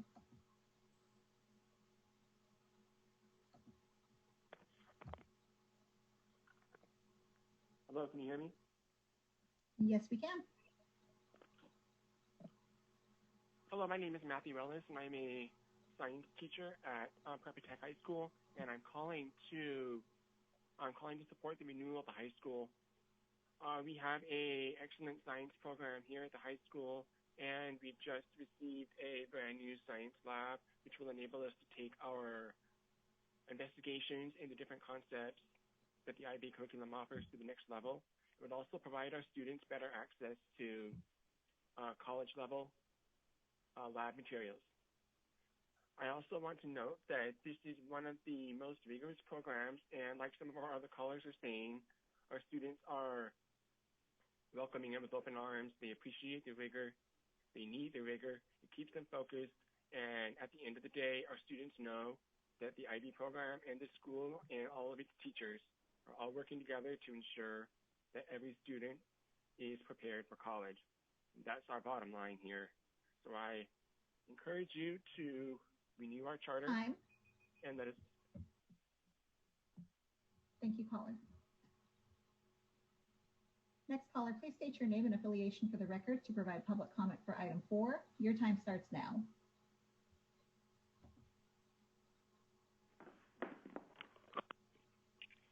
My name is Jeanette Santana, and I am a proud parent of an 11th grade student at Prepa Tech High School. I am greatly concerned and highly upset that we find ourselves here, again, trying to convince you for an approval that should be handed over to Prepa Tech High School. We were not given approval from LAUSD. Why? Because of money? Because they are so afraid that they cannot overfill their classrooms and every head for them is a dollar sign? I hope that this committee hears that this is a financial concern and not student concern. Prepa Tech High School is a difference. How long has LAUSD been around and have not yet provided our children with a rigorous program? Tell me, what are the graduating percentages in our surrounding high schools? And how long have these public schools been in business? Yes, business, because again, all they see are dollar signs. We have more graduating students in the surrounding schools. Prepa Tech High School has an 89% graduation rate. That is higher than the state. Why would our children have to settle for less? Do not hold our children back. They deserve to have the best. Leaders are made at Prepa Tech High School. We do not want anything less for our children. Thank you. Thank you, caller. Next caller, please state your name and affiliation for the record to provide public comment for item 4. Your time starts now. ¿Aló? Hello, En caller, we español. can hear you. Español. Favor de dar su nombre y afiliación y no olvide pausar después de cada frase para traducir su comentario. Su tiempo comienza ahora. Mi nombre es María Díaz. Hi, my name is Maria Diaz. Soy mamá de María Díaz. I am the mother of Maria Diaz. Y no hay mejores escuelas que las Charter. Mi niña ha estado desde el kinder en ellas. Y son muy buenas escuelas. Los felicito. And there are no better schools than charter schools. My daughter has been in them since kindergarten, so I'm very happy with that. Y la educación viene desde la casa y continúa con la escuela. And education comes from home and continues with the schools. Cualquier cosa que necesiten, aquí estoy como padre de familia, en apoyándolos. Anything you need, I am here for the approval and support of this school. Y los felicito. And I congratulate you guys. Gracias. Thank you, caller. Next caller, please state your name and affiliation for the record to provide public comment for item 4. Your time starts now. Hello, can you hear me? Yes, we can. Okay. Hello, my name is Angelique Meza. I'm a freshman at Prepa Tech High School. I believe that the teachers at this school truly care about their students and their student success. I believe that the education at this school is quality, and it would be a shame to know other students wouldn't have access to it. Please vote to keep this school open. Thank you. Thank you, caller. Next caller, please state your name and affiliation for the record to provide public comment for item 4. Your time starts now.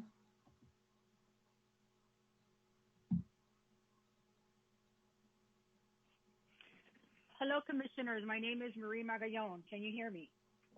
Yes, we can. Great. I am a parent to a junior Prepa Tech student. I am calling to support for the renewal and to keep Prepa Tech open for the years to come. Prepa Tech has offered many challenges for the students to achieve and become successful for each grade level. The school provided a family surrounding which encourages my child to be comfortable in the school.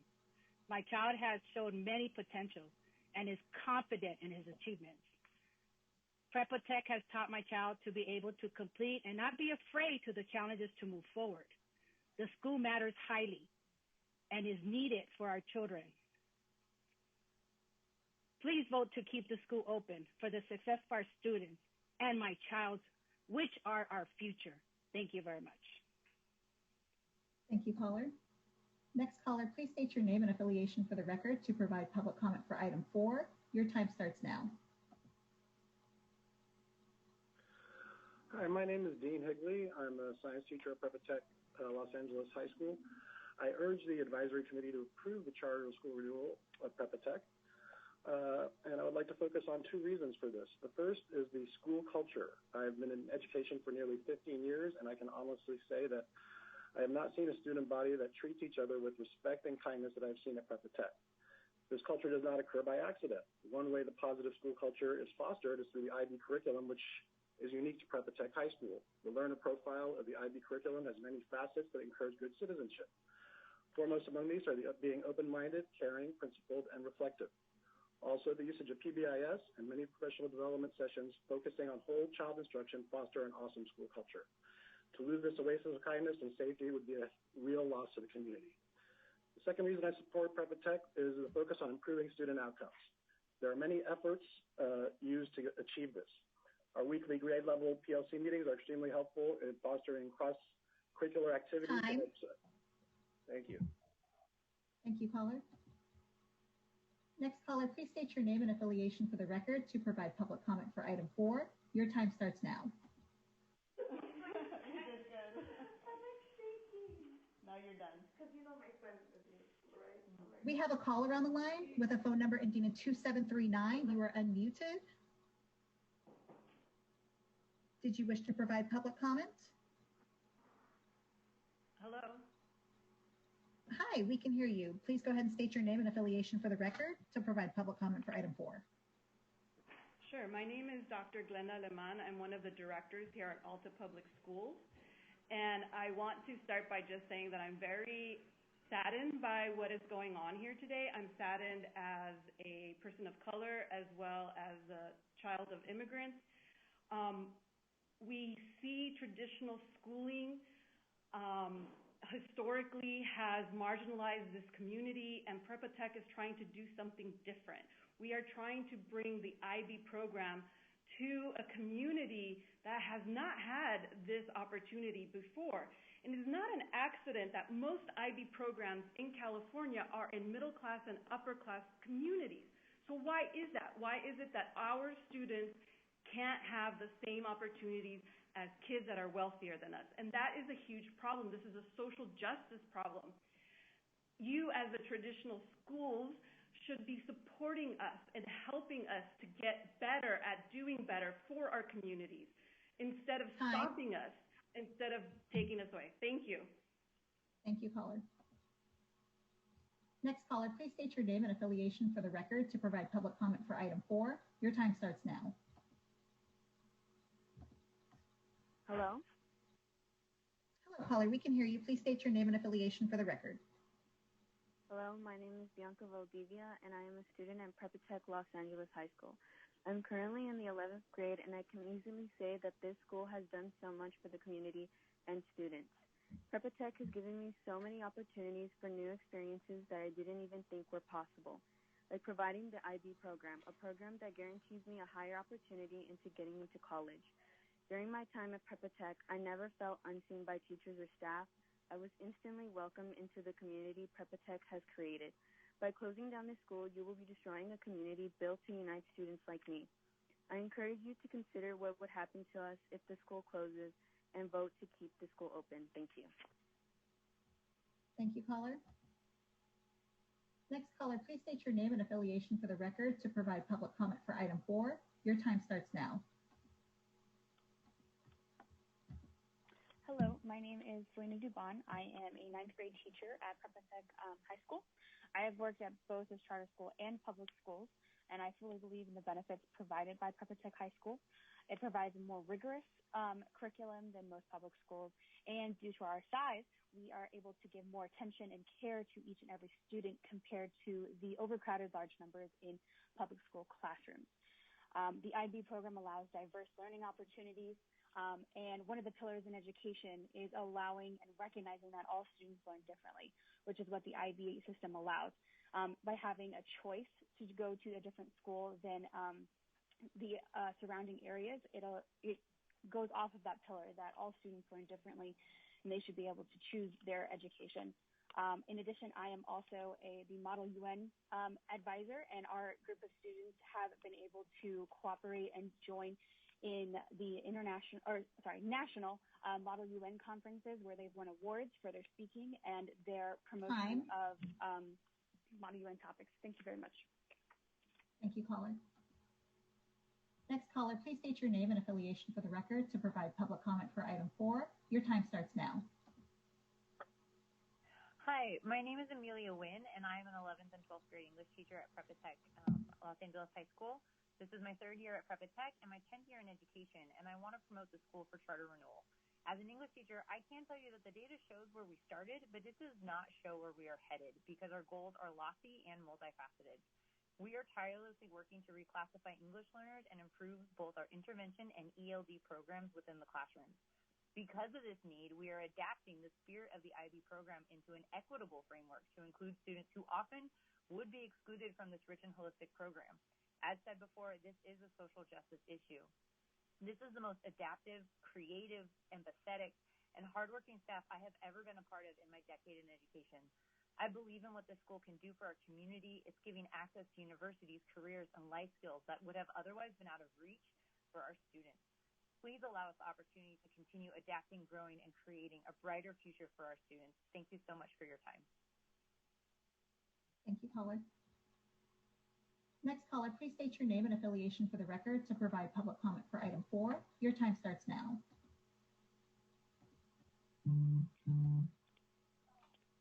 Aló, bueno, en español, ¿me pueden traducir, por favor? Sí, favor de dar su nombre y afiliación. No olvide pausar después de cada frase para traducir su comentario y su tiempo comienza ahora. Sí. Buenas tardes. Mi nombre es María Campos. Soy madre de un estudiante de Prepa Tech High School. Good afternoon. My name is Maria Campos and I am a parent from a student of Prepa Tech High School.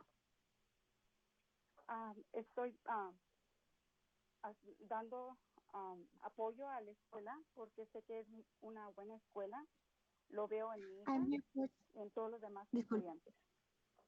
I'm here to support the school for my daughter and for all of the other students. Estoy pidiendo, por favor, no cierren la escuela. Tiene muchas oportunidades para mi hija y sus compañeros.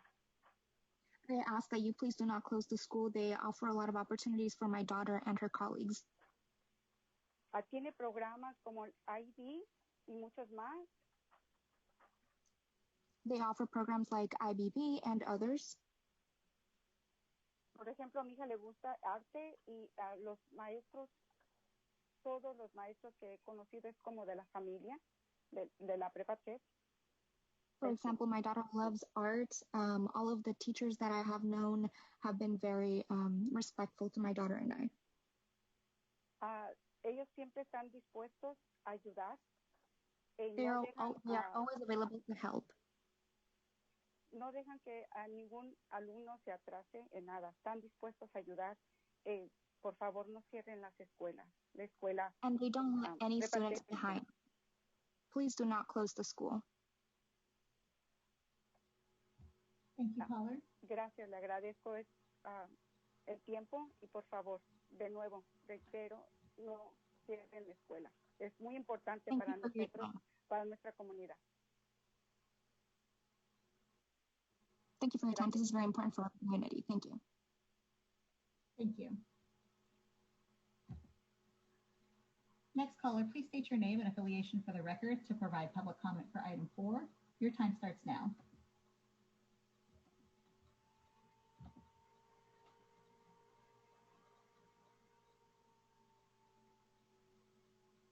Caller, did you wish to provide public comment?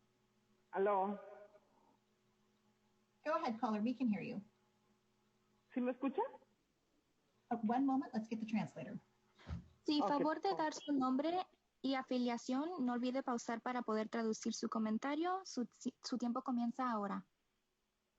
Sí, mi nombre es Marta Barajo. Hi, soy madre de 2 estudiantes. I am a mother of 2 students. Mi hija comenzó desde el kinder, ahorita está en el grado 11. My daughter began here since kindergarten. Now she is in 11th grade. Mi hijo está en el 9. My son También is in 9th comenzó grade. desde el kinder. He's also been here since kindergarten. Y para mí es muy importante que renueven el contrato de Prepa Tech High School porque mi hija es una excelente estudiante. And Ha for me, it's tenido very los mejores maestros.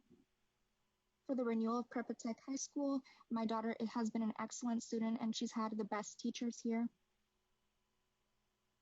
Yo vivo en la ciudad de Long Beach y todos estos años la he traído hasta Huntington Park. Y la razón que yo le he traído es porque tienen excelentes maestros, excelente personal y realmente yo estoy muy contenta con Prepa Tech High School. Entonces, para mí, si no renuevan el contrato, cambiaría la vida de mi hija, que está pensando en llegar a la universidad, a graduarse. Y realmente ahorita me siento... I am very happy with the teachers, the personnel. Puede seguir su comentario.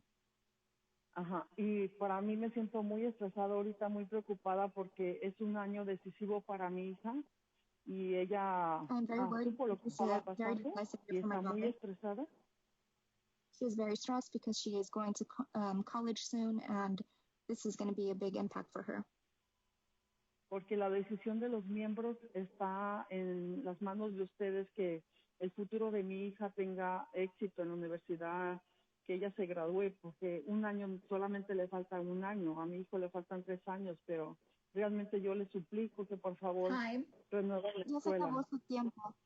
I just beg that you please do not close the school. ¿Sí le dijo bien mi comentario? Sí, ya se acabó su tiempo. Ok, pero sí le dijo lo final, por favor, porque para mí es muy importante que no cambiaría mi Claro vida. que sí. Ok, señorita, muchísimas gracias. Gracias a los board members. Gracias. Okay. Next caller, please state your name and affiliation to provide public comment for item 4. Your time starts now. Hi, can you hear me? Yes, we can. Okay, my name is Armin Wildwood, and as a community member, I noticed that Prepa Tech High School is the only IB diploma school in the region. Prepa Tech prepares students for lifelong learning experiences along with college and career readiness.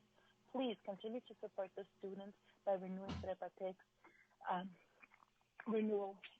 This would be very great for the kids. They need this kind of program in order to achieve a greater stability in this life. Thank you so much. Thank you, caller. Next caller, please state your name and affiliation to provide public comment for item 4. Your time starts now. Yes, hi, hello. My name is Luis Guerra, and I am a senior at Prepa Tech High. And I would like to encourage you guys to renew the school, just because I used to go to a public school many years back in middle school, and I had my troubles there. I always felt like I was being bullied, and that I didn't feel like I was doing my best until I found out about Prepa Tech, and I moved to that school. And in that school, I felt very safe. I felt like I was doing my best. I was at my potential, and the teachers there guided me and encouraged me to go to college. And they have helped me through all my troubles and my time there. So please, I encourage you, the board members, to renew the school just for future students. Thank you. Thank you, caller. Next caller, please state your name and affiliation for the record to provide public comment for item 4. Your time starts now.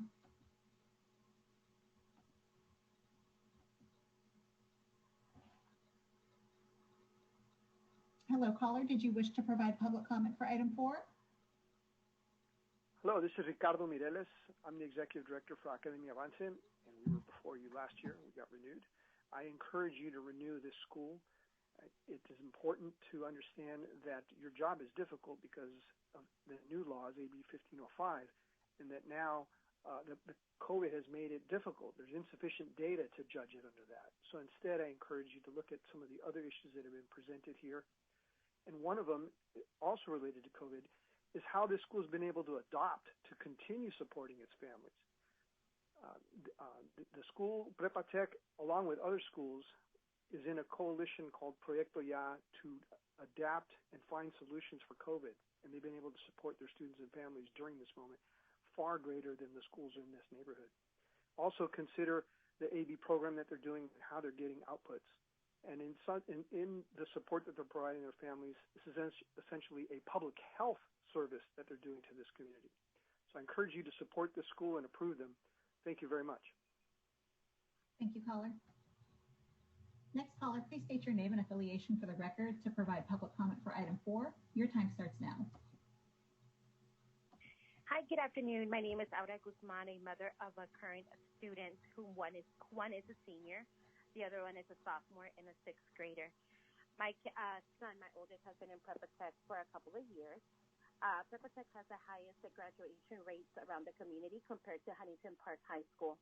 Prepa Tech involves my kids and supports the students all around. Majority of our students have been accepted to major universities, example, Stanford University and Harvard University. So I agree and support the IB program. Please allow the renewal now. Thank you. Thank you, caller. Next caller, please state your name and affiliation for the record to provide public comment for item 4. Your time starts now.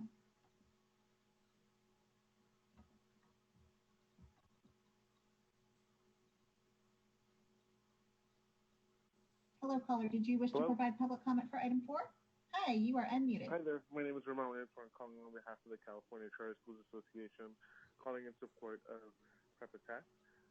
We believe that the school meets the requirements for renewal, specifically that closing the school is not in the best interest of these students. We believe that there are a number of conditions that can be met to ensure that the school meets a better financial outlay, but what we know, and definitely from the CD's report, that there's not enough academic data to make a decision one way or another. Closing a school is not an effective way of oversight, and there are other ways that we can ensure that these students and their community, which has shown up today to speak in support of the school, get what they deserve. Thank you. Thank you, caller. Next caller, please state your name and affiliation for the record to provide public comment for item 4. Your time starts now.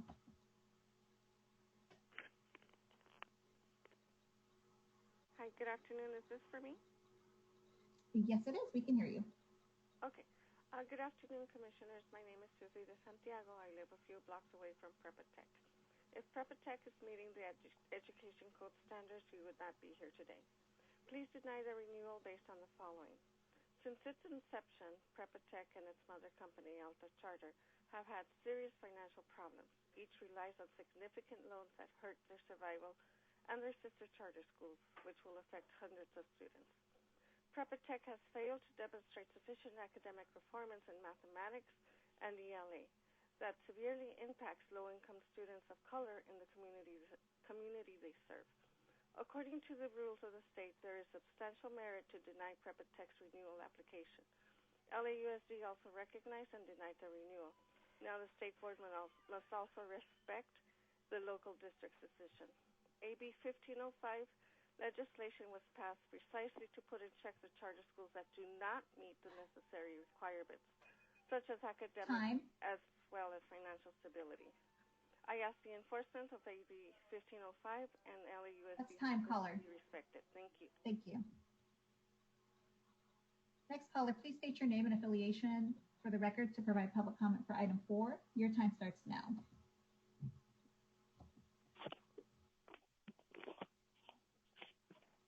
Hello, good afternoon. My name is Adrian Ortega, the mother of Andrea Ortega, proud parent of the first graduating class of Academia Moderna. Unfortunately, because of the way that the school is structured, not allowing, or actually increasing the attendance year to year, my daughter was 1 year behind the opening of the middle school, so I could not continue on with the middle school and the high school as so many others have. I unfortunately had to request a permit out of LAUSD and into Downey Unified School District to try to pursue a better education for my daughter. She's now a junior at Cal State Fullerton. I'm extremely happy with the decision that I made. Unfortunately, I was saddened that she could not go to school at Prepa Tech. I still have a connection with the school because I feel that they have done an excellent job of educating the community. Thank you, caller. Thank you. Next caller, please state your name and affiliation for the record to provide public comment for item 4. Your time starts now.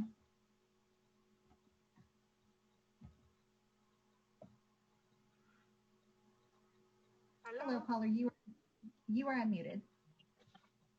Hello. Hello, we can hear you. Did you need a Spanish interpreter? ¿Me escucha? Sí, hola. A favor de dar su nombre y afiliación y no olvide pausar después de cada frase para poder traducir su comentario si gusta un traductor. Su tiempo comienza ahora. Sí, mi nombre es Esther García. Estoy llamando porque soy la mamá de Stephanie y Naomi García, que estudian en la high school, en la Prepa Tech, perdón. Unas en la high school y otras en la school. Sorry. Hi, my name is Esther Garcia. I am the mother of Estefania Garcia, who is in Prepa Tech High School. Solo quiero decir que me encuentro muy satisfecha con la educación que mis hijas están recibiendo en la Prepa Tech y pues me gustaría que renovaran el contrato. I would just like to say that I am very satisfied with the education that my daughter has been receiving at Prepa Tech High School, and I would like I'm here to support the renewal of Prepa Tech. Sí, como decía, me gustaría que renovaran el contrato, pues yo me siento muy satisfecha con la educación que mis hijas están recibiendo en esas instituciones más, bueno, puedes traducir. Like I said, I'm very satisfied with the education my daughter is receiving, and I would like for them to renew the contract for Prepa Tech High School. Y como decía, me siento muy satisfecha porque los maestros pues me felicitan por el trabajo que mis hijas están desempeñando, gracias pues a lo que ellos les imparten a mis hijas. Y por favor, I'm very satisfied because the teachers are very supportive, and I just beg that you please renew Prepa Tech High School. Y que es importante para mí pues que renueven el contrato para que pueda seguir funcionando la escuela, porque estoy, como les vuelvo a repetir, muy satisfecha con la educación que reciben ellas allí. Gracias. It's very important for us for the renewal of the school because I'm very satisfied with the education my kids have received.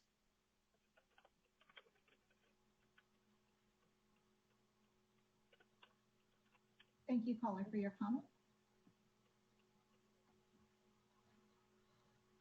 Next caller, please state your name and affiliation for the record to provide public comment for item 4. Your time starts now.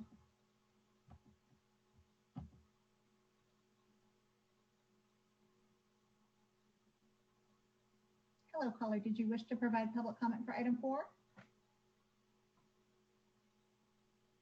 I have a caller on the line with a phone number ending in 9247. Yes, can you hear me? Yes, we can. Hi, my name is Viviana Matamoros. I have been part of the community for the past 30 years. I am writing as a community member and as a worker at Prepa Tech Middle School to ask for your support on the renewal for our sister school, Prepa Tech High School, as it has a great baccalaureate program and a high percentage of our kids are going to college. And it has built an environment, not just a educational environment, but a home for our students and their families. I believe that the district should be supporting and focus on the potential that the IB baccalaureate program has and how we can support it to be one of the best schools, especially since we do not have programs like this within our community. The school can be one of the best if it's given the opportunity. It is easy to say, let's close the school, but we also have to keep in mind that great schools are not just built in 5 years. It takes more time than that, which is why it's crucial and for us to continue supporting Prepa Tech High School for its renewal and allow it to grow to its full potential. At Prepa Tech, we care for the students' education, but most importantly, for the person that they will become in the future. And that's what makes us different, that we are here for the long run, to continue supporting every single way to our students. Thank you for your time. Thank you, caller. Next caller, please state your name and affiliation for the record to provide public comment for item 4. Your time starts now. Hi, can you hear me? Yes, we can. Hi, my name is Roxana Roque, and I am a student at Prepa Tech Los Angeles High School. I was recently informed that my school, Prepa Tech Los Angeles High School, is up for renewal this year, and I would like to support my school in the approval for another 5 years. Prepa Tech is a school that gives students a chance to shoot for the stars. I come from a low-income community where going to a university was a small possibility. With the help of my education and guidance from my I learned that I'm capable to go to my dream university. The teachers at Prepa Tech Los Angeles High School are the most caring people I've met. They teach me to be compassionate. They are teachers who have the ability to work with me one-on-one. They give me hope for a brighter future, and I know with the help of Prepa Tech High School Los Angeles High, I am ensured to be the next astrophysicist. Thank you. Thank you, caller. Next caller, please state your name and affiliation for the record to provide public comment for item 4. Your time starts now.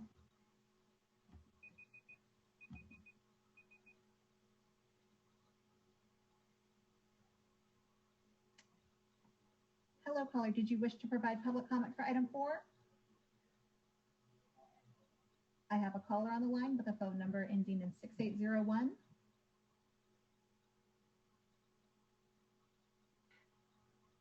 We will disconnect this caller right now.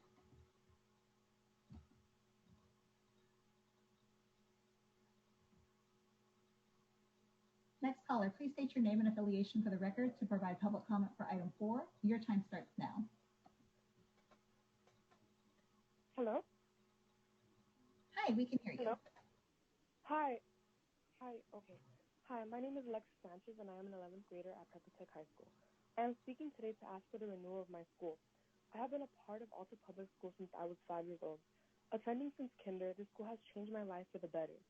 I have been offered numerous amount of opportunities that no other schools could provide me. I have been given so much support from teachers that I am beyond grateful for. At Prepa Tech, I feel happy and genuinely cared for. I know all my teachers have my best interests at heart. I have learned so many things because of Prepa. I am currently enrolled in the IBDP program. This program is a 2-year course that will provide so many benefits in my future. If the renewal to my school is not granted, many of us will not be able to finish our DP course since it is a 2-year course throughout junior and senior year. Please give the renewal of Prepa Tech High School. There's people against our renewal, but they have no idea how it would affect us. They have not seen the help and assistance Prepa Tech provides for us. They have not seen the doors Prepa Tech High School has opened for us. Our community would be the same without it. Thank you for your time. Thank you, caller. Next caller, please state your name and affiliation for the record to provide public comment for item 4. Your time starts now.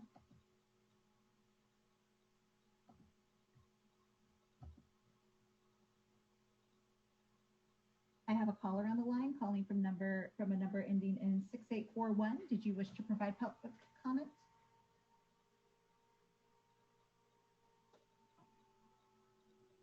Okay, we will go to the next caller.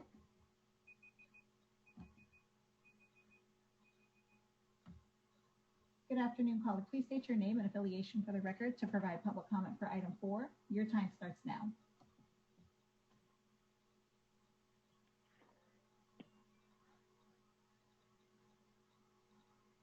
Caller, you are unmuted. I have a caller on the line.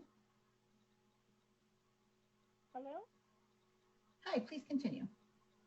Hi, my name is Kay Reinhardt. I'm a former DIS counselor for special education students at the high school, and I'm currently an education specialist at the middle school.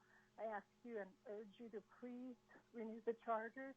My students are very, very dedicated, and I've been in education for 30 years, and I have to say, both in public and charter schools, I have never worked with a more dedicated staff. I know many of my students in special education and my former students at the high school came to that school to, as one of the students mentioned, because of bullying in the public schools, and they have just been received with open arms there by all staff and students.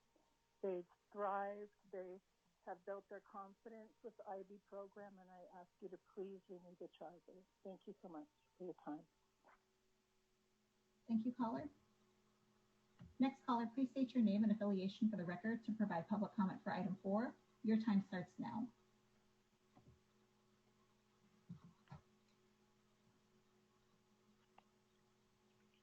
Hello, my name is Bianca Solis. I am currently a teacher at Academia Moderna. I have been working for Alta Public Schools. This is my 10th year, and I honestly want to say that this school is much more than a school. It is truly a blessing to the community, to the students, to the parents, to the teachers. I've been able to see so much growth from some of the students that have already spoken who've been here since kindergarten. I've seen them grow through the years, and the relationships that have been built through the years are really evident in the conversations that we have with parents, the relationships, the communication, the partnership. You know, you can see it in those families that have been here all these years, how we're able to work together as one for the betterment of the students, for the betterment of the community. So I truly support the renewal of the high school. Thank you. Thank you, caller. Next caller, please state your name and affiliation for the record to provide public comment for item 4. Your time starts now. Hello, can you hear me? Yes, we can. My name is Jose Alvarez. The purpose of this testament is to persuade you to renew Prepa Tech High School by offering insight into what it means to live your entire public life as part of ALTA. My history with ALTA began in kindergarten. I can truthfully say that from the very first day to this moment, I have felt that ALTA is my family. In truth, if you would like to know what kind of job they're doing in educating and developing the next generation, I would ask you to judge me. I am a product of everything that defines ALTA, and this is the kind of support that has made me my current experience positive in high school. It has also been our source of strength during this year's COVID-19. the chief focus of leadership at our school has been to bring us the International Baccalaureate with DP program. This is a program that in many countries is private and expensive, but guess what? At PTHS, it's for all of us and it's free. With all respect, I ask you to renew PTHS so that I can graduate this amazing school next year and help the next generation of students to return the favor of what was granted me. Thank you, bye. Thank you, caller. Next caller, please state your name and affiliation for the record to provide public comment for item 4. Your time starts now. Hello? Hello, you are unmuted. Hello, my name is Stacy Gonzalez. I have a nephew that goes to Prepa Tech. He is a junior, and I've seen that he has thrived with programs they offer. My nephew has benefited from the IB program that has been offered to him. A lot of the public schools don't have great ratings, and I believe that our children can benefit from a school that pushes them with programs that will benefit their future. If a safe space and steady education is being offered, why take it away? We want our children to thrive and have opportunities that are not offered elsewhere. Our children need structure. Thank you. Thank you, caller. Next caller, please state your name and affiliation for the record to provide public comment for item 4. Your time starts now. Oh, hello? Hello, we can hear you. Oh, that took long enough. My name is Harrison Aguiluz, and I attend Prepa Tech High School. I'm a freshman there, and I've been attending Prepa Tech since 7th grade. A good education is very important to me. Prepa Tech gives me that education. Online has only given me a part of my education. Being able to go to class gives me an experience I need for my training to continue to the possibility of college. It is very sad to learn that I may not be able to return to Prepa Tech. Prepa Tech is an important part of my life. We need that school in our neighborhood. We need Prepa Tech to continue our education. I really need to be with my teachers and classmates so bad. Please take my word for it. Thank you, caller. Next caller, please state your name and affiliation to provide public comment for item 4. Your time starts now.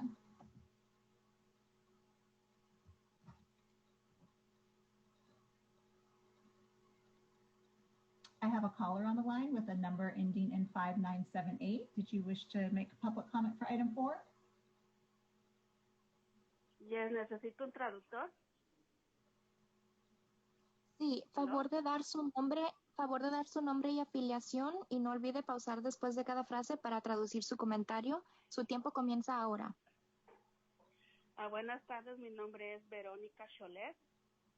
Good afternoon, my name is Verónica Cholet. Soy la madre de una estudiante en Prepa Tech High School. I am the mother of a student in Prepa Tech High School. En el grado 9. She is in 9th grade. Por favor, les pido encarecidamente que no cierren la escuela.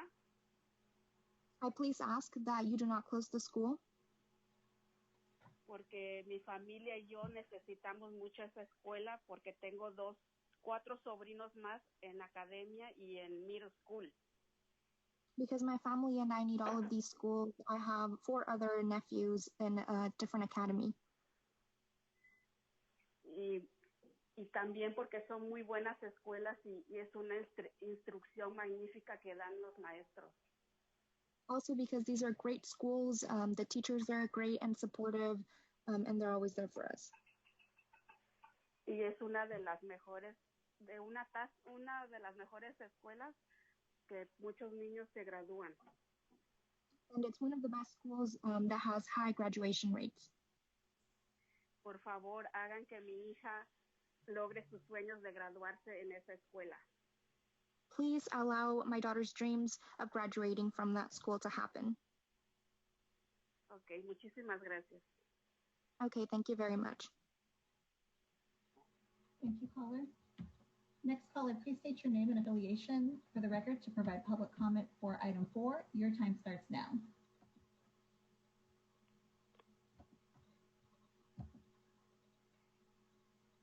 Can you hear me? Yes, we can. Oh, I'm sorry.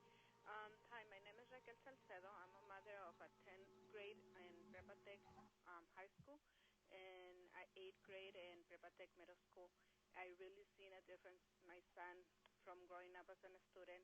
I see all their teachers, principal, staff, how they support my son and myself when we have any issues or problems. I really appreciate if you guys can sign the contract for another 5 years. Not only 5 years, it will be more than 5 years, because I've seen a difference in my son, and I'm really looking forward for my 8th grade son to attend to high school for Prepa Tech, because I do see my son has an ADHD condition, and I see how they help him with his condition and help him to get better grades and to be focusing and to graduate and attend college.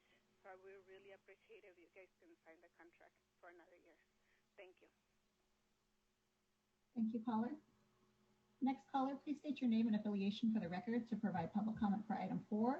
Your time starts now.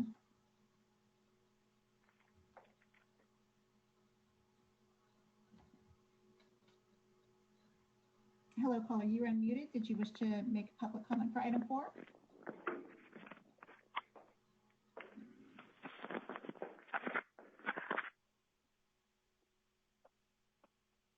I have a caller on the line with a phone number ending in 7289. Did you wish to provide public comment for item 4? Okay, we will go to the next caller. Good afternoon, caller. Please state your name and affiliation for the record to provide public comment for item 4. Your time starts now.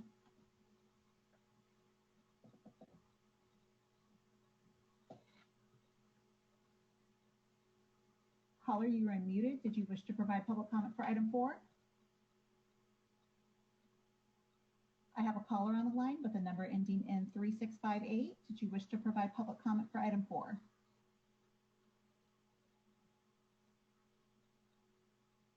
Or did you need Spanish translation? Okay, we will go to the next caller. Good afternoon, caller. Please state your name and affiliation for the record to provide public comment for item 4. Your time starts now. Yes, hello? Hello, we can hear you. Yes, my name is Joshua Chung. I'm the social science teacher here at Prepa Tech High School right now. This is my second year. I've been waiting an hour. I've been watching it since item 4 started on this docket, and I just want to say that gentleman from LAUSD that said that it's in the best interest of this school and the pupils if it closes down. That makes absolutely no sense at all. This school provides such great opportunities for its students, for its parents, the community, and it should not be fighting to stay open, but given the opportunities to improve, grow, and flourish for the students and the community it serves. I mean, ask yourselves, if this school does close in the best interest of them, they're going to have to go to nearby schools that are overcrowded. Teachers can't focus on them and give them the guidance they need. Please allow this school to continue so these students have that opportunity to grow and get that guidance that they can go on to the next level of their academic career. So I only hope that you guys listening make the right decision. It is not in the best interest of its pupils or the community or the parents or the staff, the teachers, anyone. It is not in the best interest of anyone to close the school. Please keep that in mind. Thank you. Thank you, caller. Next caller, please state your name and affiliation for the record to provide public comment for item 4. Your time starts now. Hello? Hello, caller. We can hear you. Hi, good afternoon, Commission members. My name is Jose G. Hernandez, and I am a junior at Prepa Tech High School, as well as part of the IBDP program. Prepa Tech High School needs to be renewed because of the uniqueness of the school's program. This school has implemented a new program from IB. This program allows kids to take rigorous courses and acquire knowledge no other schools can offer. Prepa Tech High School is one of 4 IBDP programs in LAUSD, and will be one of 3 schools in California with a career-related program. As a student from this school, I've heard good experiences as well as my classmates. The teachers and staff care for students and listen to their concerns. As someone from a community where kids don't get a lot of opportunities that is what Prepa Tech offers to us, it would be a disgrace to close a such successful school. I encourage you to consider the consequence of a successful school being closed in a community such as ours. Please vote to keep the school open. Thank you. Thank you, caller. Next caller, please state your name and affiliation for the record to provide public comment for item 4. Your time starts now. Hello? Hello, we can hear you. Hi, yes. My name is Michelle Solorzano. I'm a physical education teacher and a diploma program teacher for sports, exercise, and health science at Prepa Tech Los Angeles High School. I am a proud founding teacher of Prepa Tech Los Angeles High School. I've been there all 5 years. I've seen the first hand of the academic progress through our IB program. Providing this rigorous program allowed our students to be accepted to Cal State LA, Cal State Long Beach, Cal State Dominguez Hills, UC Berkeley, UC Riverside, UC Merced, Pepperdine, USC, Johns Hopkins, and Duke University, just to name a few. We are doing what is best for our students and providing them with the academic tools to be able to be accepted to these colleges and more, to be ready for the world that awaits them. Our students will graduate as lifelong learners as well as men and women of character. With this, I recommend the approval of Prepa Tech Los Angeles High School. Thank you. Thank you, caller. Next caller, please state your name and affiliation for the record to provide public comment for item 4. Your time starts now. Hi, can you hear me? Yes, we can. Hi, good afternoon. So my name is Jessica Rojas. I'm a member of the community, and my sibling is a senior at Prepa Tech High School. I support the Prepa Tech Renewal of Charter. My brother previously attended LAUSD schools, and those schools failed to provide the support and encouragement he needed. Prepa Tech has great staff and amazing teachers. This school has provided the support and encouragement that my brother needs to succeed, and thanks to the teachers, he's excelling academically, and he's actually going to college. And this is a huge step because counselors at the LAUSD schools discouraged him from even applying to college. The educators at Prepa Tech go above and beyond for their students, and we appreciate their hard work and dedication. Denying this renewal would be a disservice to the community and the students. Please approve the renewal of Prepa Tech High School. Thank you. Thank you, caller. Next caller, please state your name and affiliation for the record to provide public comment for item 4. Your time starts now. Hi, can you hear me? Yes, we can. Hello? Okay. Hi, my name is Yvonne Sendejas. I'm a parent of 2 students from Prepa Tech High School. I am also an educator that has worked in the public and private school systems for many years. And everything may look nice on paper for people with statistics and all this, but reality is that we know that public schools and private schools, all what they care is for the money. And at Prepa Tech, it's not at all the case. They care for their students. They provide them with quality curriculum that you will not get at a private school. I was offered to give my children private school education for free, and I refused it because I've been part of the ACCS school since they first opened.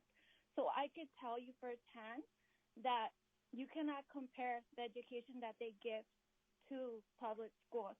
So please, I ask you that you please extend their contract and do not close the school. Time. And it is our choice to keep it. Thank you, caller. Open, that's not time. yours. Next caller, please state your name and affiliation for the record to provide public comment for item 4. Your time starts now. Good afternoon, Commissioners. As a proud parent of Prepa Tech High School, I have seen both of my children flourish in the Alta public school systems. Chris was a senior of Prepa Tech High School's first graduating class and was accepted to several four-year universities. Even in a pandemic, he is excelling as a college freshman. The preparation and the rigor he received at Prepa Tech High School's IB program have prepared him for the challenging workload he is receiving at college.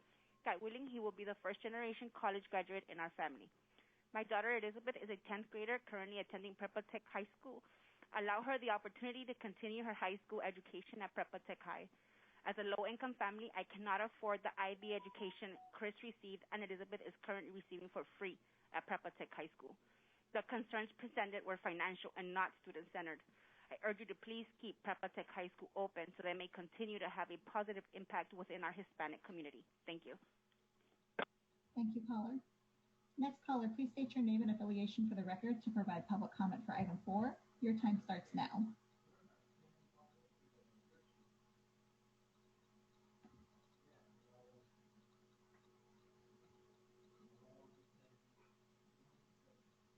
Hello, caller. Did you wish to provide public comment for item 4? Next caller, please state your name and affiliation to provide public comment for item 4. Your time starts now.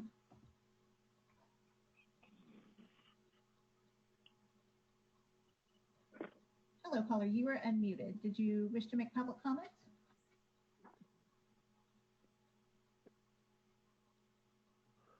Hello, caller. Did you need Spanish? We can hear you.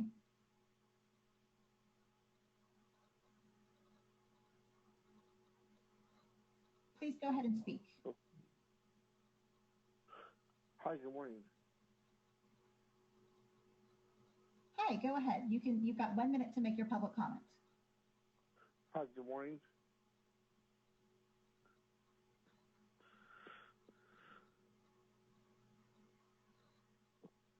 Can you please provide your name and affiliation for the record?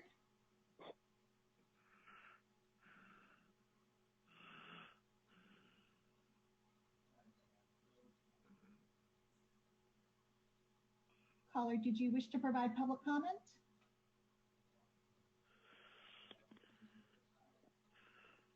You are unmuted and we can hear you. Okay, Hello? we will. Hello, this is for caller ending in 7566. Did you want to provide public comment for item 4? Hi, yes, I was calling. My name is Carlos. I was just calling to say that Prepa Tech High School is one of the only IB diploma schools, as well as it's the only IB diploma school in the region, and it's also one of the only schools that prepares students to actually go to college and with careers, as well as it even states in the mission statement that to make children into good citizens of the world. So they're reaching out for more than just Huntington Park and California, but they're reaching out. They're trying to do more than just, the small community, but it has to start in the small community first. So closing it down would be a huge mistake, and that would not be a good impact to not only our children here, but the community in whole. It'd be a negative impact. Time. Ooh, Thank right you, on caller. time. That's time. Thank you. Good afternoon, caller. Please state your name and affiliation for the record to provide public comment for item 4. Your time starts now. My name is Ismael Madrigal, and I am honored to be the guidance school counselor at Prepa Tech High. Prepa Tech is a unique and special place that allows us to grow as professionals, learners, but more importantly, as individuals, and the same is true for all our students. I've learned that the IB program is more than just a program. It is a global culture that brings hope and provides opportunity that is needed and deserving within this community. Thank you. Thank you, caller. Next caller, please state your name and affiliation for the record to provide public comment for item 4. Your time starts now.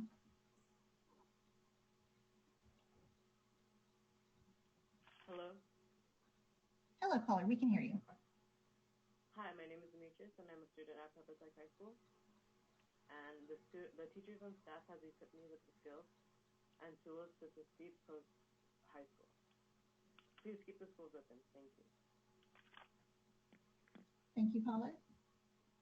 Next caller, please state your name and affiliation for the record to provide public comment for item 4. Your time starts now. Hello? Hello, we can hear you. My name is Brandon Magallanes. I've been attending Prepa Tech since I was in 8th grade. And I would like to say, although I do respect, the IB program, DP program, for what it does, and, providing critical thinking skills,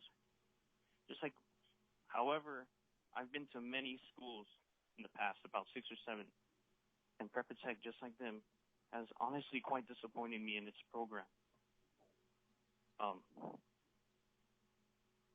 Because when I'm in school, and I'm looking forward to an education, it's the content that matters to me.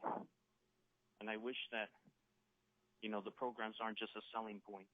Although I'm not in any way, shape, or form supporting going to public schools, that has disappointed me, and I've been going through there since I was very young.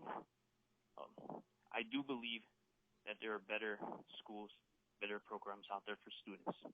even though I may be on the minority on this one, I'm actually voting against a renewal from Prepa Tech High School. I'm against the renewal. Thank you. Thank you. Thank you, caller. Next caller, please state your name and affiliation for the record to provide public comment for item 4. Your time starts now. Hello? Hello, we can hear you. Hi, I'm Graciana. I'm a freshman at Prepa Tech High School. I've been attending this specific series of schools since I was in kindergarten, and honestly, all of the staff and members have been really nice. They're like an extended family, and I feel very respected there. I know I might be biased since I haven't gone anywhere else, but I really hope that I can return. And just really wish that I would be renewed. So, I really wish if I can go.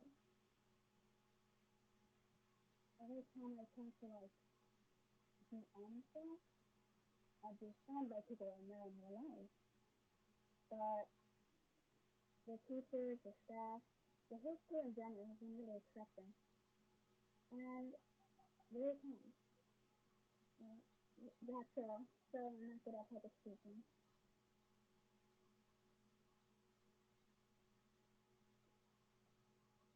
Thank you, caller. That's time. Thank you. Good afternoon. Next caller, please state your name and affiliation for the record to provide public comment for item 4. Your time starts now.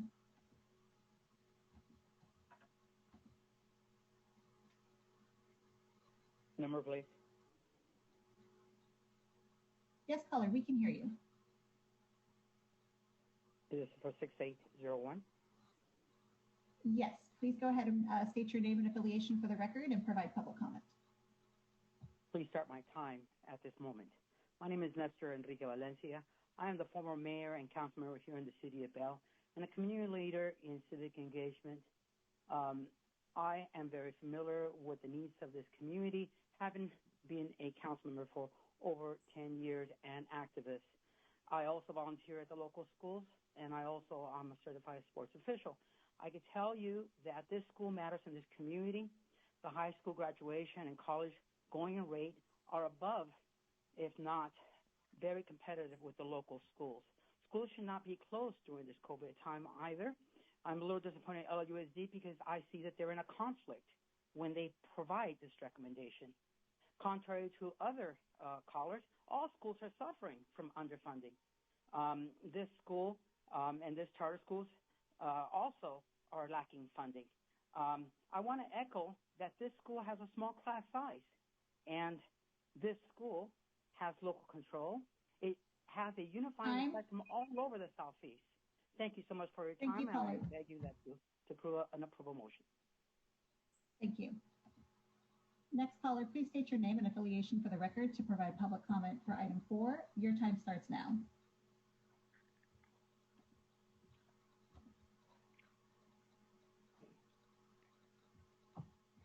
Hello, caller. You have been unmuted. Did you wish to provide public comment for item 4? I have a caller on the line with the phone number ending in 2528. Did you wish to provide public comment? Yes. Please go ahead and state your name and affiliation for the record, and we will start your time. Alejandro Munoz, community member. And I would like to share that any decision to close Prepa Tech High School is a decision to exclude our community from experiencing the universal joy that the pandemic is nearly behind us. And this would be incredibly unfair. Our family suffered as much as anyone else, nor perhaps being a hot zone. And for many, the imaginary date circled on their calendar was the day we would reopen. But in order to truly understand the connection, one has to understand the role that Prepa Tech played during the pandemic. During this time, Prepa became the hearth. Food, clothes, laptops and hotspots, partnerships to arrange for home visits, stuffed animals for children in quarantine, sympathy flowers. Imagine the confusion and sense of loss for families if it is closed. Some children have only known one educational organization, the one that begins with academia and ends with Prepa Tech High School. It's almost adding insult to injury. We are aware of the challenges we have, but they exist district-wide. We know that the job of the board is to make difficult decisions, but sometimes that decision is simply giving the community what it needs and what it wants. Thank you. Thank you, caller. Next caller, please state your name and affiliation for the record to provide public comment for item 4. Your time starts now.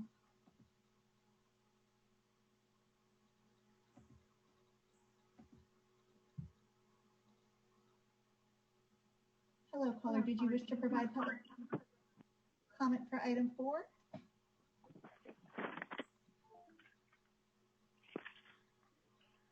Hi, my name is William, and I am a proud parent of a 9th grader at Prepa. And what they've done for my son is amazing. He keeps wanting to go to school and go above and beyond. Unlike what he was going to his other school, wasn't too excited. Now he's looking forward to going to school, so I really do appreciate it. Thank you. Thank you, caller.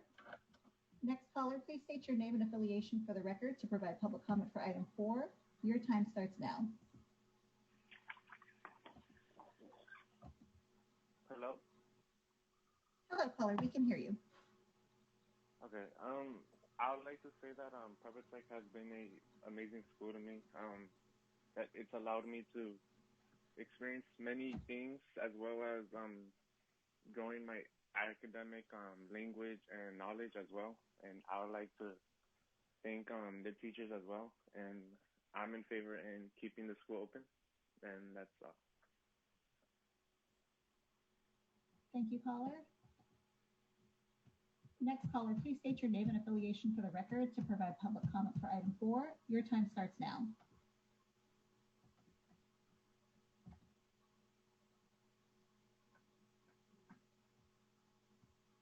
I have a caller on the line with it. Yes, we can. Please go ahead and continue. Hi, my name is Uriel Quiñones. I'm an instructor for Theory of Knowledge at Prepa Tech High School, and I'm calling in to support for Renewal. It is unfortunate that we live in the most advanced country on earth, the strongest state in the nation, and yet we still have our children begging for their school to stay open, only to be told that it is best for our pupils to close the school. Tell that to our former students that are currently flourishing at universities.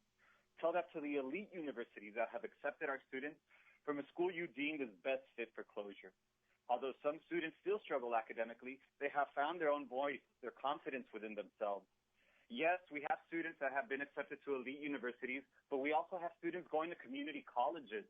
And to them, that is their Harvard. That is their Stanford. Our staff and community has broken down the self-doubt that has been embedded in our students, imposter syndrome. This type of support is not something that you can find at the local public schools, where classes are overpacked with students. Closure is best for pupils. That's something that should never be uttered by anyone in academic role. Thank you for your time. Thank you, caller. Next caller, please state your name and affiliation for the record to provide public comment for item 4. Your time starts now.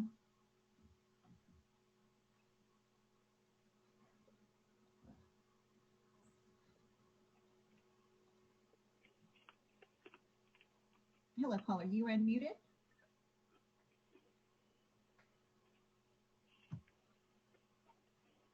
I have a caller on the line with a phone number ending in 6711. Did you wish to provide public comment?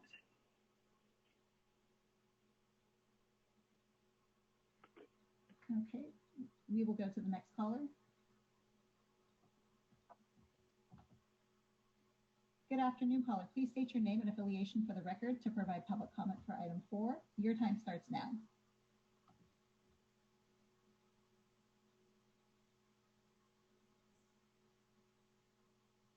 I have a caller on the line with a phone number.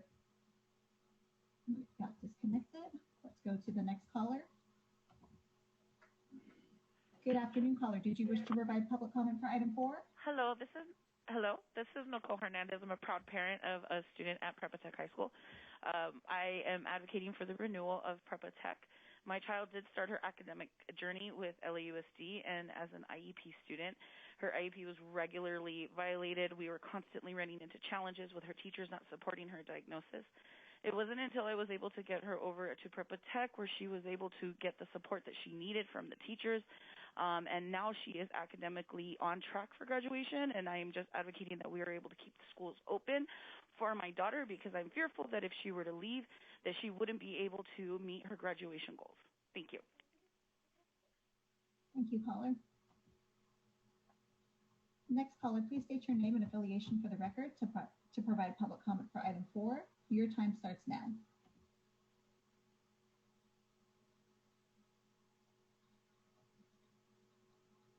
Hello, Hello, my name is Marcy Mesa. I started as a parent here, volunteering at the elementary, and then I actually got hired on. I do student services here. I've been in this community for over 20 years. My children were attending LAUSD schools, and it was just a constant battle with them. I also grew up in LAUSD schools, and I know that Prepa Tech is a big blessing for this community, coming from this community, again, coming from these schools. My daughter is dyslexic, and here at Prepa Tech, she was able to accomplish getting into honor roll. There's so many things about this school. Aside from the rigorous education that they have to do, they also teach them how to be great, moral, empathetic human beings, and that's very important. Thank you for your time. Thank you, caller. That's time. Thank you. Next caller, please state your name and affiliation for the record to provide public comment for item 4. Your time starts now.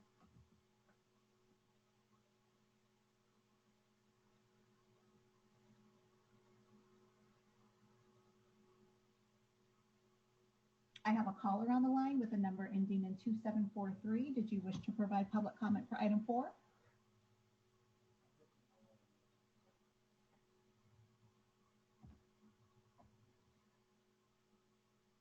Caller, you are unmuted. Did you wish to provide public comment for item 4?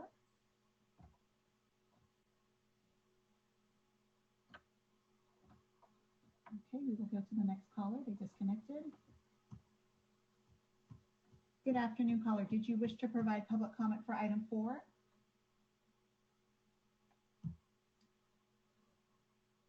All right, that looks like we have concluded all public comment in the queue right now for item 4.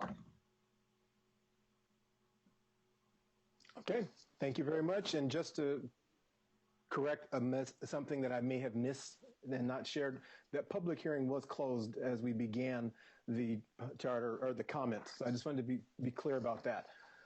So at this time, what I'll do is we'll offer to commissioners. This is our opportunity to ask those deeper questions, and we can ask questions of staff, the district, as well as the petitioner. So who would like to ask questions? So Commissioner Austin, please go ahead. I'd like to start with the district, just so we had a lot of public comments, and I want to thank everyone for what they had to say, but it's been a while since we heard each of the explanations. So I wanted to have a refresher from the district. It sounds like the original staff recommendation was a conditional approval, and then through, was it deliberation, or did the staff change their recommendation that the board ultimately decided to not renew? Yes, Commissioner Austin, the board decided that at the dais on the day of the board meeting. Okay, and then as part of that, the COVID factors and everything kind of went into play, but through the discussions and everything, it was ultimately decided that COVID or no COVID, this school needed to be closed in the mind of LAUSD. Is that correct?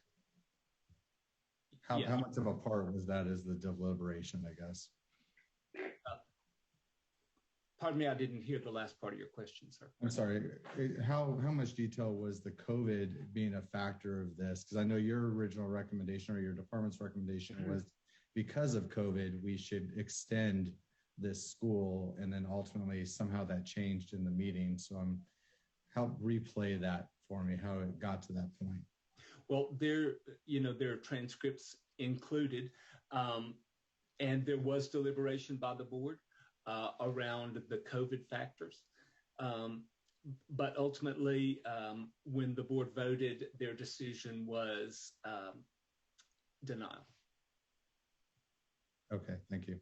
You're welcome. Commissioner Garbalino-Malico. You're on mute. There you go. Follow-up question for Dr. Perry. Staff's recommendation initially was a conditional approval for an additional 2 years.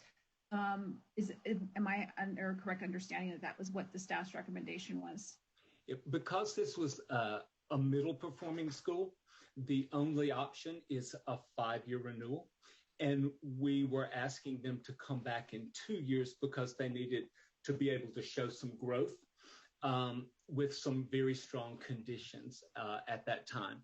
But let me say again, since it's been a while since I shared before, our findings were all for, or our analysis was all for denial. But we looked at that COVID factor at the time and the uncertainty of it. And that was our recommendation. And then the board had their deliberations and made their decision. Okay, so it was like the conditional was ultimately going to be a 5-year with the fact that if you didn't show tremendous improvement on the academic side, or was it on the fiscal side, then they were going to head towards a revocation, if I recall, correct? Both.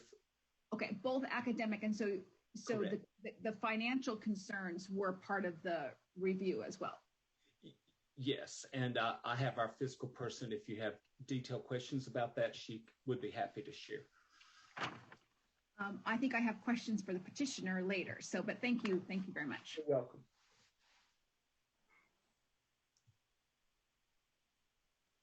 Okay, unmute myself. Next commissioner who has a question. And I know Commissioner Buruma, we cut you off as you were starting to dig in a little deeper. So I'll let you decide if you want to ask that question. I do have a follow-up question, and it's for the district. I'm sorry, it's not the district, but the petitioner. It's for the charter. Let me try that again. There you go. So it is for the charter. I have concerns regarding the paycheck protection, and I'm looking at your response. Let me find my notes now. I'm looking at your response to the 30-day notice with the strategic plan.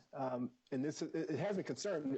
Again, we mentioned earlier that you said the paycheck protection program loan of roughly $470,000 was part of the strategy, as well as applying for COVID relief for another $1.47 million. So that's roughly $2 million that are, I would consider one-time monies.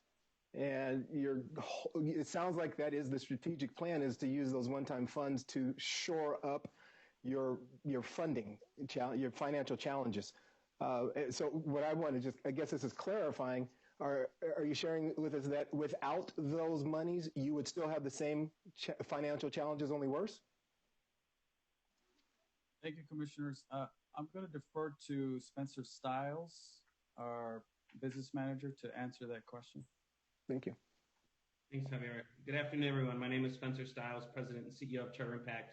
We've had the pleasure of working with Prepa Tech LA High School since June 1st of 2019. And so to answer your question directly, the latest financials provided in order to obtain that $162,000 positive ending fund balance does include the forgiveness of those PPP funds.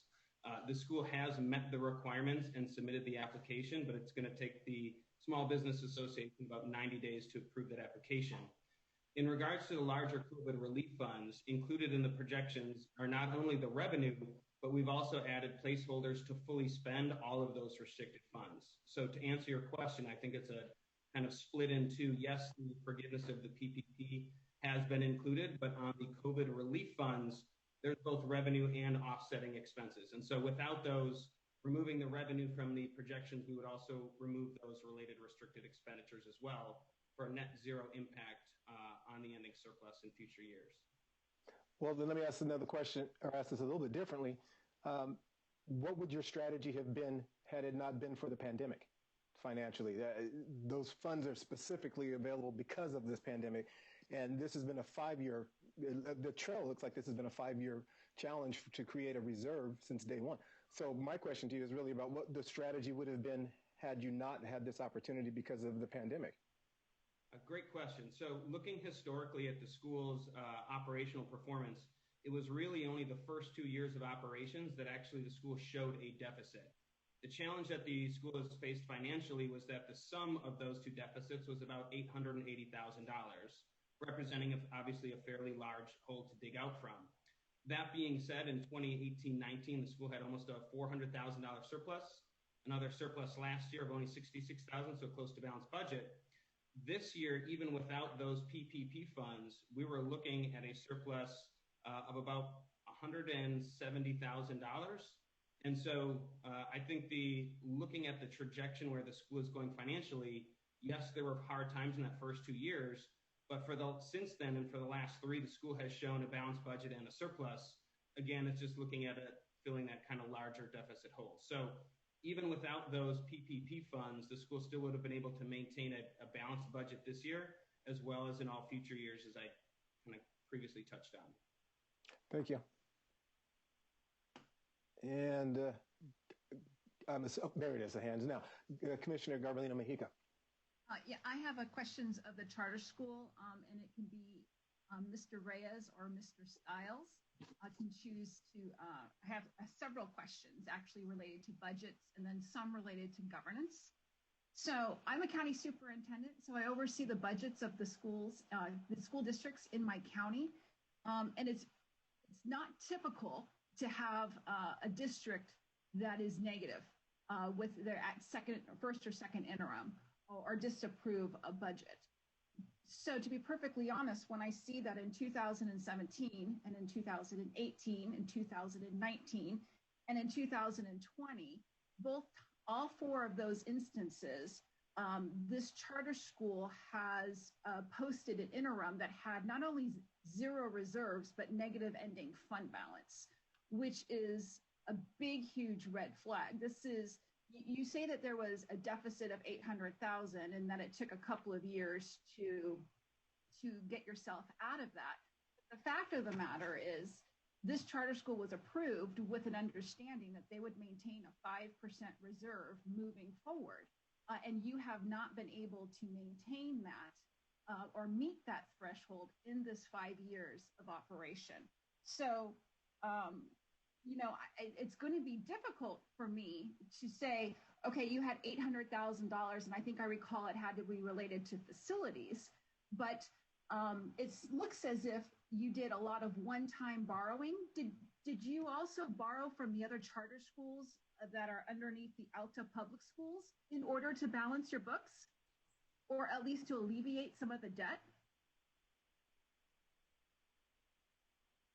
Javier, do you want to address that, or would you like me to jump in? Sure, I could address part of it. So yes, this debt was due to our facility, financing our facility that really established the school moving forward after our second year of operations.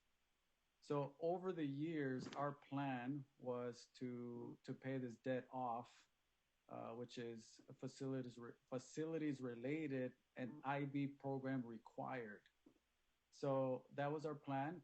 And moving forward, we definitely showed positive end balances, but yes, the reserve was minimal. And after we got out of the debt, we started showing, we now showing the positive, the reserves. Yes. But it's been 4 years later, and you're really not out of debt because you've had to rely on one-time borrowing as late as 2020. And if it wasn't for this pandemic, you wouldn't have been eligible for PPP. And even with the PPP forgiveness, you're still not making your 5% reserve that's required in your MOU. So one would argue that you missed the mark, and you missed the mark big time. Whether it's you didn't budget accordingly when you passed your budget when this charter was approved 5 years ago, and you missed the facility aspect, or you under budgeted, but you're continuing to miss the mark. So I appreciate the public comment that we got, that many of the people are very happy with the organization and in the charter school, but at the end of the day, you don't have the financial resources to maintain it. It doesn't matter how much they love it or how much it has served as a catalyst for a change in the community. It's unsustainable. So did you borrow from the other charter schools, the elementary and the middle school? Because you're all under one governance umbrella, correct? That is correct. Is it, so do you borrow? So we all know that it's more expensive to run high schools than it is elementary and middle schools. So were those making monies and making their reserves, and then you just, for cash flow purposes, did you plug in monies from those other schools? It alludes that into CDE's recommendation. So yes, there has been inter-school borrowing. Again, it is borrowing, and it's not, these aren't gifts. We are paying our bills. We have paid our bills in large amounts, and this is where we're at. Our financials show that we are sustainable financially moving forward. If you look at our end balances at the end of this year, they're positive. You mentioned the COVID situation. It's not a hypothetical. It's real, and so is the funding that comes associated with the impact of COVID. But those dollars are to make sure that we're addressing the COVID situation in the schools. They're not for us to pay our bills. They're for related costs associated with the COVID situation. I would respectfully disagree that you have addressed your budget issues and are positive going forward, because you still are unable to make the 5% reserve that CDE has required in the MOU. So you and I will have to disagree on that. So at this point, I don't clarify on that point, if I may, please. Our statutory reserves are 4%, not the 5%, and the MOU states that as well. So if we're almost 3% reserve this year, we're about $100,000 or so to meet the 4% reserve this year. But you still don't meet it. I mean, you can spin it any way you want, but you still don't meet it. I have no other questions. Thank you. Thank you. I'll move on to Commissioner Berumen.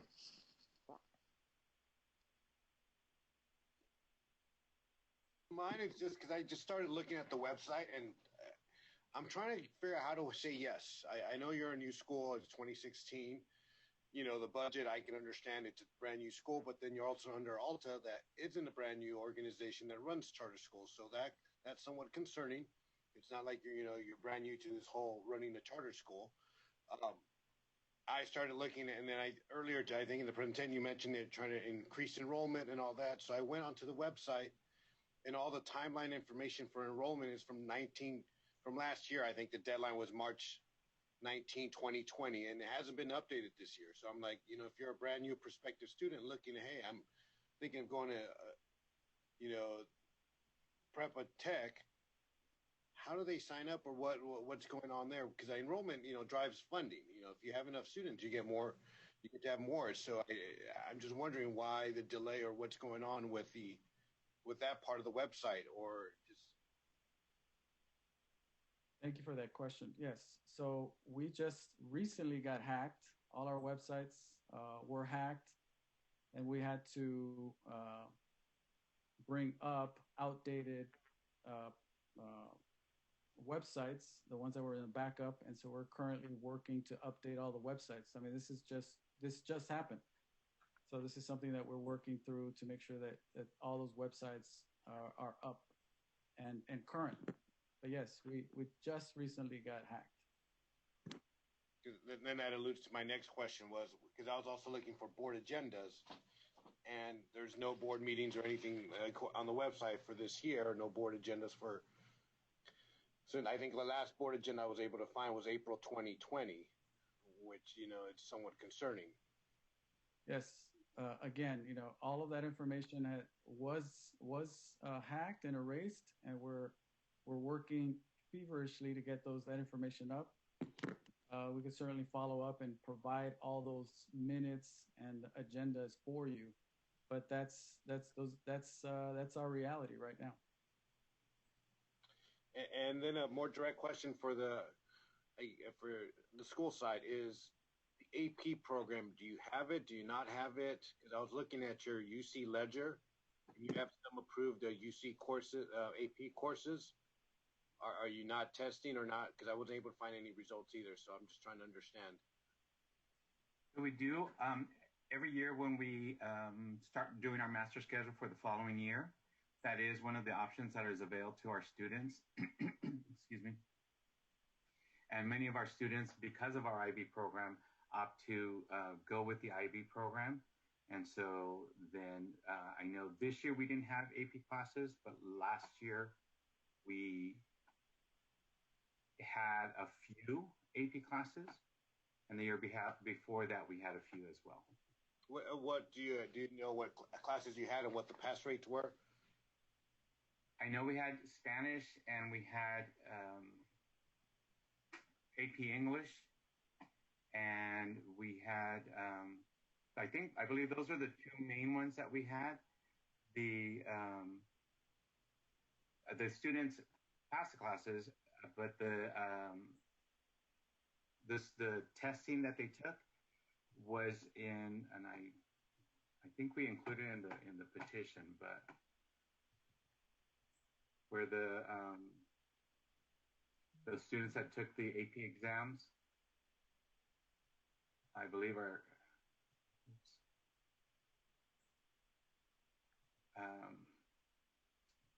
fours. Sorry, I'm working off of a couple of computers here. But anyway, so the AP exams,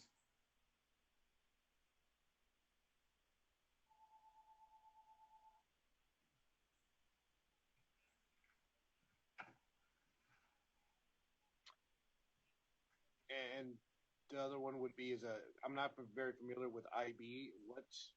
Is there any data that comes from IB per se? Because I know I'm familiar with AP. You get your AP report, you get with your 5-year report of what you've done in APs and all that other stuff for the whole school, how many kids took the test, but does IB provide any data back to the schools, or is there some sort of benchmarks at the end, or?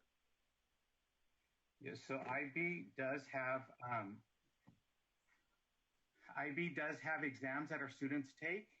The results of the exams do not come out until after, I believe, in July and August of that year that they graduate. And and this being our first year, there are some adjustments due to COVID that are happening. And so the IB organization is modifying how they're scoring or ranking our students based on their mock exams and the work that they do in their classes that are submitted, so that they're normed. There's an external evaluator of the work that the students do. And so we will get those results at the end of this year. But our AP language assessment, they had 15% of our students pass the AP language. Spanish language or the English language? The AP English language. How many students tested? There were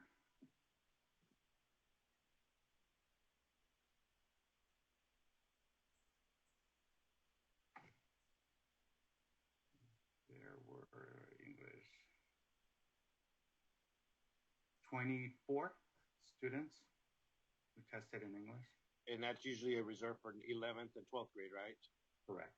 How many 11th and 12th graders do you have? This year we have 94 12th graders, and I want to say,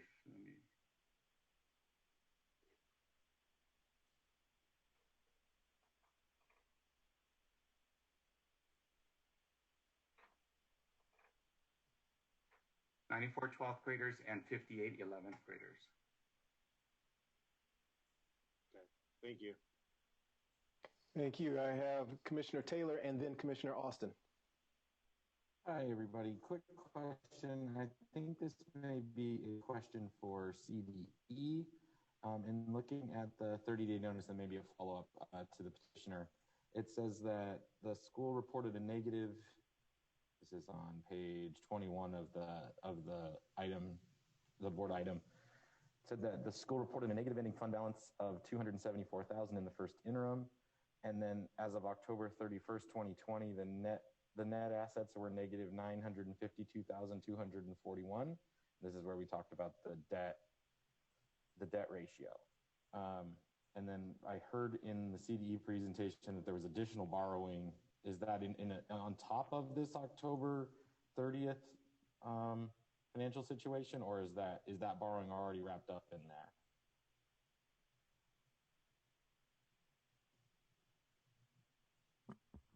Yes, the borrowing is wrapped up in that. Is that? Matt, I'm trying to get a answer from our fiscal person who's having technical difficulties, but I will get that for you quickly. Any other questions, Matt, while they're looking up that information, because we can have them step back in with that? No, that's fine. That's all I have for now. Thank you. So, Stephanie, just let us know when CDE has that detailed answer.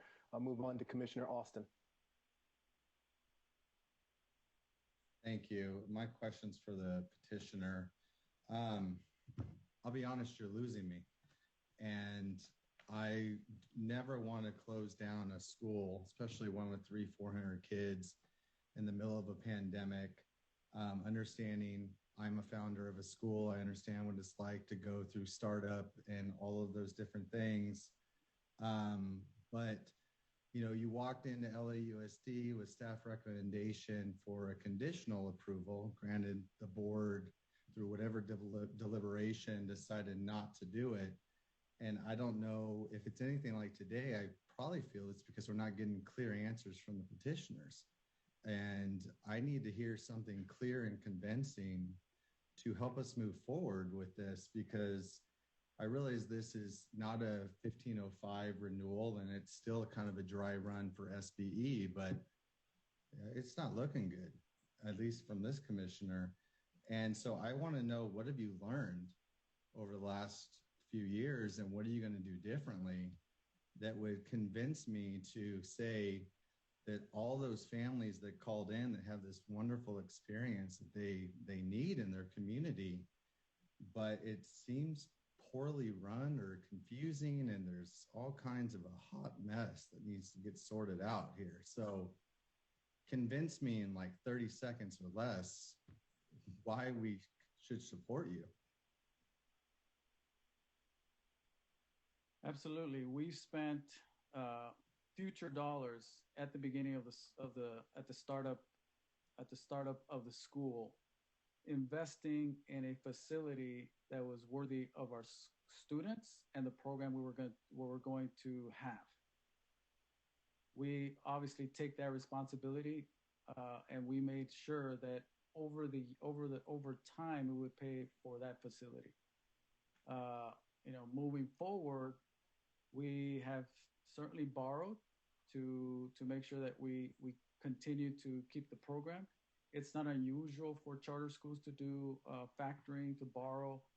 The deferrals have also impacted us. As you guys know, we borrowed to make sure that the deferrals aren't affecting our school whatsoever.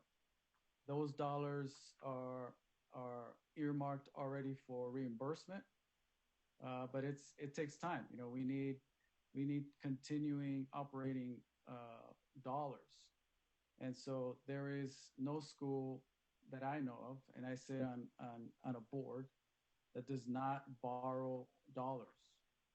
So that's our story. Our story is we invested early on a facility worthy of our students and worthy of the program. The program is also expensive. And so we're doing our best to make sure that the borrowing that we did is being taken care of. And we've done that. And we're at the cusp, as you see the budget numbers, of making sure that we have the reserves, the 4% reserves that are required. We're at almost 3% reserves. So I think we're definitely financially viable moving forward. We definitely have a plan moving forward, and we're going to stick to that plan. Thank you. And Danielle Story, it looks like we may have some information. Yes. So the first interim includes notes payable of $550,000. And then it's updated to the $600, I think it was $46,000 after the 30-day notification, or notice rather. So it was included in the original and then updated for additional borrowing. Thank you. All right. Thank you. Any further questions that the commissioners feel are important to ask at this point? All right. Seeing none, we have a recommendation from CDE to deny renewal. I will open the conversation for deliberation and entertain a motion. I move staff's recommendation to deny the appeal. Do I have a motion to deny? Is there a second? I second. This is Wes Sever. I have a second from Commissioner Sever. Deliberation. Let's talk. Who would like to go first? Commissioner Garbalino Mejica, please. Thank you. I made this motion because I think that this charter school, though they went into it with all the best intentions on the program side, and that is warranted by all of the public input that we received today, and from the public basically saying that they really enjoyed and their children are doing well in this school. I think that from the get-go, this school has had operational issues that is going to continue to impede its viability. As the petitioner just said, or the charter petitioner just said, all schools borrow. And I would say that schools borrow for cash flow issues. They don't borrow for budget issues. And there is a big difference between borrowing for cash flow versus borrowing for budget. And I think that they have borrowed for budget, and without a conscious decision to rectify the situation, they probably got in over their head in a facility. I think that those managing of those resources, of those fiscal resources, has really fallen down and has disappointed the community, the school community, because they do not have a viable system to continue to provide those necessary and needed services. When you borrow for budget, without a plan for a replacement or how you're going to increase funding. I mean, in my district, again, I'm a county superintendent. We review budgets all the time in our counties. We do not allow districts to say, oh, one of the reasons why I'm going to move from negative to qualified or qualified to positive is because I'm going to get new students. I mean, you can't build your budget on a hope. And this budget is built on a hope and a prayer and frankly, the last 4.5 years has not panned out for them. And with that, I do not have any confidence that the budget moving forward is going to be treated in such a way where they'll be able to provide for the educational program. We are getting basically a version of they're on the road to recovery. But the fact of the matter is they've never met their minimum state reserve. They've never met the 5% in the CDE MOU. And I don't have confidence that there's an infrastructure in place at the charter school level to turn this around. So for those of you who maybe don't work with budgets to the degree that I have over my career, borrowing for budget is different than borrowing from cash flow. And this charter school has a systemic budget issue that has been that has created this problem, and I do not see any light at the end of the tunnel. And so with that, I have to agree with staff's recommendation that it's not financially viable to carry out the mission. So those are my comments. Thank you. Commissioner Sever. Thank you. There wasn't clear answers to a lot of the questions. And one simple thing is, how are you going to solve the budget deficit? There wasn't even a plan. What are they going to cut? How did this budget deficit happen? What are we going to do in the future? No clear plans on reversing this downtrend. Thank you. Any other commissioners? I will go ahead and say a few thoughts as well. I echo strongly with Commissioner Garbalino Majica.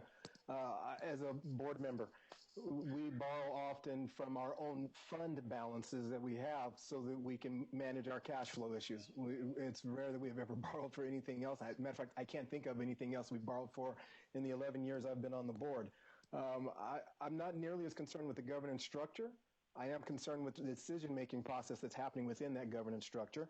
And I'm concerned greatly. I think it's disturbing to see what your debt-to-asset ratio is. And just now I've heard a couple different numbers, 3% reserves, 4% reserves, random numbers of reserves, but I still haven't heard 5%. Right? And that's troubling to me. It feels like the strategy is borrow money to cover the money that you already have borrowed. And that's like just saying, okay, we're going to use this credit card versus this credit card versus it. I don't see that as a strategy that's going to actually get you anywhere.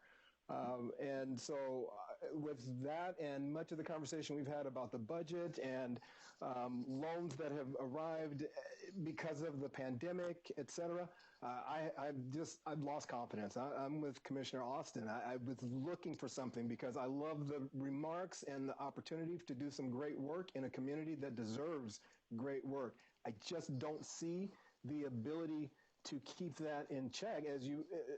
We're looking for, is the school's educational program a success? Arguably, yes, you've had some success. Is the charter operating and governed effectively? That's questionable, but I think those are easy fixes around policy and protocol. The one that I am just not seeing a way out of this is the financial viability, and that's why I'm clear on supporting the CDE recommendation. Commissioner Feazell.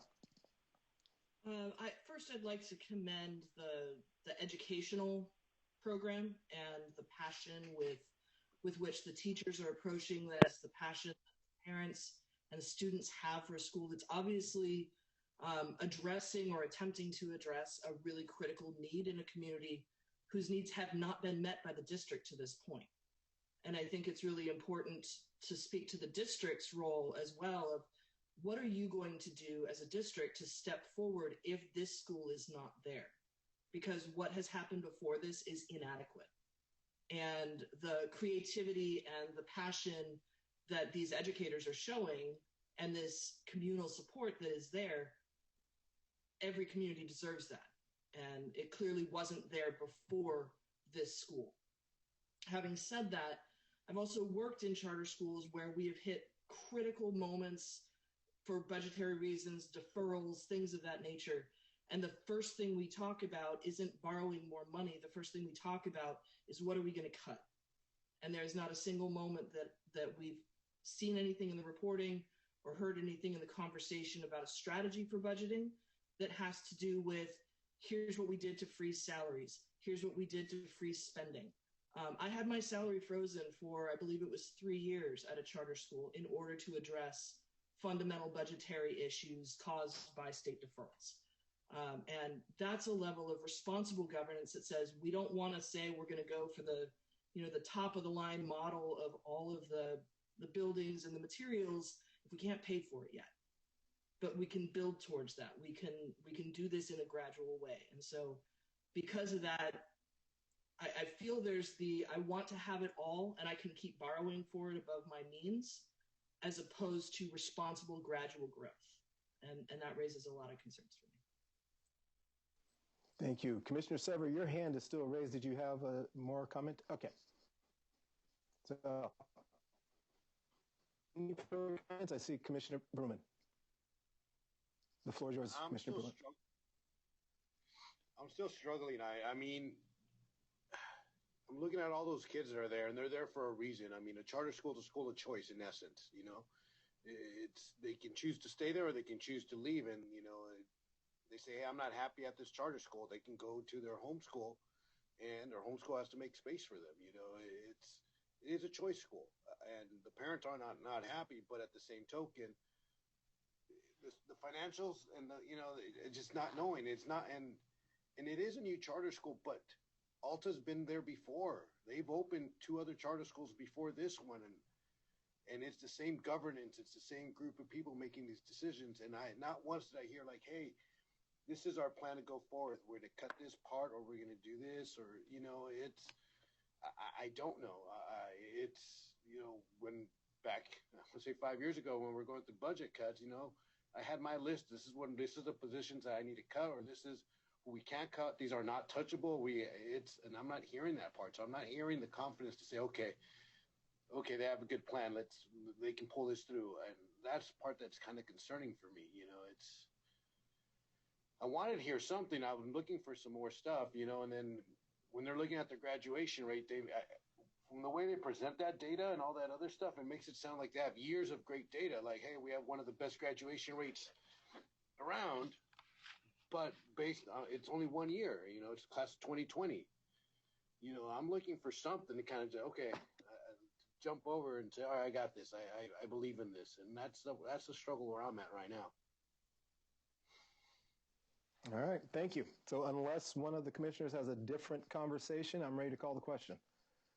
And looking to see, and I don't see anything, so I am going to go ahead and call for the vote. And the motion at this moment is to deny the petition. And I will go ahead, and we have a motion and a second. So I will go ahead and start the vote, and I will vote in favor of the motion to deny. And so Commissioner Taylor. Aye. Commissioner Sever. Yes. Commissioner Jones. Yes. Commissioner Garbalino Majica. Yes. Commissioner Fossil. Yes. Commissioner Farland. Yes. Commissioner Brewerman. Yes. Commissioner Austin. Yes. It is unanimous to deny move forward the recommendation for CDE to deny.